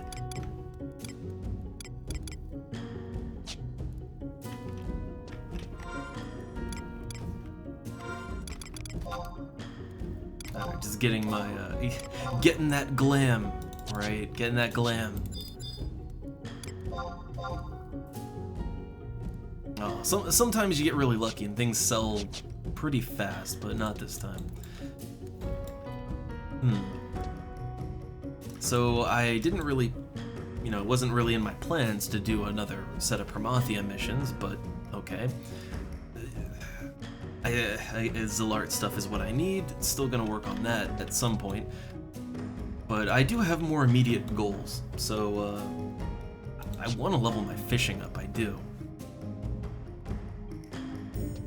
but I'll do that on my own for now. Other thing. So I am level 66. So here's the deal. Garlage Citadel for my artifact helmet. Yeah, that really put me off, right? Knowing that I just couldn't do it alone. Getting some people to help me pass the first door was not enough. That really made me sad. Don't want to go back to Garlage for a while, but we will do that in maybe a few days, right? Maybe before the weekend, like maybe Friday. I'll put out a yell that I'm looking for help, and I will pay people to do it. I'll pay you to open a door for me, to open multiple doors for me. But I'm gonna save that for a while. Okay, the whole thing with Garlage Citadel makes me upset. The other thing I can do is Beadu. Now the reason that I thought I couldn't do it is that some of the enemies for that, some of them, they want you to fight enemies that can go up to level 71, and that would obviously be out of my range, right? But the thing is, most of the enemies, they start at a lower level range. And one of the Quadavs, the Ancient Quadav, they don't go higher than 66. They actually cap out at 66. So, if I could, if I can find some Ancient Quadavs to fight,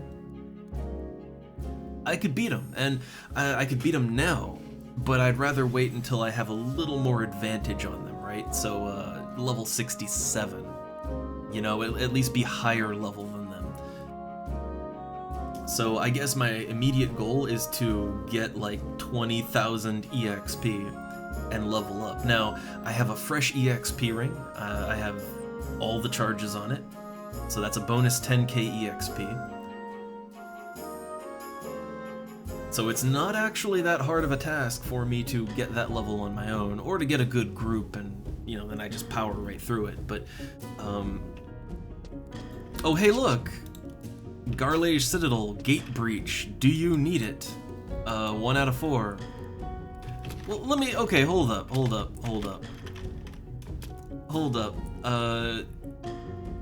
For the coffers, I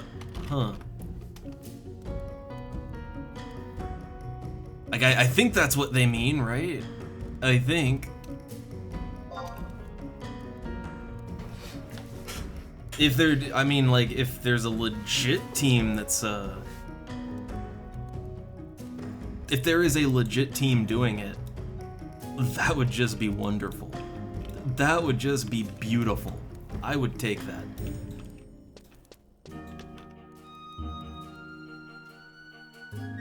I'm not, okay.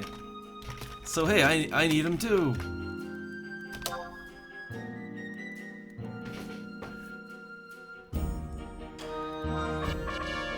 Hey, you know what? If we're already 3 out of 4, and if other people need it too. Hey, I was ready to pay out 100,000 gil to, to have some door openers, right? It was gonna make a whole event out of it, but if people are legitimately doing it, if people are legit gonna, they need it too, and they're gonna help each other out, then okay, I'm down, right? I'm down.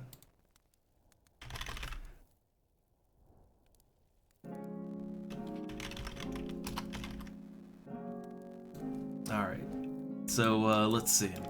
I guess I would go in as a /white mage so that I can, so I can sneak and invis myself and not waste a bunch of time and money.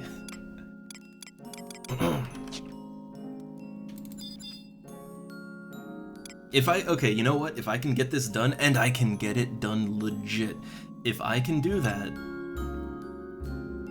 it's all water under the bridge. All the nonsense, all the... all of the pain and suffering. If I can do it legit without having to pay people, it's all clear in my head. Alright? The game will have been forgiven. It will be cleansed of its sin if I can get this done.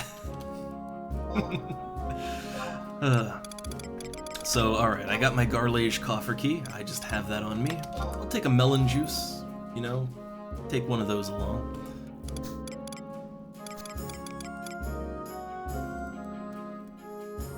Now, I have a lot of cotton cloth. I want to sell some of that off. I craft with it, though. I do use it.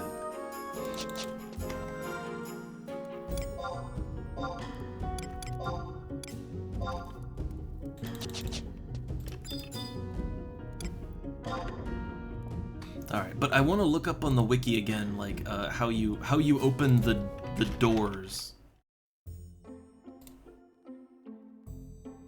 Okay, here we go. I just have, yeah, the banishing gates.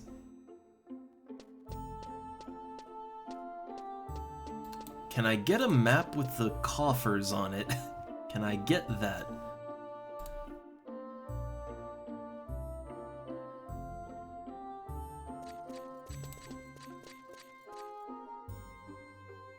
Okay, I can...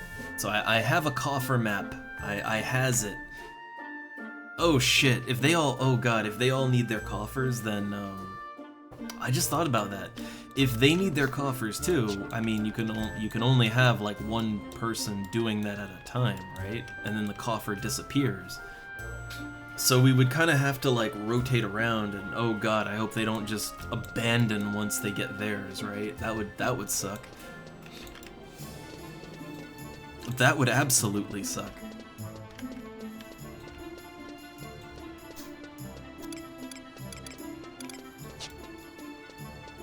I guess we leave out through port, right?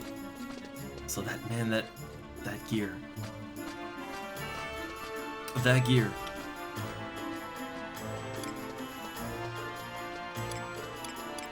Okay, did the, so I have some items just to get rid of.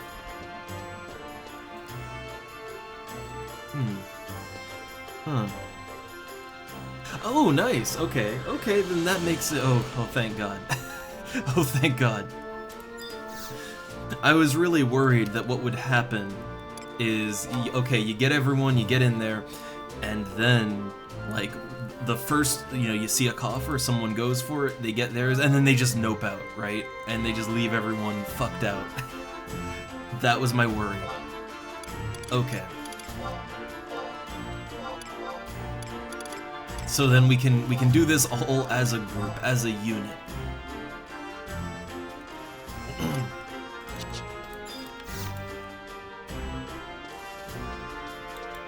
Alright, I'm...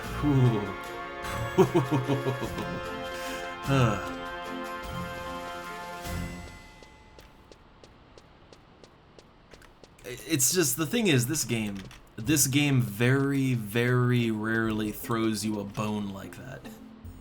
So rare is it that the game gives you mercy. So I don't expect it, you know? I don't expect mercy, because the game... it's just not that kind of game. But okay, I feel better now. I feel better. So I am so sorry. Everything about this artifact quest and Garlage Citadel. The other artifact parts I don't mind, but like Garlage Citadel, everything about it is just anxiety inducing.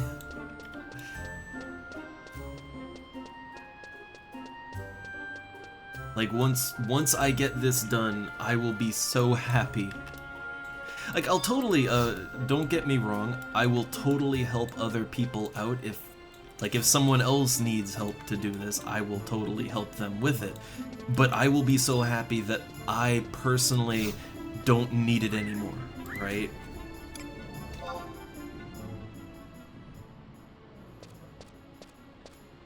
So the only one that I'll have left, the only one left will be Adieu.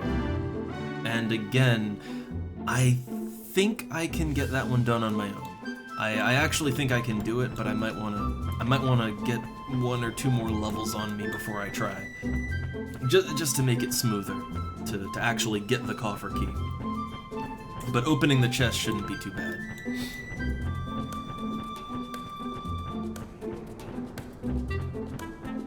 So yeah, I'm on Coffer.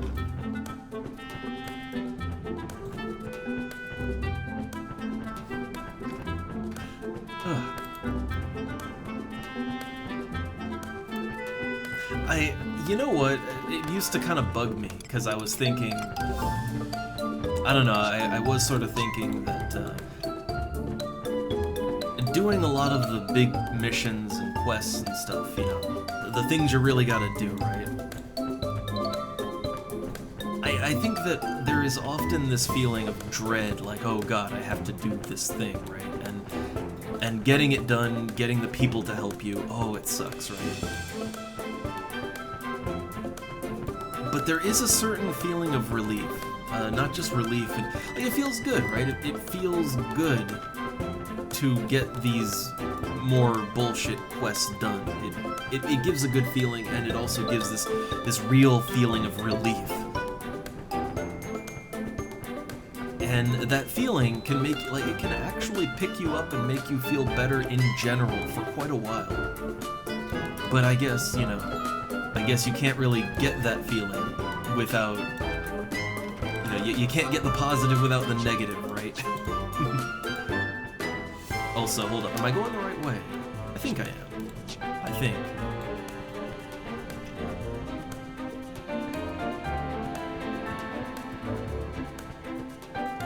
This whole area, I don't really normally go here, so yeah.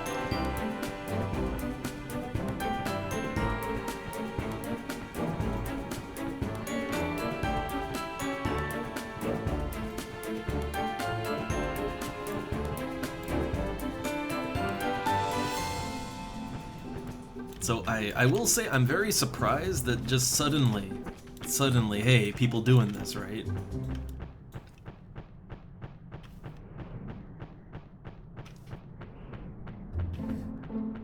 I was really, man, I was like, I was kind of resigned to it, I guess. That's the best way to say it.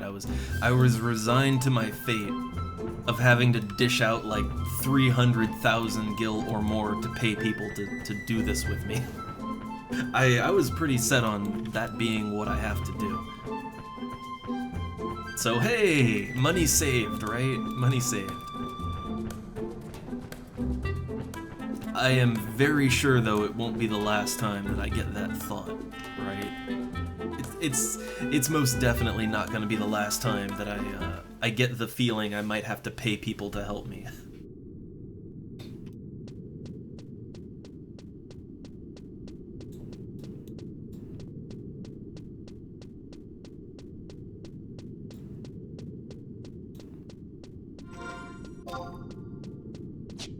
Alright, so, to the door. I don't think anything in here, I'm pretty sure nothing in here will attack me. Before I get to the door, that is. Like, I'm pretty sure that up until the door part, I'm okay.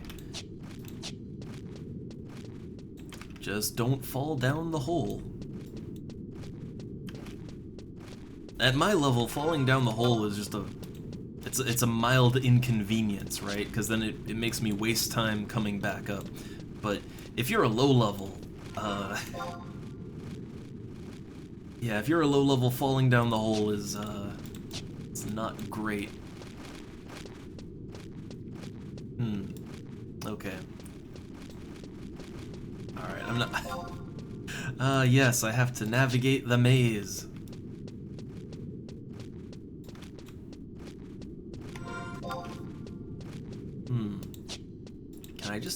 Can I just take like a straight shot here and then go right? You really would think I would memorize the maps by now, but you'd be wrong. There's a revenant over there. I wonder if they drop anything good.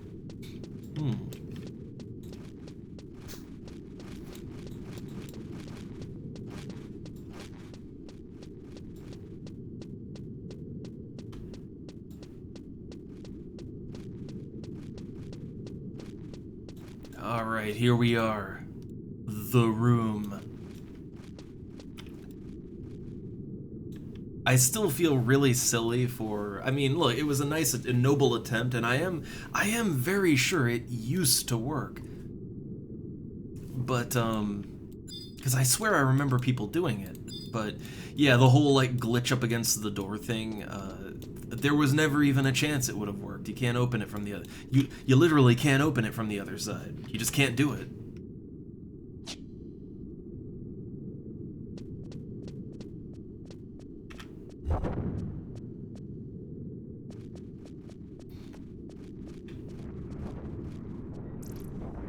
Door open. Where was the other guy? I guess they were invisible standing on it, right? Or I hope he's gonna come through.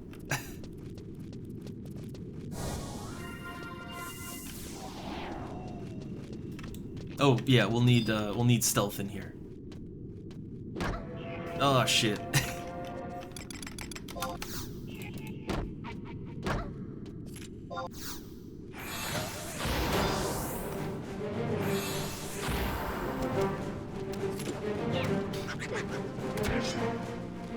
Oh no, people are running around and they got aggro. Uh-oh.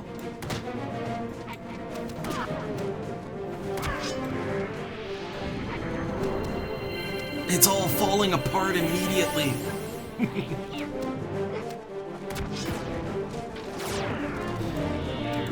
Oh, so what kind of abilities does the tiger pet have? So it's got Roar, I know all about that one. Razor Fang.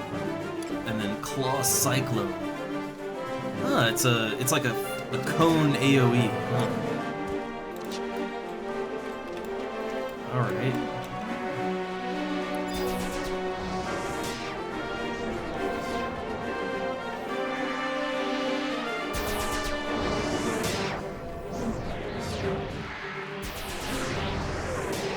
Okay, so the Banishing Gates. So to open up two. So the two areas, so two are to the east and two are to the west, and the farthest rooms from the gate. So you gotta really, okay.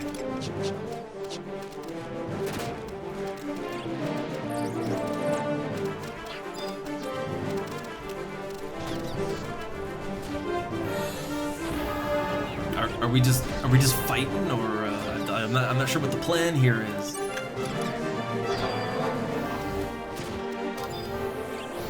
Oh, well, that kills my sneak and invis and all that. Kills that.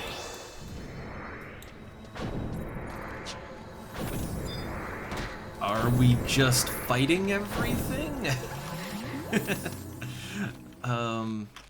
I'd rather not. I'd rather not fight everything.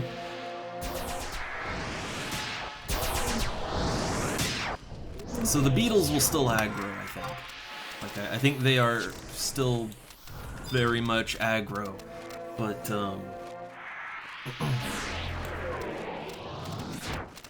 I wonder, what level are these guys? Because most of them are doing their coffers, right? What level they at?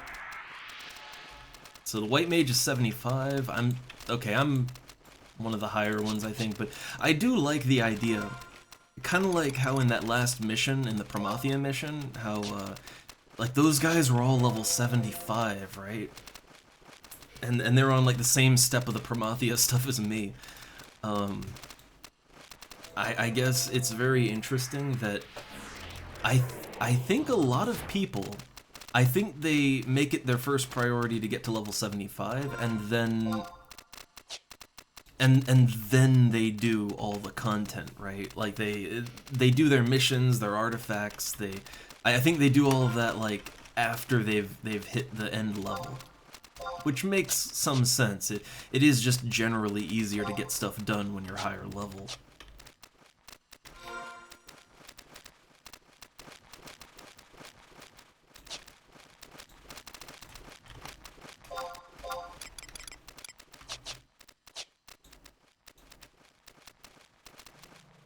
We need 3 chests. I assume we can all get the same one, but we'll see. So there should be a platform. Yeah, here we go. There's an explosion. So I'm gonna have to fight that explosion, right? Oh, wait, shit, they're going north. Oh. Well, I guess,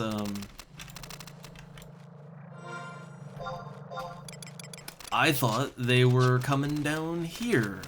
Silly me. Silly me.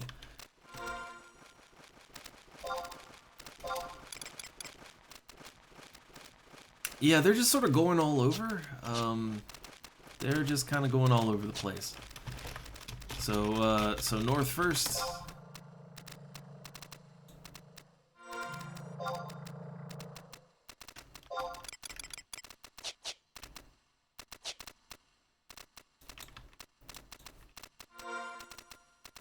Checked this spot, it's not here. So we're not going north?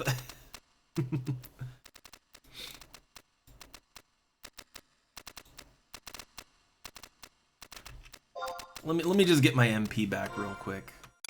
It's not a problem if I get detected, because, yeah, I can just kill anything here.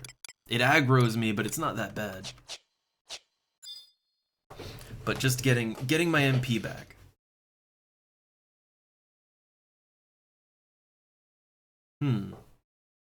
Oh, look, maybe past gate, even then, probably not.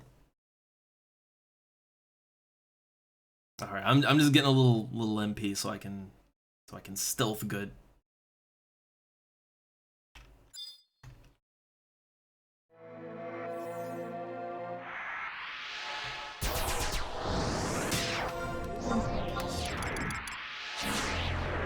Okay, so go west, then north.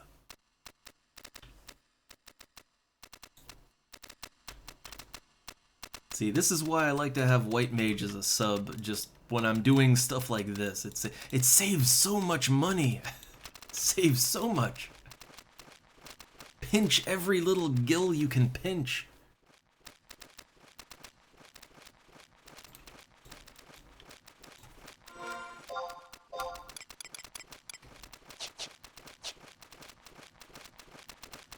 Alright, so for this Banishing Gate, they seem to be under the impression that,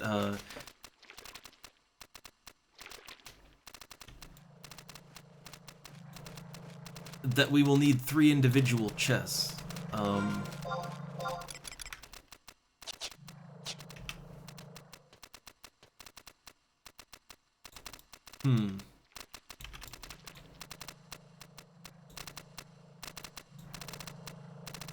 let's get this gate open.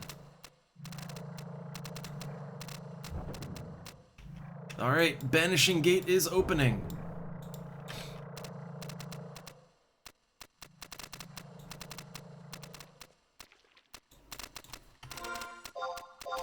So now we can just get in. I assume there's time to get in. It does stay open for a little bit.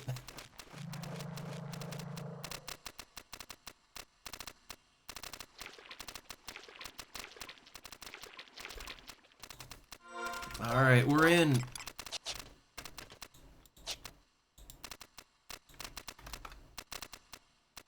So, okay, coffer map. Hold up. So there's one to the left, one to the right. I would assume they looked, okay, looks like it's behind too. Okay.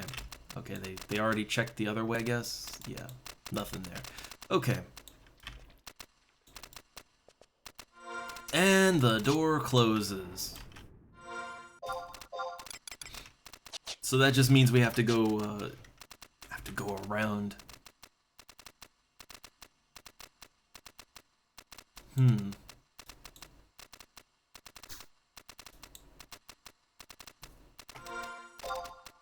Alright, no map here.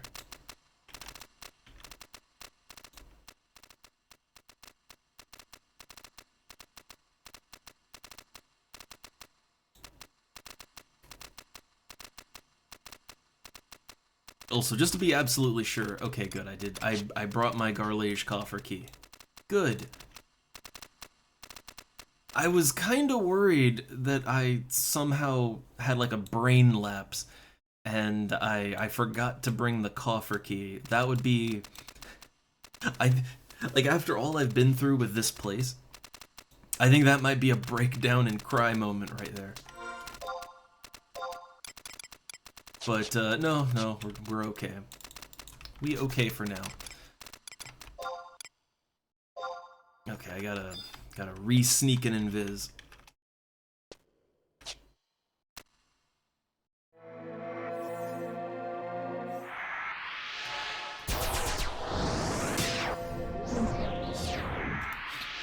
Alright, got good 4 minutes on each one.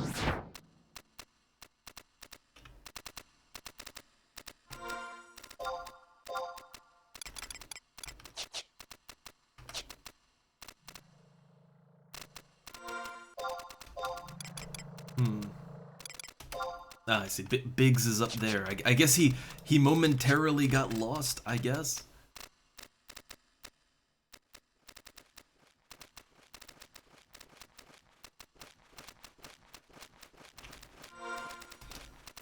Alright, so I think this is the same deal as the last one. Yeah.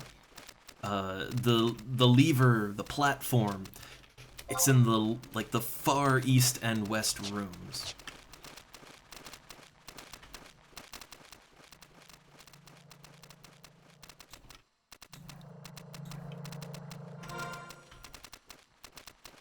So I assume they've taken positions. So I'll go to the far left room, take position, and possibly also just kill whatever's there, maybe, I don't know. I can do it.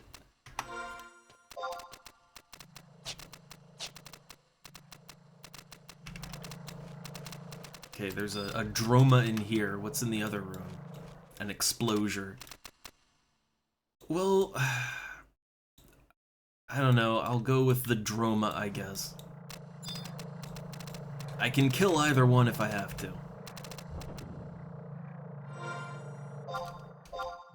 Alright, just waiting for him to come along.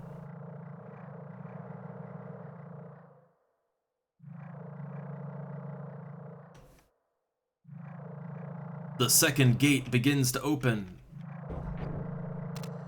So, here's the thing, right? The idea of this puzzle I like. I think maybe the misstep, right? I don't think that the misstep is that there is a puzzle that requires teamwork in order to advance through the dungeon. I don't think that's a misstep. What I think is the misstep is that this is a,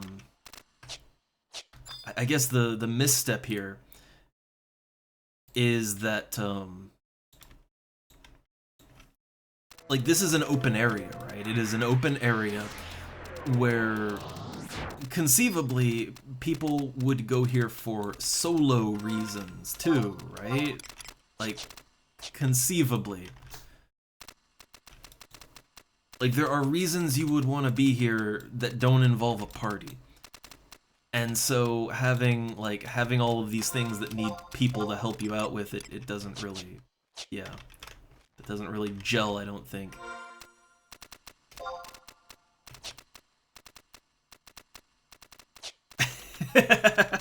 I got that one too! Oh. Man, Paranoia Agent was some good times.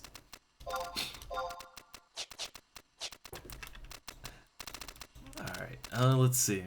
Okay, they're getting their MP back. I guess, you know, I gotta sneak and all that. But hey, I finally, look, I didn't have to pay people. I didn't have to pay mercenaries. 3 other people, they needed their coffers. So we got together and we're doing our coffers together. Yay!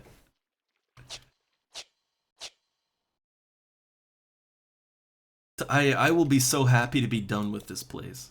Like, I will be so very happy.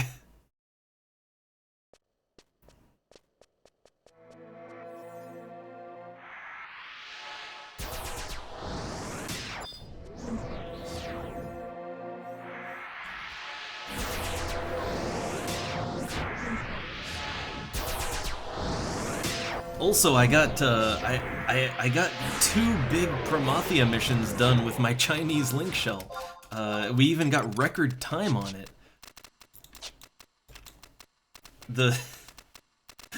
The Red Army is very efficient.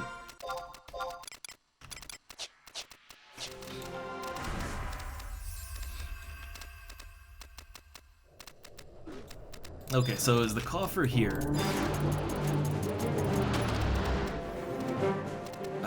Is it in the monster?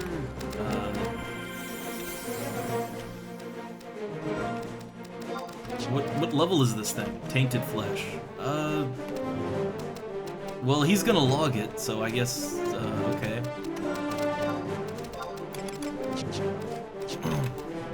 So where's the coffers at? Well, one of them is where that tainted flesh is.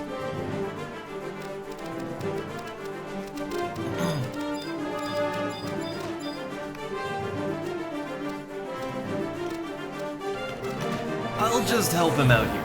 I can assist him on this one.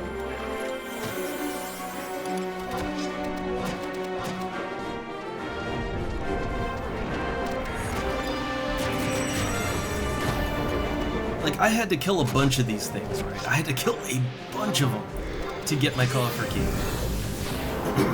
So it's no problem.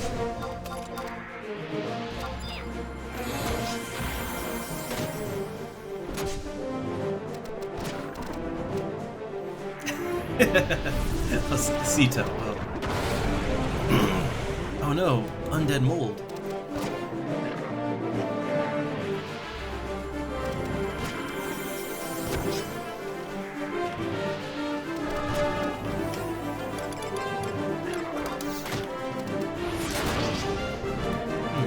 Yeah, these enemies not so bad.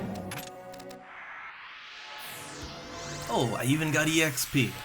Nice.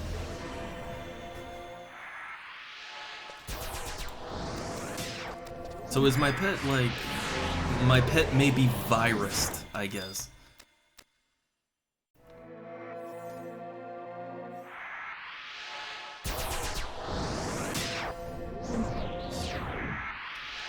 Alright. So... Continuing, we're trying to find those coffers. Or did they already find one? I don't know. So I do have a coffer map. I have that available to me. Come east to me. Okay, there, I see. So I guess there is already a coffer in play.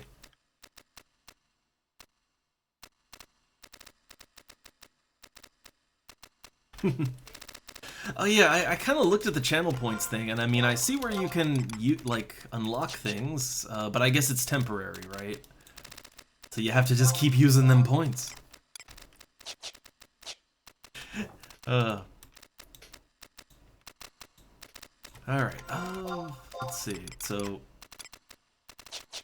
I guess the coffer is where he's at over there. So apparently, for the key item, I think we can all just use the same coffer chest, I think.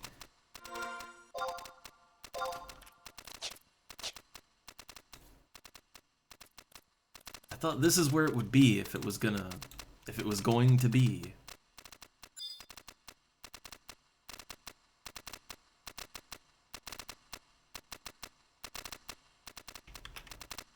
All right. So I have the coffer map up and open, and the coffer map says that there should have been like a bunch in this area, but there's nothing. Just nothing.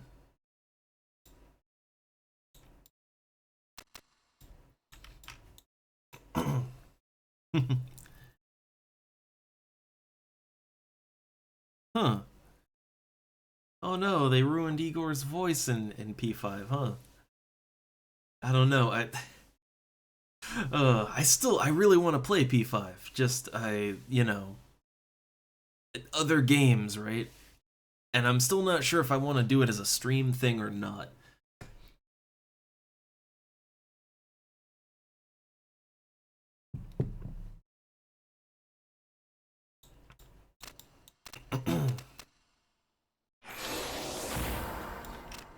Man, everybody likes that sheep. They are all about sheep.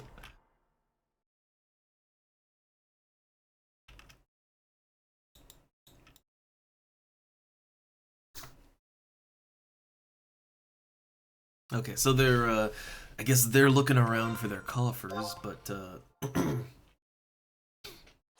well, so the thing is, we already went to the north side of the area, right? Like, we already went up north, and there were no coffers. So, like, a coffer has to be here somewhere. Treasure coffer, F8. F8. Huh.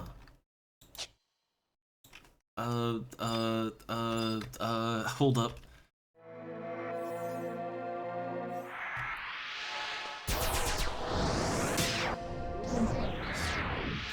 So where is this guy? Over here, okay. I swear, I went over there, right? I went over there and there was nothing. There was nothing.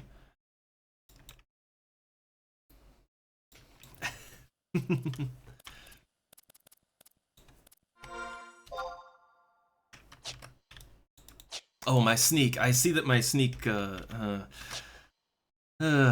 have to use one of my... I might have to use some of my oils.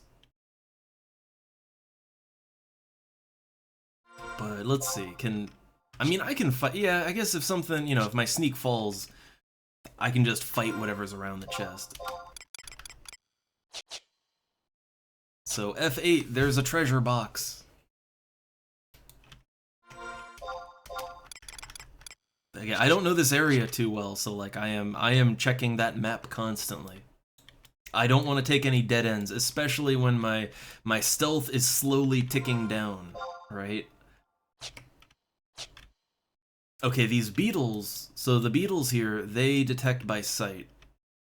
So even if my sneak falls, that's okay. But yeah, they said F8, so it should be like right up here.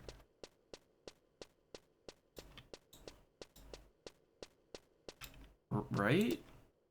I'm in the area. They said here, but I see no coffer anywhere.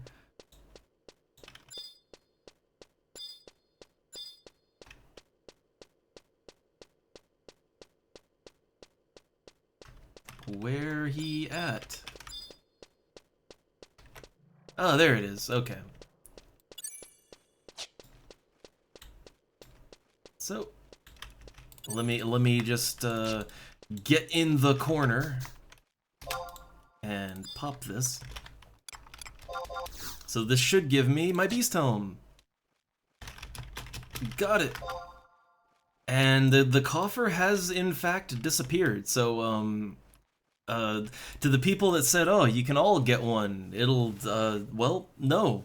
Coffer gone. Coffer gone.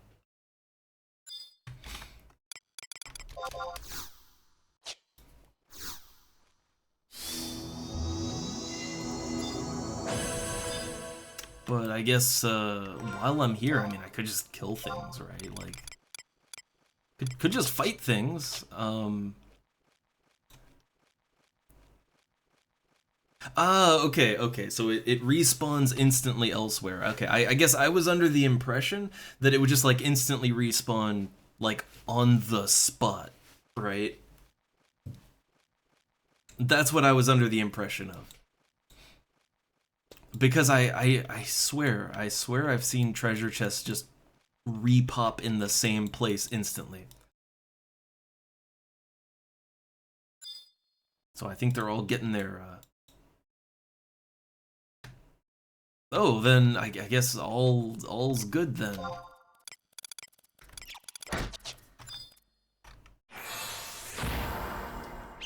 Right, my pet isn't here.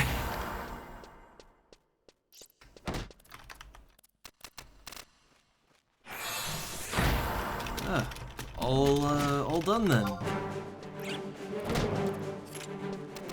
I thought there was something else that they needed help with, but I guess not.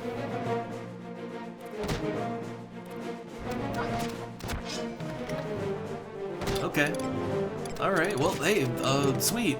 So I got my Beast Helm. So the Beast Helm, it gives Int and Mind, which are two stats that I don't really use as a Beastmaster. Those are caster stats. It also increases, okay, so it increases the tame success rate. That's good, right? That's, it makes it easier to charm enemies, so that's nice. And it gives charm +4, which increases the duration of charm. I tend to just use jug pets, but if I ever have to charm, that would be nice, I guess.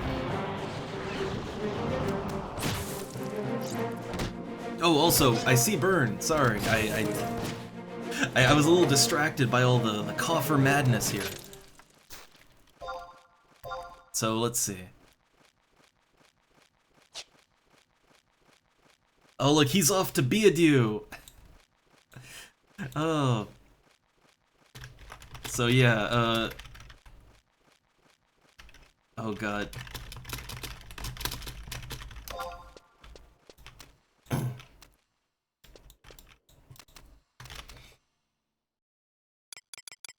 Alright, so let's, if I can, let's equip that warp cudgel.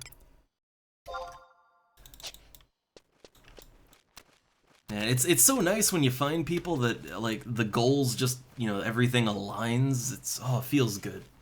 Feels real good. So, waiting on my warp cudgel to charge up. I'm down to like 4 charges after I use it, so I'm gonna have to buy a new warp cudgel soon. Those things cost like 18K.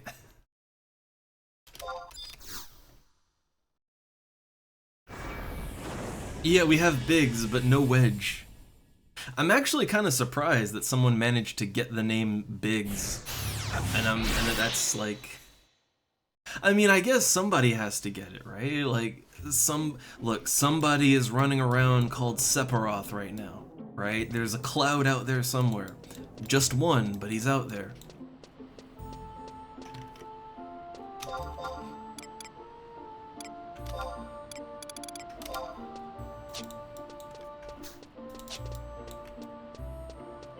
Alright, so, yeah, the only artifact piece that I need left is the chest piece.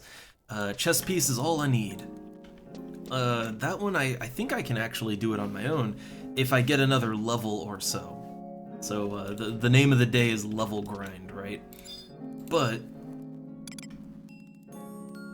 let's go ahead and Mog Wardrobe. Let's pop that in.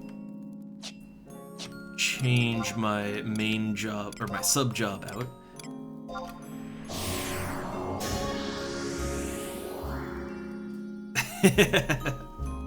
But like, somebody just has to have the name, right? And not like, you know, not jank version of it. Someone has to.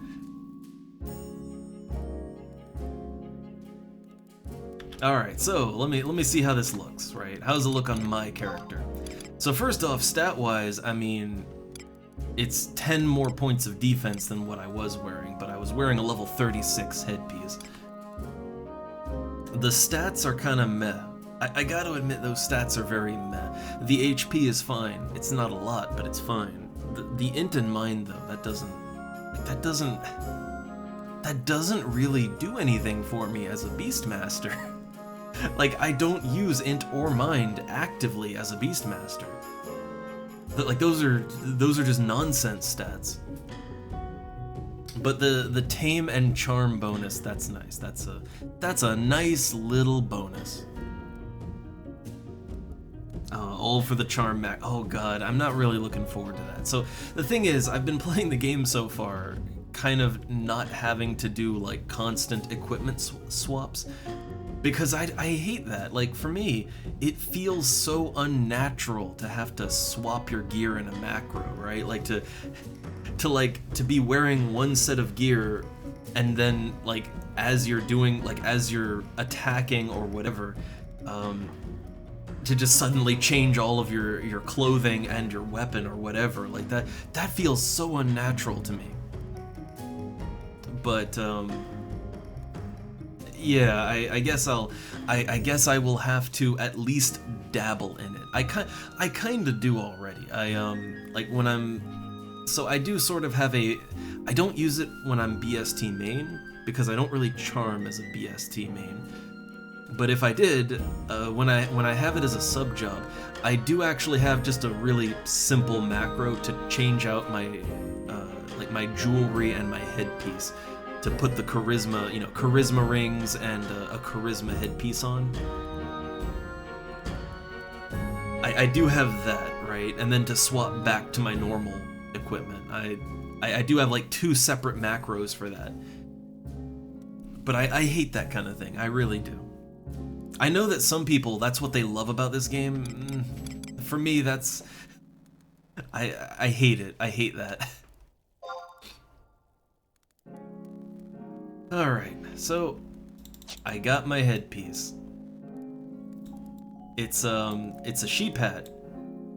Yeah, hold up, can I get this without glitching out too bad? Yeah, so it's a sheep helmet. It is in fact a sheep helmet. Yeah. And my character's hair kinda clips through it a little bit, but I guess it doesn't look that bad. It's okay. Yeah, it's okay.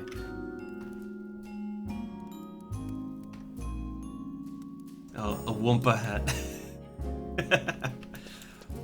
So the only thing I need now, in order to complete the set, I just need the chest piece. That's the only part that is missing out of this whole outfit.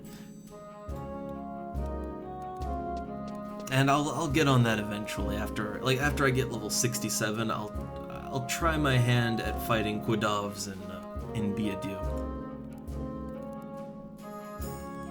I mean, though, isn't it kind of messed up? Like, think about it. Most Beastmasters use the sheep pet, right?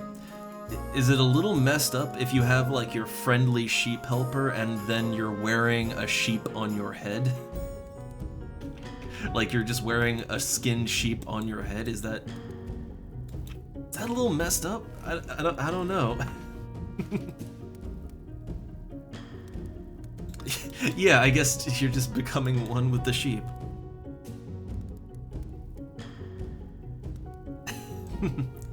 Well, the thing is, right, it's a couple of reasons I want this artifact set, right? I mean, the first is, it's just an upgrade, right? Like, I was wearing level 17 armor, right? Like, to go from this level 11 chest piece to a proper level 60 chest piece, that alone is such a huge upgrade. And to not have to pay for it, right? Like, technically, you don't have to pay for this. All you have to do is kill enemies, get your key, and then open a box, right? So... like free, just with effort, armor, like that's, it's great, right? It's a good upgrade. The second thing is I do, for glamour purposes, I'm not fully into all of the pieces of this armor, but I definitely want to have all of them just to play around with that and to, it's the iconic look for the class, right? I want the iconic look for my class. That, and it also just does cool shit, right? Like all of these pieces, I think they all boost charm, right? Yeah, they all boost charm. They have various side effects like making reward cure status effects, enhancing the killer effect, parrying, dexterity. I mean, that's just good stats in general. But yeah, like all of the pieces have good effects on them, so you want to have them.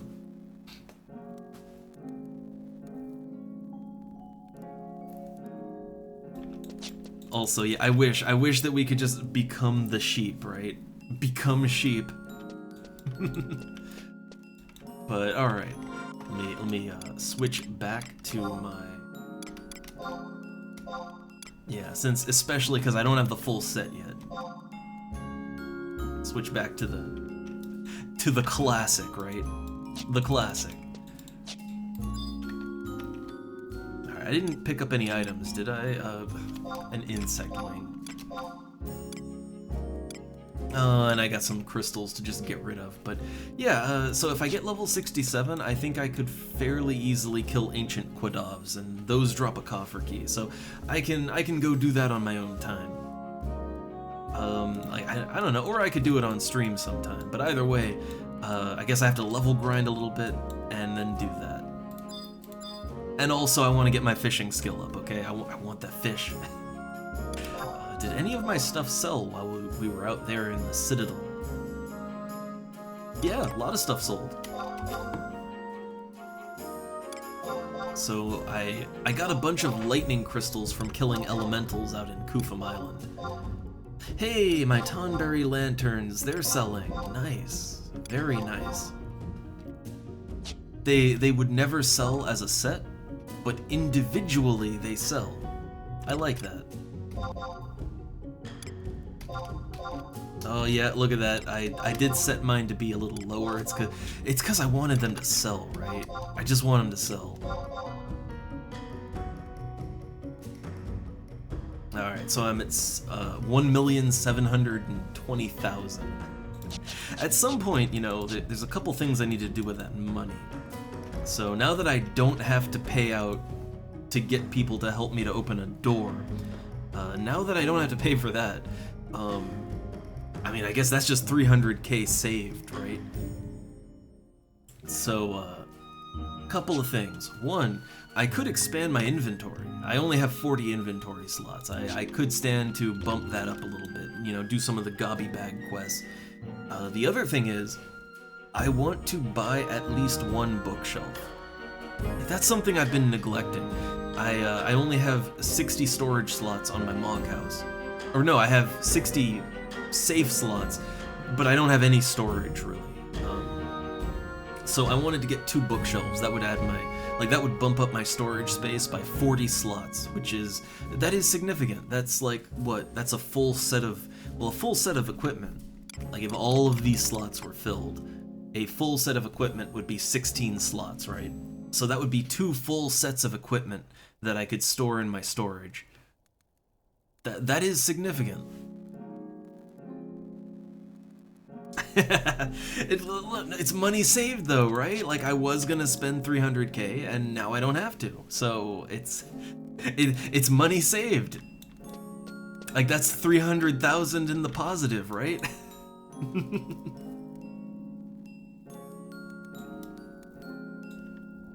Yeah, I know. Like it's something I've been meaning to do. So I think you can have a total of 80 storage slots in your Mog House.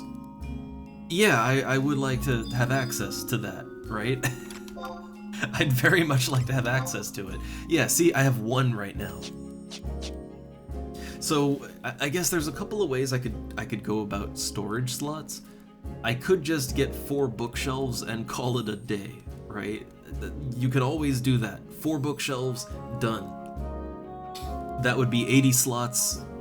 You never need to put anything else in your Mog House. But see, okay, I could do that, right? I could just buy 4 bookshelves and be done, but I feel like it would look really sad if my personal Mog House back in Sandoria, if my Mog House was just 4 bookshelves standing in the middle of the room. I feel like that would look so incredibly sad.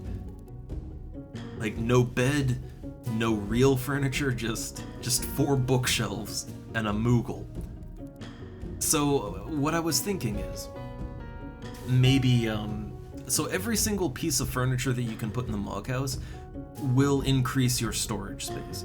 So what I was thinking is to do either 2 or 3 bookshelves, and then for the rest of my stuff, for like the 20 to 40 other slots, to have those be real furniture that also boost storage.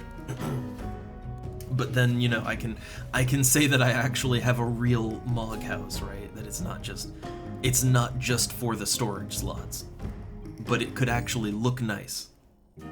I would kind of like a Mog House that actually looks like something.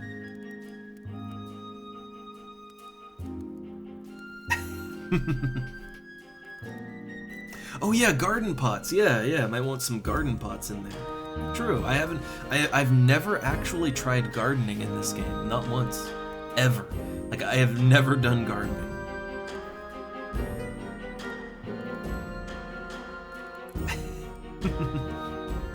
Yeah, like, I don't want to spend too much on it, but like, I do want to have a Mog house that looks decent. It always makes me jealous. Like, you look, so when you're in Mog houses that are not your own, like, here in Juneau.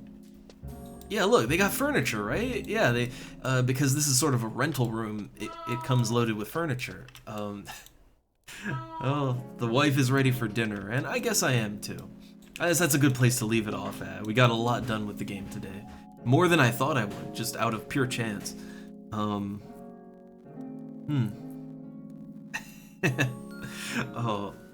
Oh yeah, Sito, I remember in Fallout 4 you can do a lot with decorating. It's good for that. But, as to close out my thoughts, oh yeah, there's all kinds of, like, Mog enhancements you can get. I know, Sito, but, like, I don't necessarily want to do anything fancy with it, and you can't do crazy shit with decorating in this game, like FF14. But I would like to have a Mog house that looks okay, right? That looks like an actual house that someone lives in. But while maximizing for storage slots. Because, you don't want to use too much storage on furniture, because then that kind of defeats the purpose, right? But I'd say maybe 10 items, right? Like, maybe 10 items total of furniture. That's not too bad. That'd be fine. Anyway, we did good today. Missions, getting that helmet. I never have to go to Garlage Citadel ever again. It all works out. Alright, so I'm gonna say for now, for today, I think we'll call it here and say we had a good productive time, good productive session. And I hope you all had fun. I certainly did. This got me out of my funk. I was kind of feeling that I don't want to play vibe, but everything turned around. Everything turned around really good today. I am back in. They won me back. So, all right. Tomorrow, I guess we'll do some more. All right. Yeah, everything came up Millhouse. But yeah, I guess tomorrow we'll do this again. Possibly, I keep wanting to do more games, so possibly we'll split our time. It's just so much happened today that I had to jump on, right? Alright, so till next time, I will see you all later. Have a good one.